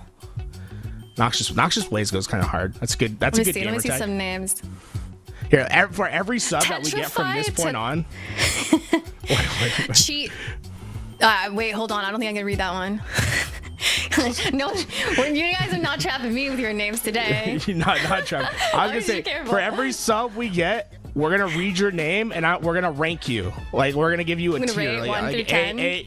A through F, or I guess 1 through 10 works. Merc. Whatever we get, but okay, come on. YH Law is my hero. Who is YH? Oh shoot! Oh god, is that not a one? YH? Is that? Oh, it's Walshy. Oh, Walshy. Hey, I like it. Makes you think. Gets you there. Want to get this at Walshy's right here. That's an S tier. S tier. Pseudoproxin. Pseudoproxin goes kind of hard. I'm not gonna lie. I'm gonna say solid A tier. I like that one. Okay, Aim Assist. What do you think about that one? That's an A. I think that's an A. That's a fun play on Aim Assist. I like it. I think it's A. It's clean. It's like it's unique. You get it in there, right? You're able to get it. Yeah. I got your squirrel is a funny play. I say because it's a parody of a famous gamer tag, I think we have to go B. But if it was unique, like if you came up with it, I think it would be like an A for sure. Oh, we're doing A through F. Okay, well, I mean, S is I like tier. A through F. Okay. Yeah. Lord Tech for some reason. Oh my gosh, I'm just gonna start burning chat. I feel like that's giving me like bot vibes. Yeah, that's sort of a gamer tag you see when you load into the first time, and it's like the devs are putting bots in the lobby. I feel Lord like I'd Tech ask would be Lord, there. you a bot or a real person? I'm not sure. We got Flirt, Lord Tech gifted. Is that 10? I count 10 gifted subs.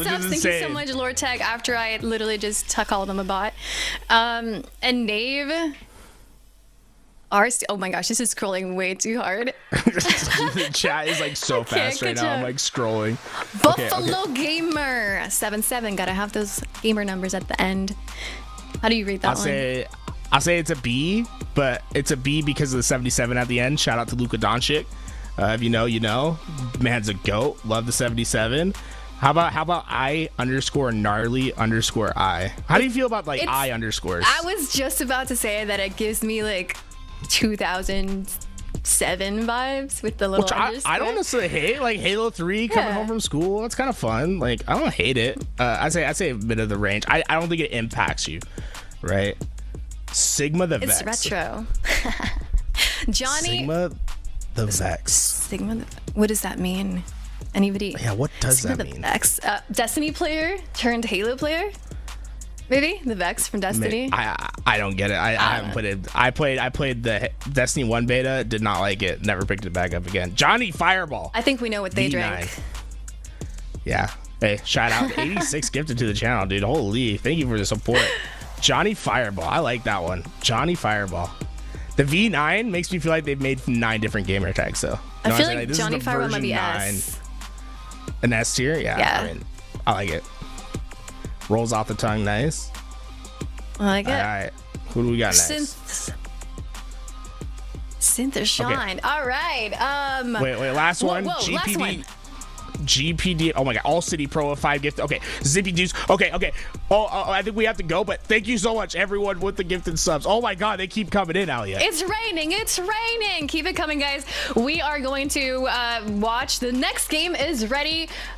Let's begin. Let's go. Keep themselves coming. You already know we love us some support here at LVT Halo, and there's a very good chance that if you continue to sub the way you guys are, one of us, either B or Tim, are going to be casted as rest of this match shirtless. So keep it going, guys. Wait, 1,300. We're going to get to 1,400. Make it 1,500. Shoot at 1,600. The pants are coming off too. Solitude game number 1. It's our final match of the evening. Make some noise. I am not taking my shirt off. Do you understand me? Take it off for me, Tim. I'm not. No, you for ask me that 1,600 every subs, night. the pants are coming off too. Nope. I don't want to hear absolutely no more not. lip. Okay. Ladies and gentlemen, Solitude game number 1, People's Champ going up against TSS. This is your elimination bracket round number 7, the final matchup of the evening. One of these teams are going to be moving on to tomorrow, and the other, their tournament life ends 1 round before making it to Championship Sunday. I couldn't even imagine the pressure on this one best of 5 series. Yeah, and there's so much practice you can get out of this as well. Rob the Turtle, he's been practicing. Telling you that aim trainer does wonders. I promise you. Gunplexion uses it all the time. Rob does as well. But this TSS roster that just went 4 dead, Tony, I'm interested to see. They look so good on paper. I'm just interested to see what they're capable of, right? This People's Champ roster, they want their rematch against Native. They beat Native, I believe it was not last week, but the week before in 4s in the LVT of 4v4. I think they want a rematch, and I think they're hungry, and they look it, right? They're already almost capping this first hill. Love what we're seeing so far out of People's Champ, but now we see some life being shown out of TSS, making their way toward the bottom mid-side. Mortally and Super CC have been teaming together for quite some time. In fact, the first iteration of the Strong Survive roster involved both of these players. Then you have Cherished, who maybe should have been at Walls, a part of that LVT Halo roster at one point in time. And Last Shot, that free-for-all champ, that world champion, free-for-all champion, making up TSS. But so far, they're the ones 0-1 against People's Champ. A 1-0 start is exactly what you want in this scenario.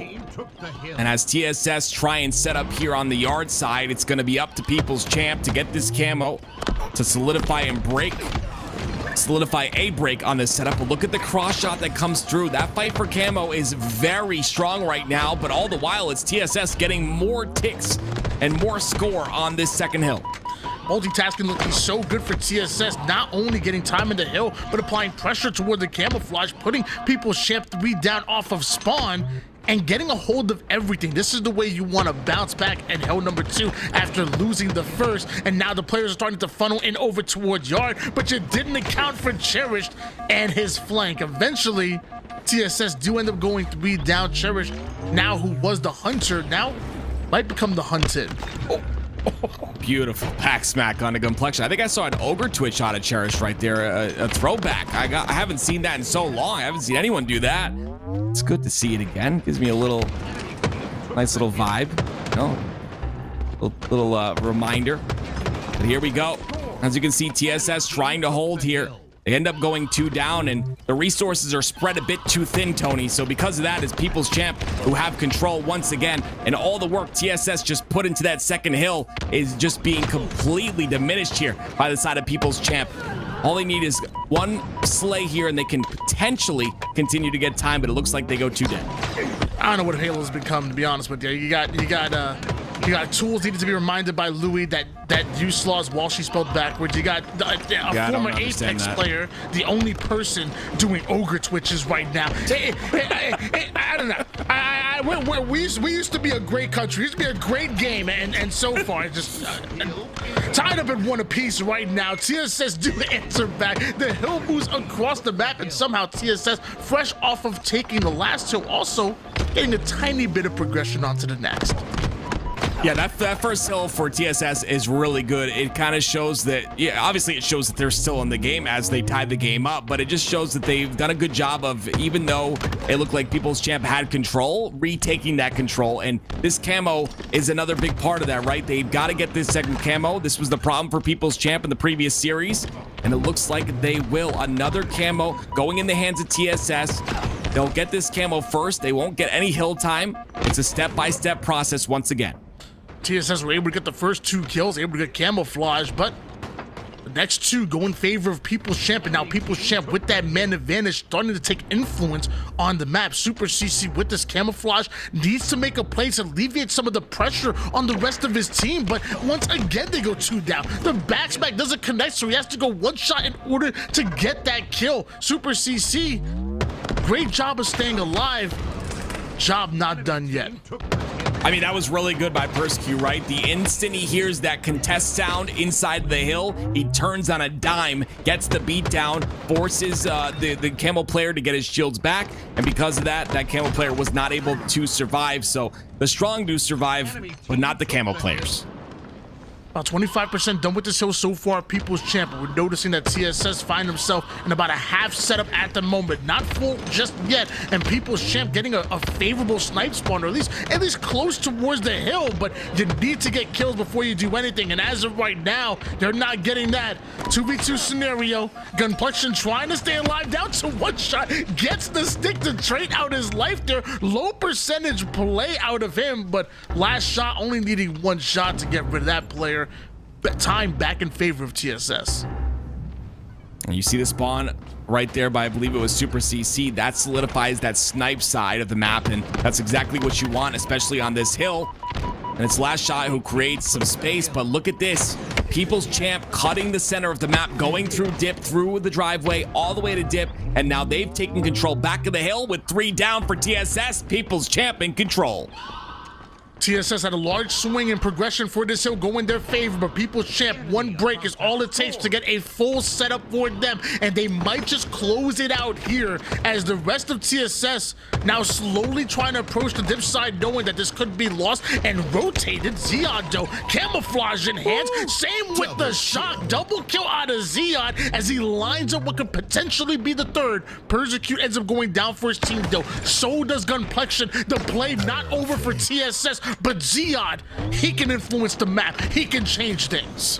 Yeah, before Ziad joined this squad with Complexion and Rob the Turtle and Persecute, I didn't know what he was capable of, but he's making it very clear that he belongs on this team, and he's got the individual skill to showcase that. Also, the teamwork as he gets the double. Ziad is on fire, and it looks like People's Champ will secure their 2nd hill. Clearly, the X-Man has brought his A game as People's Champ take a 2-1 game lead here in game number 1. But hold on, a sneaky play being made by TSS, waiting for the right time to strike. Ziad puts some excellent damage on some Mortally, but can't quite stop him. 3 down go People's Champ, 2 down on the other end. As TSS have that man advantage, we should see them move towards this hill and influence the spawns once again.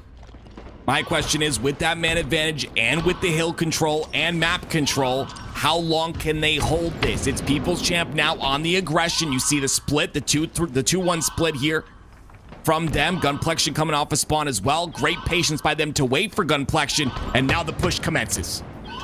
Now the question is, where do you come from Do you want to take the more favorable glass side, or do you push through yard? It looks like People's Champ, they want to push the strong side. The double push goes right in as they send Cherish flying right back. Complexion takes him down. Mortally, though, is still in the hill, keeping his eyes on the prize, making sure he secures that. People's Champ may have got the kills they wanted, but TSS, they got the stronghold. Yeah, that was unfortunate for them, right? They were trying to play their life. It was Gunplexion and Rob the Turtle trying to play their life on that loop side, but you also had to contest and shoot the hill player, who was actually, I believe, only 1 or 2 shots. So you kind of gave up a hill there because of that, and now it's going to be TSS. We're on the aggression on this 4th hill. I'm sorry, this 5th hill now. But Persecute grabs the camo. That's 2 camos now in a row for People's Champ, and Persecute secures the camo, the kill, and continues to live. Too many times we see players have limited impact with the camouflage in this exact same scenario on this exact same hill, but Persecute finds a way to navigate throughout the weak side, somehow find a way to put down damage, and now look at his team thriving because of it. They're now chasing TSS away from any part of the map where they can impact this hill, and look at all this time going on because of it. They have stretched into the spawn, into the territory of TSS spawns, and now continue to pressure them. Finally, Cherish was able to take down Ziad. The same for Gunplexion there, an answer back by TSS, but a lot of hill time by People's Champ. Persecute keeps it clean though, as he gets a kill as the last player alive. He gets his teammate spawned on the blue side, so that'll mean that TSS have to work just a bit to get this snipe control and also this hill. The enemy team took the hill. Read down once again for TSS. People's Champ about evenly matched with them, you know, in the slays and objective efficiency so far all over the place here on Solitude. There's 24 seconds on the clock. You got to think if People's Champ end up going up 3-2, all you have to do is keep TSS out of the hill, and bottom mid has to be the hardest hill to capture here in Halo Infinite at this point in time. Is it all but over? 1 or 2 kills and that's it. Yeah, it looks to be over, Tony.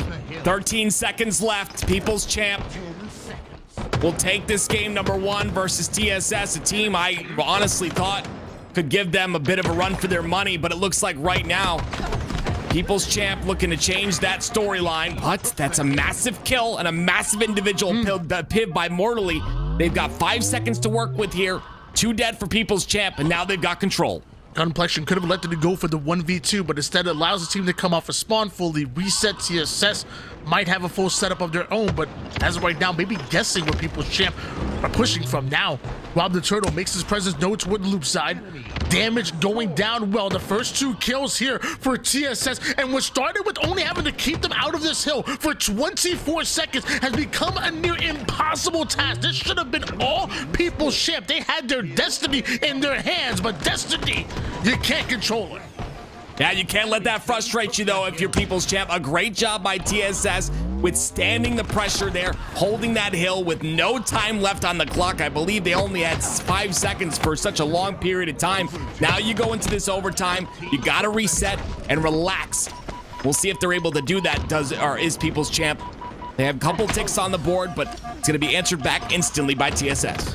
You have to think that all of the momentum really is shifted in the favor of TSS. 24 seconds of regulation to steal away that hill, and you managed to do so. And now moving into this next hill, you already have about 20% progression in there. Mortally ends up finding himself a killing spree as People's Champ go 3 down. A setup about to fully formulate here for TSS. People's Champ, who were in the driver's seat right now, might just crash and burn. 4 players are coming off a spawn. 4 players are set up, and now the trades and begin. People's Champ, where you at?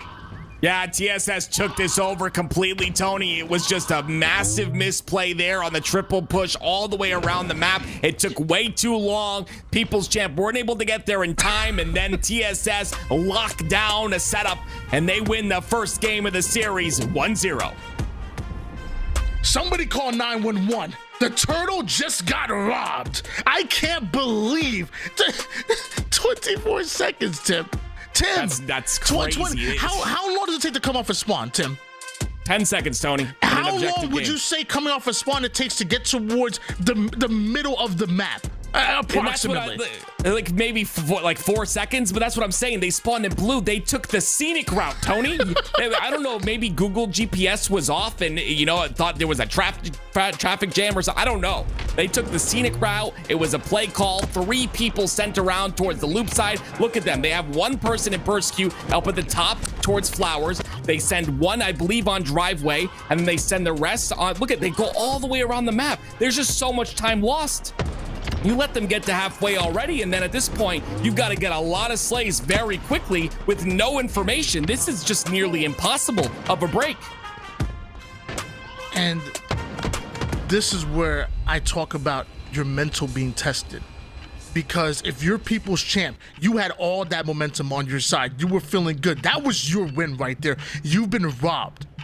You're now playing off of your back foot at this point. You're down 0-1 in what seems to be a must-win game, because the last thing you want to give is give the strong to survive any kind of extra momentum and be up 2-0 in the series. How do you respond? Do you get quiet in the comms, or do you figure out how to persevere? People's champ going up against TSS. Takes 3 wins to take it, and as of right now, TSS, they've taken their first. Gotta reset here. It's an obvious swing in the momentum. It's very clear that that's what's happened, but that's where you take the mental and you change the script just a bit. Last shot hasn't changed a thing. A double kill off the rip. It'll be 2 down for People's Champ, and he stays alive at the same time. It's 4-2 now, already the score. And now we're seeing about a fight about to happen in the gold side of the map. It's a 2v2 scenario. Trade out in lives happened once. It looks like Rob the Turtle might have just cleared things out. Cherish on the other side of things puts People's Champ 3 down, and I see Ziad spawning here. So does Cherished. Yeah, Ziad does a really intelligent play by backing off there. Obviously, you don't want to take a 1v1 when you're down 3 shots, but not only that, he keeps the space on that long haul side of the map. It's very important. It's like that board game, right? You want to take space, you want to conquer. That's exactly what People's Champ is doing here by keeping the long haul, by keeping pipes. They will slow this down now. You do not want to go down in the series 2-0. As of right now, 4v4 scenario. Also don't want to be the first one to go down, especially with Gunplexion having that shock in an advantageous position. We now know at least 1 player is over toward the tower side. Will this be a 3-man push from People's Champ over towards A as Gunplexion continues to try to find the easy kill? Where is it going to come from? Yeah, they're waiting for this pick, Tony. It's up to Gunplexion at this point, right?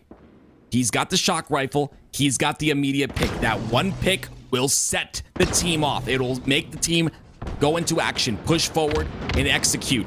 And right now, he hasn't found just a pick just yet, but the double push will come out to the pipes. Gunplexion, way too aggressive. He gets taken out instantly by a plasma. Boy, he perfectly landed on that sticky, so if that was the plan, well executed right there. Timing was perfect, but not sure if that exactly was the game plan. 2 down, go People's Champ. The same for TSS. But as TSS started fighting an unfair battle, shock in the hands of Super CC, who might just run into Zion. 2 shots missed, gonna back down. Luckily, that grapple gets him over toward the gold side, but right into the hands of Persecute, who's simply hunting him down, gets the information of the weak mortally, takes down Persecute. A bit of a back and forward toward the gold side. The map ends in an 11-10 run, still by People's Champ. We've given a lot of talk to the People's Champ side, but I got to talk about Last Shot, right? Our free-for-all world champion, starting off the game 4-1, but Ziad has the shock again, and we've seen what he's capable of, but he gets taken out instantaneously. Shock in the hands of TSS once again. I'm going to have to teach you tenses. That was past tense. He had the shock, not for long. The double push was just simply too much, and now the double push keeps going.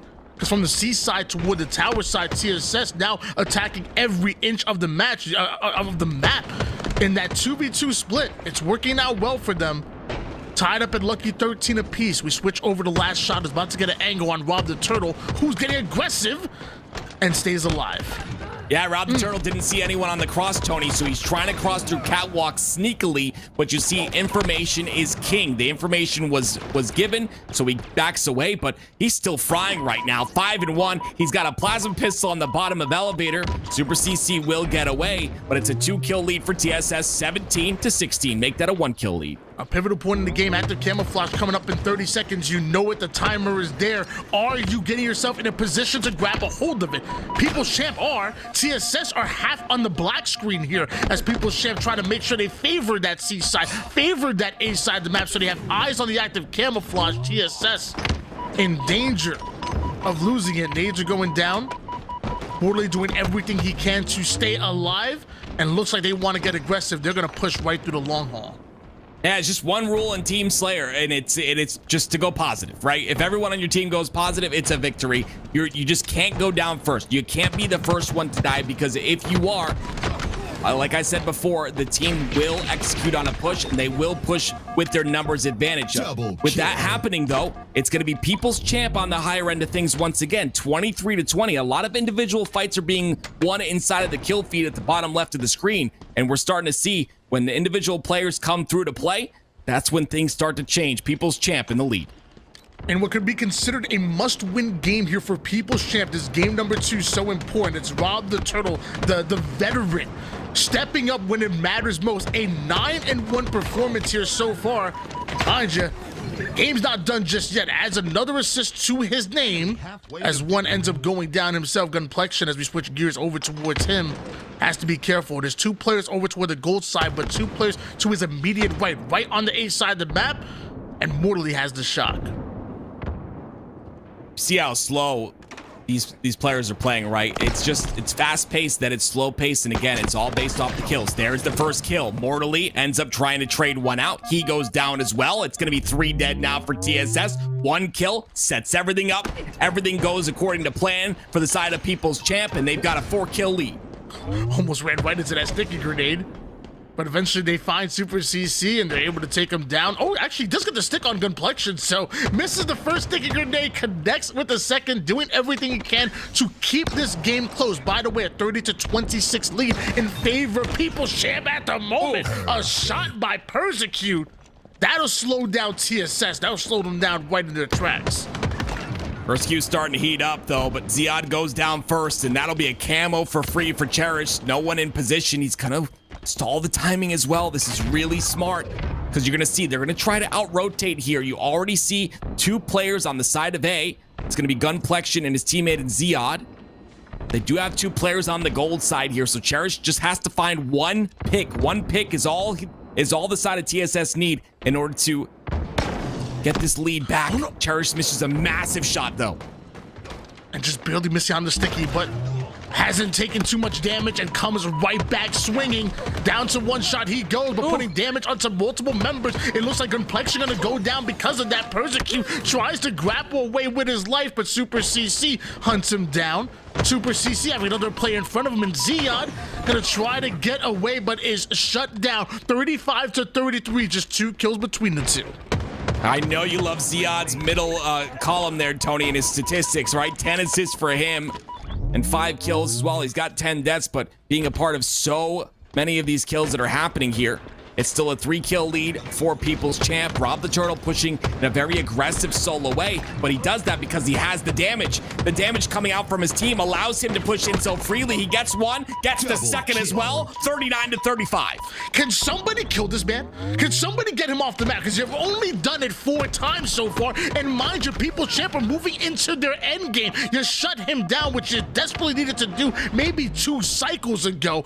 People's Champ holding on to a 2-kill advantage at the moment. We switch gears over towards Gunplexion, and I really want to focus on this active camouflage. Potentially the last one, most likely the last one in the game, and the most important one. And People's Champ end up finding himself 3 down. Last shot, now holding the 50 at the moment, while the rest of TSS move in, focusing on the active camo.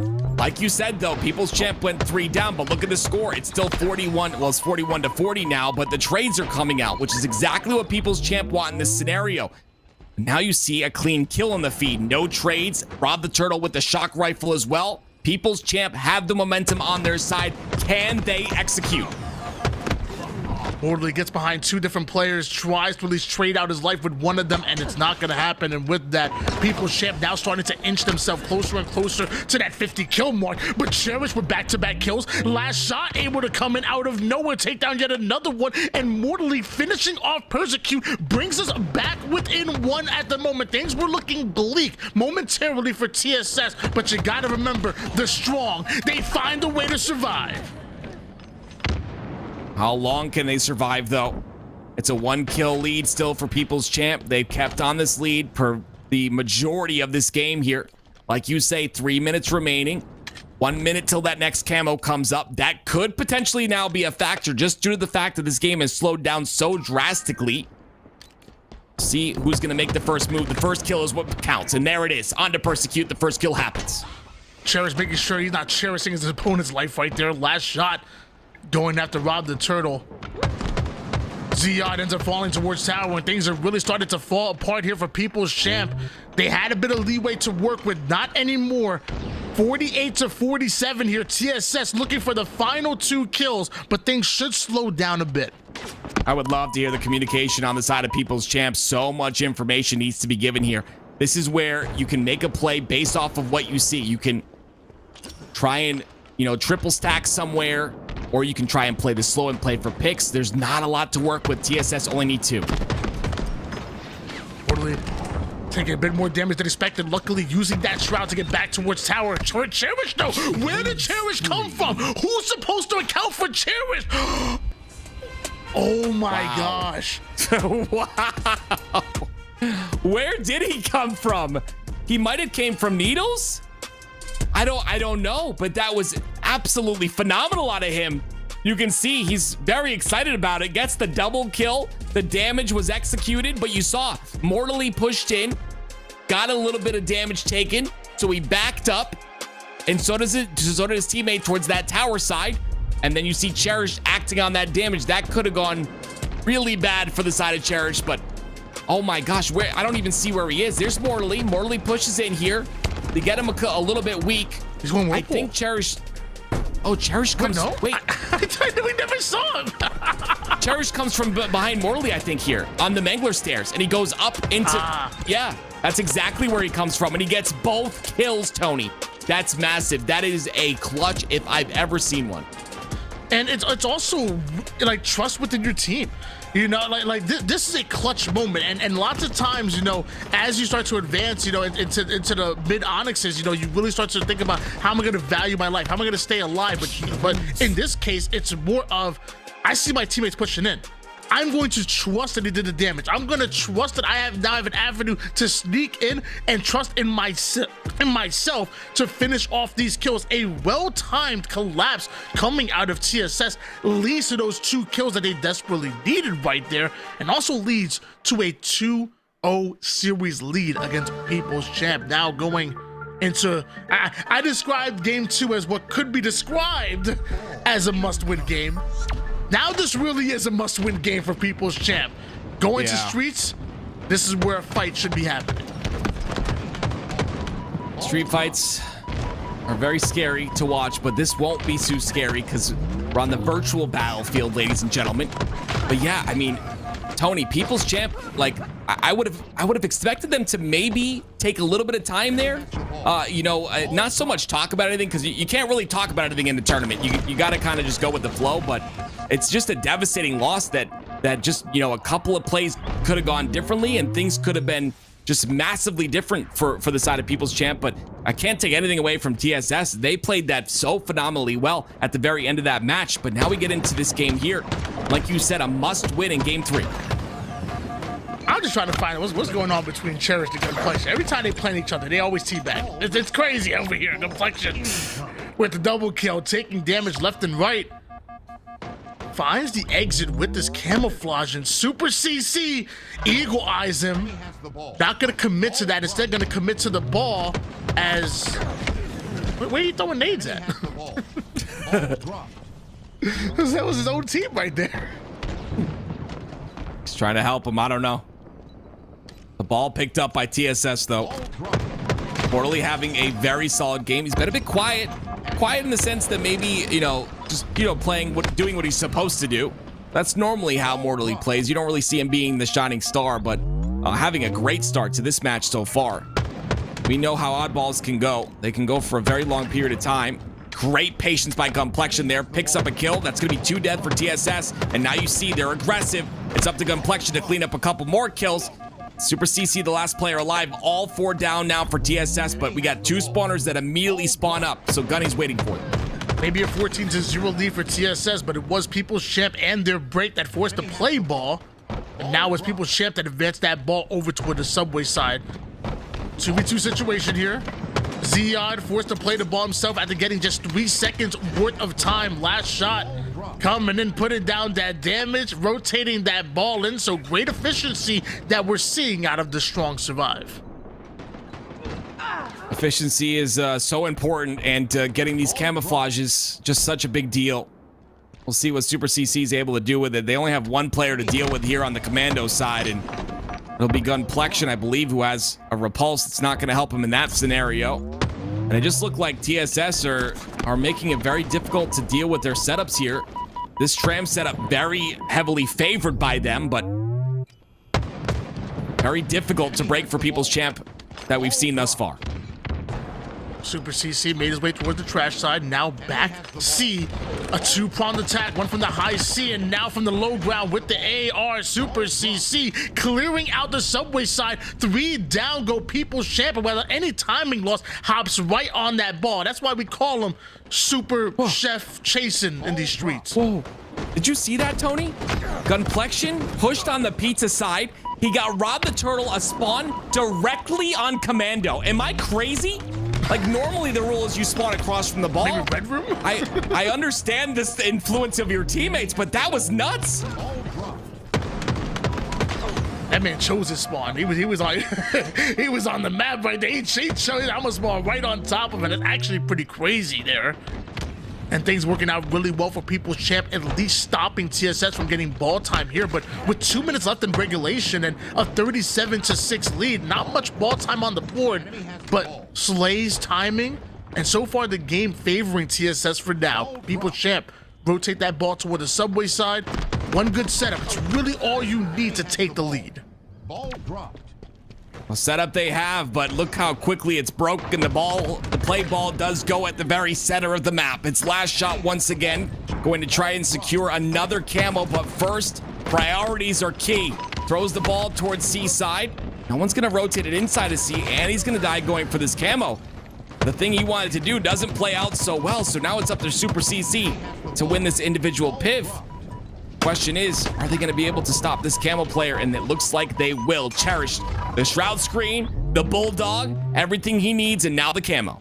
It was a 34-12 game in favor of TSS, and with People's Champ going 3 down and having to fully reset, having to break the full-on setup here for TSS, time continues to not be on their side, and time continues to be added up by TSS. We see People's Champ going for a 2v2 split, but they don't know that Cherish with this camo and bulldog combination is just gonna buy a bunch of time and then just get right out of it like nothing happened. Gunplexion still looking for him. Finally, Gunplexion takes him down. But the damage has been done. 1 minute and 20 seconds left in regulation, and TSS, they have a huge lead.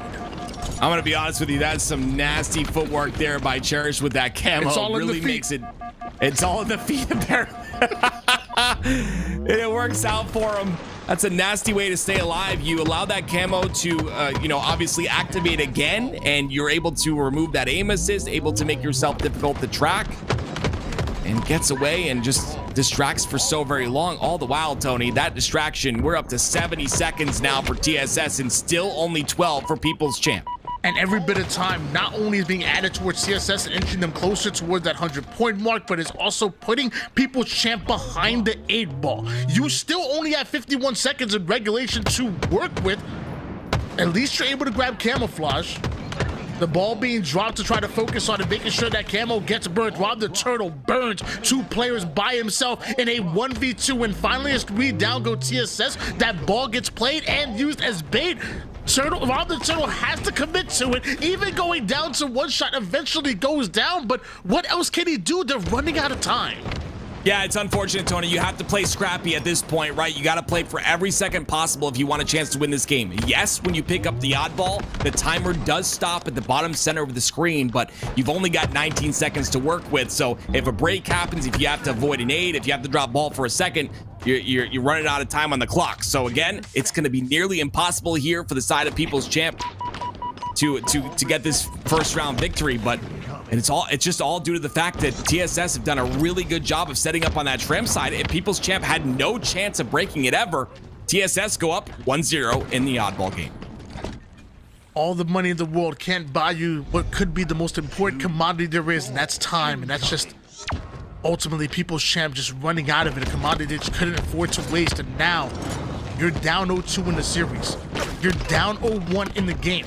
Your backs have been against the wall, you know, for multiple times this series. And although you've responded well at times, we haven't seen you put a complete game together. Now you have to put back-to-back rounds against TSS, who have all the momentum right now, who have sucked all of the energy out of the room. I don't see a world where People's Champ can come back from this, but I am liking these kills. I mean, this was a great start by them. This is beautiful. If this is any testament to how this round 2 is going to go, People's Champ take it in crazy fashion. I mean, a beautiful break there, beautiful kills at the start. They got into setup instantly, stopped the push from B, and now they're on 32 seconds of ball time. Now the question is, can they keep this going, or will they overheat? That's my question. It's getting pretty hot in here. And if it can't handle the heat, get out of the kitchen. Rob the Turtle is here. And apparently he can handle it. Kill onto the first, assist onto the second. But as I look at the scoreboard, People's Champ still find a way to go 3 down. And the nade finishes off Complexion, who was putting in work with that Bulldog. TSS, excuse me. Snatch up that ball. You're down quite a bit, 5-38 deficit. But you're in your setup. I mean, Cherish is in a beautiful spot right now. He's got this shot, this red gun. Obviously, the stalker rifle ends up going down, but having that stalker rifle on the cross, if the push was coming from B, after they wiped that purple push, would have been beautiful for him. 3 down, though, for the side of People's Champ. Mortally, the last player alive, playing towards that PD side to potentially influence spawns, but spawns look like they're happening on that red side. So a great job by him to stay alive as long as possible and still just be a nuisance playing out of the play. Half the members of TSS are down. Super CC ends up being backsmacked real quick, and nades are going down here for Cherish, but was he able to stop Complexion? Apparently does enough damage from Mortally to do just that. TSS still trying to fight their way towards the out of the subway side, which is clearly the opposite side of the map of where this ball is. Another defensive stance by People's Champ. And so far, they're up 45-8 at the moment here, and they're already finding the first kill, or maybe the first death. Zion hits a black screen. Rob the Turtle gets sent back courtesy of the repulse, and now Rob the Turtle and Persecute have to fend off in the entirety of TSS, who are simply holding forward. Yeah, that trade's gonna be good though by Rob the Turtle. He didn't overextend for that second kill, but look how much damage he's able to do. This is such great movement by Rob. Just being unconventional, being difficult to kill. Rob the Turtle, the shell's not strong enough. Mortally takes him out. He goes down here for Complexion. Does a decent amount of damage onto Last Shot, who was flying in there, but somehow Last Shot, while one shot, gets the shots he needed. This is another setup now for TSS. Really their first full setup here in this round. And this first full setup going to be so important. From 12 seconds, I believe they had, now to 24. People's Champ still not on the map just yet completely. And Mortally is putting down damage with this Stalker. Meanwhile, all of that ball time being soaked up right now. This is really good for TSS. A great hold by them. Yeah, great job by TSS in this scenario. It's just they do such a great job at when they have these setups, controlling the space on the map, making sure not to overextend, but also getting slays very quickly. And you can see it's People's Champ that have a really hard time breaking the setup of TSS. And again, worked so hard for that 45 seconds, did People's Champ, but TSS get 50 seconds just like that. And now they've got the lead. 3 members of the People's Champ still trying to funnel in. They're the 3-man push throughout the purple side, but Cherish has already found the kill onto Zion. And mind you, the rest of People's Champ are getting peppered down by TSS and forced back. They've literally elected to drop this ball and make sure they secure their slays, and that's exactly what ends up happening. Another 3 down for People's Champ. Last Shot who was a SWAT kid back in Halo 5, having a phenomenal rookie season. And honestly, the way he's playing right now, he's trying to get most improved player in year 2. Yeah, it's absolutely difficult to go from being a world champion FFA player to playing fours at a very efficient and disciplined level. It really is. That's not a troll in any sort of way. So his ability to understand how to pace his game and when to slow it down, when to speed it up is so valuable in these fours games. We can definitely see the improvement. As the last player alive, though, it's going to be Persecute picks up the ball, and last shot again as the last player trying to stay up. 81-52 lead here. People's Champ do have that ball in hands, and last shot doesn't get the first shot onto Gunplexion. Gunplexion still backing down, and they're not committed to this kill. Now TSS bounce back. Ziado ready for it, taking down last shot. Super CC trying to find an avenue. They really want to be careful with this life. It's all about breaking this setup at the moment here, and Cherish finds one, but one kill's not going to be enough. Maybe two. Two might be.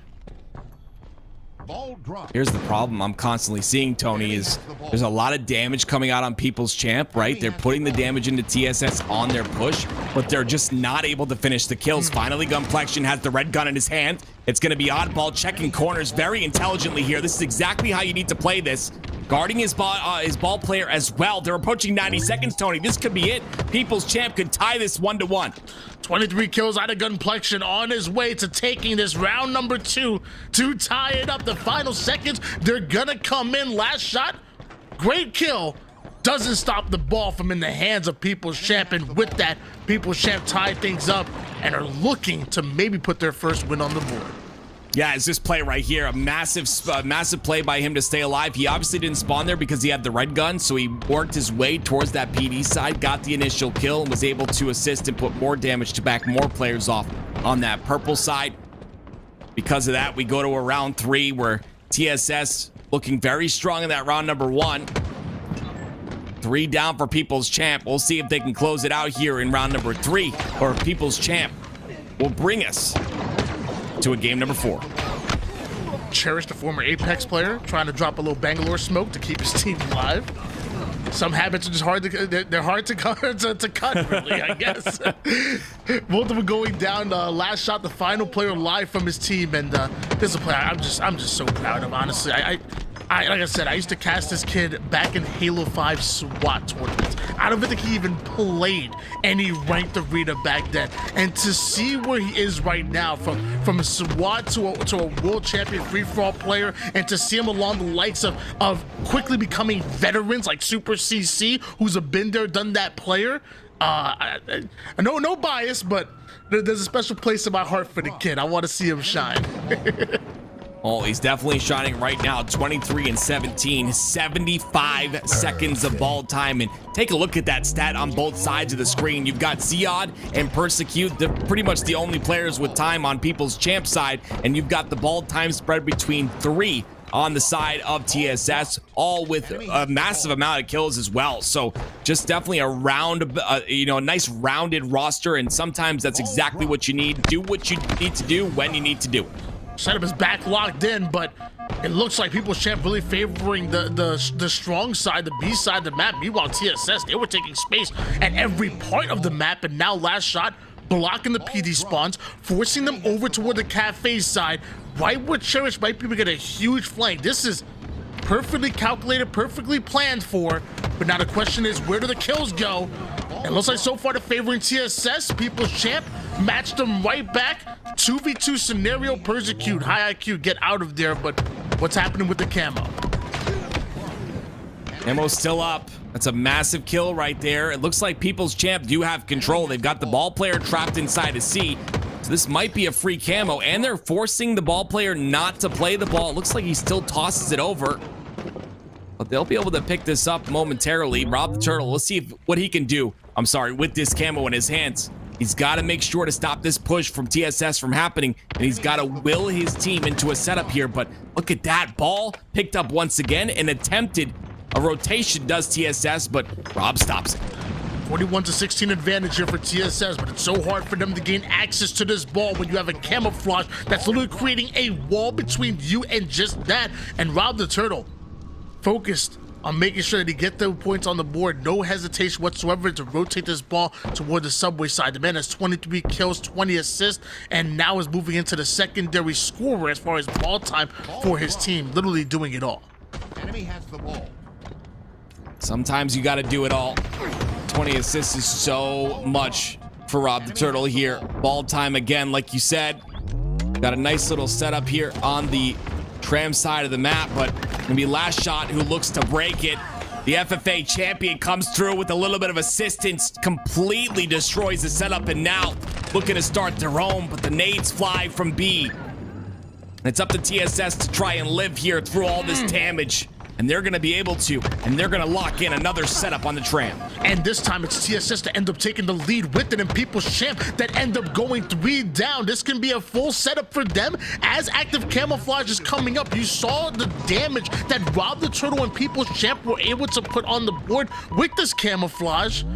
I thought TSS had it for practically for free, but apparently I was wrong. It looks like People's Champ steal away the camouflage, and the people might be going wild. Their champions are here. Persecute with the camo. The setup has now been broken over toward the subway side. 3 down go TSS, and oh, this is bad. This is bad for TSS. It's really good for People's Champ. People's Champ. What a beautiful play right there, Tony. It's going to be Persecute now with the Bulldog and the Stalker in his hands. We talk about power being removed from streets, but Persecute's got all the power right now.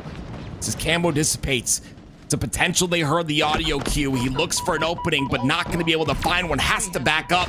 Has the repulsor to do so. Down the no shields. This is the opportunity for TSS to push it. There's no shot. This man is still alive at the moment. Then puts the last shot with the Bulldog in. Then gets the perfect kill with the Stalker. This man should have been dead 12 seconds ago. But 3 down go TSS. A killing spree out of Persecute. He shouldn't even be alive right now. But he has literally taken destiny in his own hands. He says, we are not going to lose as long as I can will my team forward. Down 0-2 in the series, and Persecute right now, he's playing like he doesn't want to lose. He does not want to lose. He wants to make it the championship Sunday, and he's going to do everything in his power to make that happen, but mortally, he's the one to stop it all here. Paired up with the last shot. It's going to be a setup from TSS. And we previously seen that People's Champ were not solid at breaking the setups when they're on this tram side. We'll see if they're able to do it right now.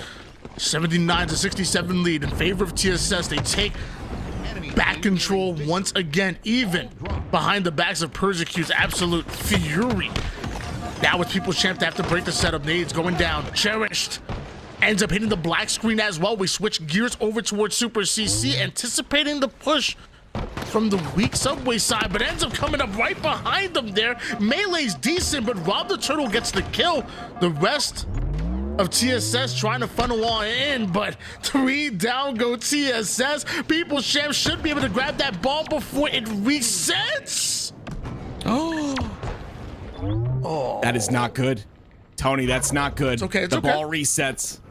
Rod the Turtle's camo runs out, though. He's not able to provide any pressure. And now the spawns come out on the cafe side as well as the PD side. It's going to be People's Champ who once again have to fight here. Persecute with the first kill, Tony. It's going to be 3-3 now. 3 versus 3, but Rod the Turtle goes down as well. Ball being snatched up, its last shot that's awarded that one, but not for long. Ends up being taken down. 52 seconds left in regulation. Not sure time will be a factor in this one, especially with Super CC and that assault rifle. You see the pings go down. They're anticipating where People's Champ are coming from. They know that it's 2 down, and it's a moment for TSS to steal this round 3 away, and ultimately the hopes of People's Champ to come back from it. Super CC makes it from the neon side all the way back A and doesn't get touched. You're looking for just 10 seconds. People's Champ, they have to hold forward. Where are they? Here's Rob the Turtle. He's not close enough. I'm looking across the map. I don't see a player. Finally, his complexion, and he gets hit in the face with an oddball. That is absolutely disheartening, but what a beautiful job by TSS to close it out when it looks so bad. Tony, People's Champ, had 2 camos in a row at the very end of that game. The most important camouflages in this entire series, both of them in the control of People's Champ, and they could not close it out. TSS, a magnificent job with their backs against the wall, making it happen. A heartbreaker. I mean, look at this. First of all, this play was great. Just staying alive as long as he did, and then look what happens. You get your shields back, and you just get to freaking work. It was well played by Persecuted, and honestly, this should have been their game. I hate to harp on it, but that ball's towards the back base, and I feel like your internal clock has to be clicking. Your coach has to be letting you know about the situation. Like somebody has to say something. Just even if you have to grab the ball and drop it real quick to secure the kill, even if that was the case, you gotta do it. Because once that reset happens, it wasn't over there, but it's a situation where you just robbed yourself of a win. It's a big deal. You didn't lose the game then, but you robbed yourself of a win. It's a huge deal. You look at how much space there is between the back of Trey and back here, okay, where Gunplexion is right now, and all the way towards the ball reset side. There is so much time that you're wasting. That's a literal 10 seconds that you're wasting, on top of the fact that you couldn't pick up the ball off of its reset because you're taking massive damage from Cafe and PD. There's nothing you can do. They've got the crosses on you. They've all spawned up. You've lost every ounce of advantage that you worked so hard to get. Persecute literally took the game in his hands. He willed his team forward. But that one play, that one play was it. Big kills too right here. This is huge. This is it. Big staying alive. Big kills. Just it's like that internal clock has to be clicking, and it's tough because you're the forward player there. But oh man, just think about what happens. You grab the ball and drop it, then get that kill. It's so tough, man. I mean, everyone's backed up. So I don't mind him being up here, right? Yes, and I honestly understand that he's not sprinting, but you have to jump on that ball before you take the shot. I mean, all right, rewatching that again, I don't think there's much he could have done. Mortally was on the commando side. He got the call out that Mortally was there. He can't sprint with camo because it reveals it. Persecute's not in a position to help him, and he just didn't get there in time. He was walking towards it. I think Rob did everything he could there. I'm gonna be honest. I mean, I'm gonna be the first one to say that I blamed him, because you see this and you're like, what the heck, Rob? But look at him. He's walking to the right. He's there at that very second as he's shooting. It's not like he wasted time and he still didn't get it because it was just the timing was off. That's it. But you can't sprint with camo when you know someone's commando. You can't sprint with camo at all. You're taking the value out of camo. So I don't think Rob made a bad play there. I think it's super hindsight to sit there and say that his play would have been the curb slide and grab the ball. Because he does have a teammate behind him on C, which is great. But I think it's super hindsight to say that your play is to sprint, curb slide, grab the ball, trust your teammate to come in, get a couple of shots in, and maybe you end up dying there, but the ball's grabbing. But yeah, after watching it in slow-mo right there, he's definitely backing up towards the ball, and you even see, I think even like reloads, which is the same action of him holding on to the B button and trying to grab the ball right there. So you see the wheels definitely moving there. But either way, heartbreaker for one team, but not for the other, because TSS still come off with a huge 3-0. TSS proved that they can definitely make a deep run in. That's a very good People's Champ roster. People's Champ that has been upsetting teams left and right. And that includes even the likes of Native Gaming in the off-season tournaments that were held by LVT Halo. A very, very capable People's Champs roster now out of the tournament. TSS moving forward. Tim, I'm sorry. Don't cry. You get so emotional with your big old baby blues and your backwards hat. You're 35 years old. Take the freaking hat off. But listen, I'm one ball. Either way, that's not. Either way, I was saying don't get emotional because that was our final match. And we're gonna have to say goodnight to the people at home, goodnight to the competitors for now, because we're gonna be continuing this phenomenal tournament tomorrow. Tim, do you have any final words for the people at home? Just thank you for watching and supporting as always. I'm a broken record, but I'm gonna keep thanking you guys because you keep supporting and you keep allowing us to do what we do. So thank you for that. And let's get to some Championship Sunday tomorrow, baby. I'm ready. I think we all are ready. The new season starts here. It's been an absolute banger of one. The chat's ready. The competitors have been absolutely amazing. It's been so fun casting this tournament so far, and we're not done, guys. Make sure you're here tomorrow. Notifications turned on. I'm going to pass it over to Ali and Garrett for the last time. Thank you so much for the amazing and very detailed breakdown. It has been an amazing and very intense day number 1 of year 3 of Halo Infinite. You guys were here to see it. I'm here to talk to you guys about what's going on tomorrow. Tomorrow, winners semifinals. We're going to start with FaZe versus Rebellion first, and then we're going to have OpTic versus SSG waiting for us right after that. So some really exciting matches to start the day tomorrow for Championship Sunday, and TSS moves on right now to play against Native tomorrow. Tools, any thoughts on our any last thoughts on like the current matchup that we just watched, and then what we're expecting to see tomorrow? Today was just an appetizer. Tomorrow, main course, entree, like they say over in what France? Legend, where are you next week? Maybe but honestly, the games today have been phenomenal. The games tomorrow will be better. Be here, be square, be ensured that you will be entertained by the best Halo broadcast on this planet. I've been just enjoying that the HCS season is back. I've been enjoying that everyone in chat's been just hyped up, making sure that the vibes are good. We've been seeing so many phenomenal plays, so many great teams. OpTic Gaming was on screen today. It feels like it's been forever since we've seen that. Dead Zone was playing today, right? We're gonna see Monster back with Space Station Gaming tomorrow when they take on OpTic. But the big question in my mind right now, this is gonna be the biggest test for Shopify Rebellion. Can they defeat a team within the top 3? That's gonna be our first match tomorrow, noon Eastern. We will find the answer to that question. A tough matchup for Shopify Rebellion. And we will find out tomorrow at 12 p.m. Eastern time. 12 p.m. Eastern time. We'll be seeing these matchups and find out if they can make it to get to top 3. It's gonna be an exciting day tomorrow, so put your alarms on if you're like Pacific time like me, really waking up really early, get your teas and all that. And I think we got some highlights ready for you guys. I'm gonna say my goodbyes, Tools. We're gonna say our goodbyes now. I'm gonna go rest and wake up tomorrow refreshed and ready for all of the games that we'll be watching. Thank you so much, everybody who has been hanging out with us again, and the support, the subs, everything enables us to be here and hopefully even go into these events in person. Thank you so much to everybody. Tools, thank you so much for co-hosting with me today. All the casters are always amazing, of course, and Louis on production side as well. Any goodbyes? Any thoughts that you want to throw in before we go? Not just phenomenal day today. Like you said, thank you to everyone that worked the show, right? We had our talent, Eli Mikowski, early in the day, and then Tony and Tim finish it. Our observer, Nighty Night, killing it over there, making sure that we got plenty of overkills and potentially almost a kill attack. Some great shock rifle plays.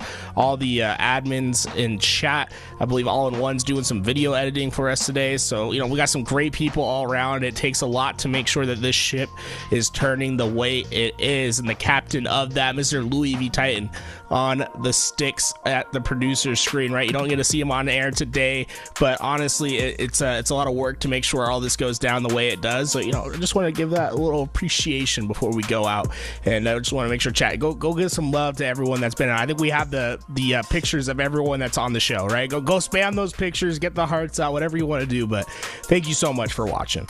Exciting day today, even more exciting day tomorrow. Thank you so much again, everybody. We'll see you all tomorrow at 12 p.m. Eastern time. For now, enjoy these highlights. See you guys next time.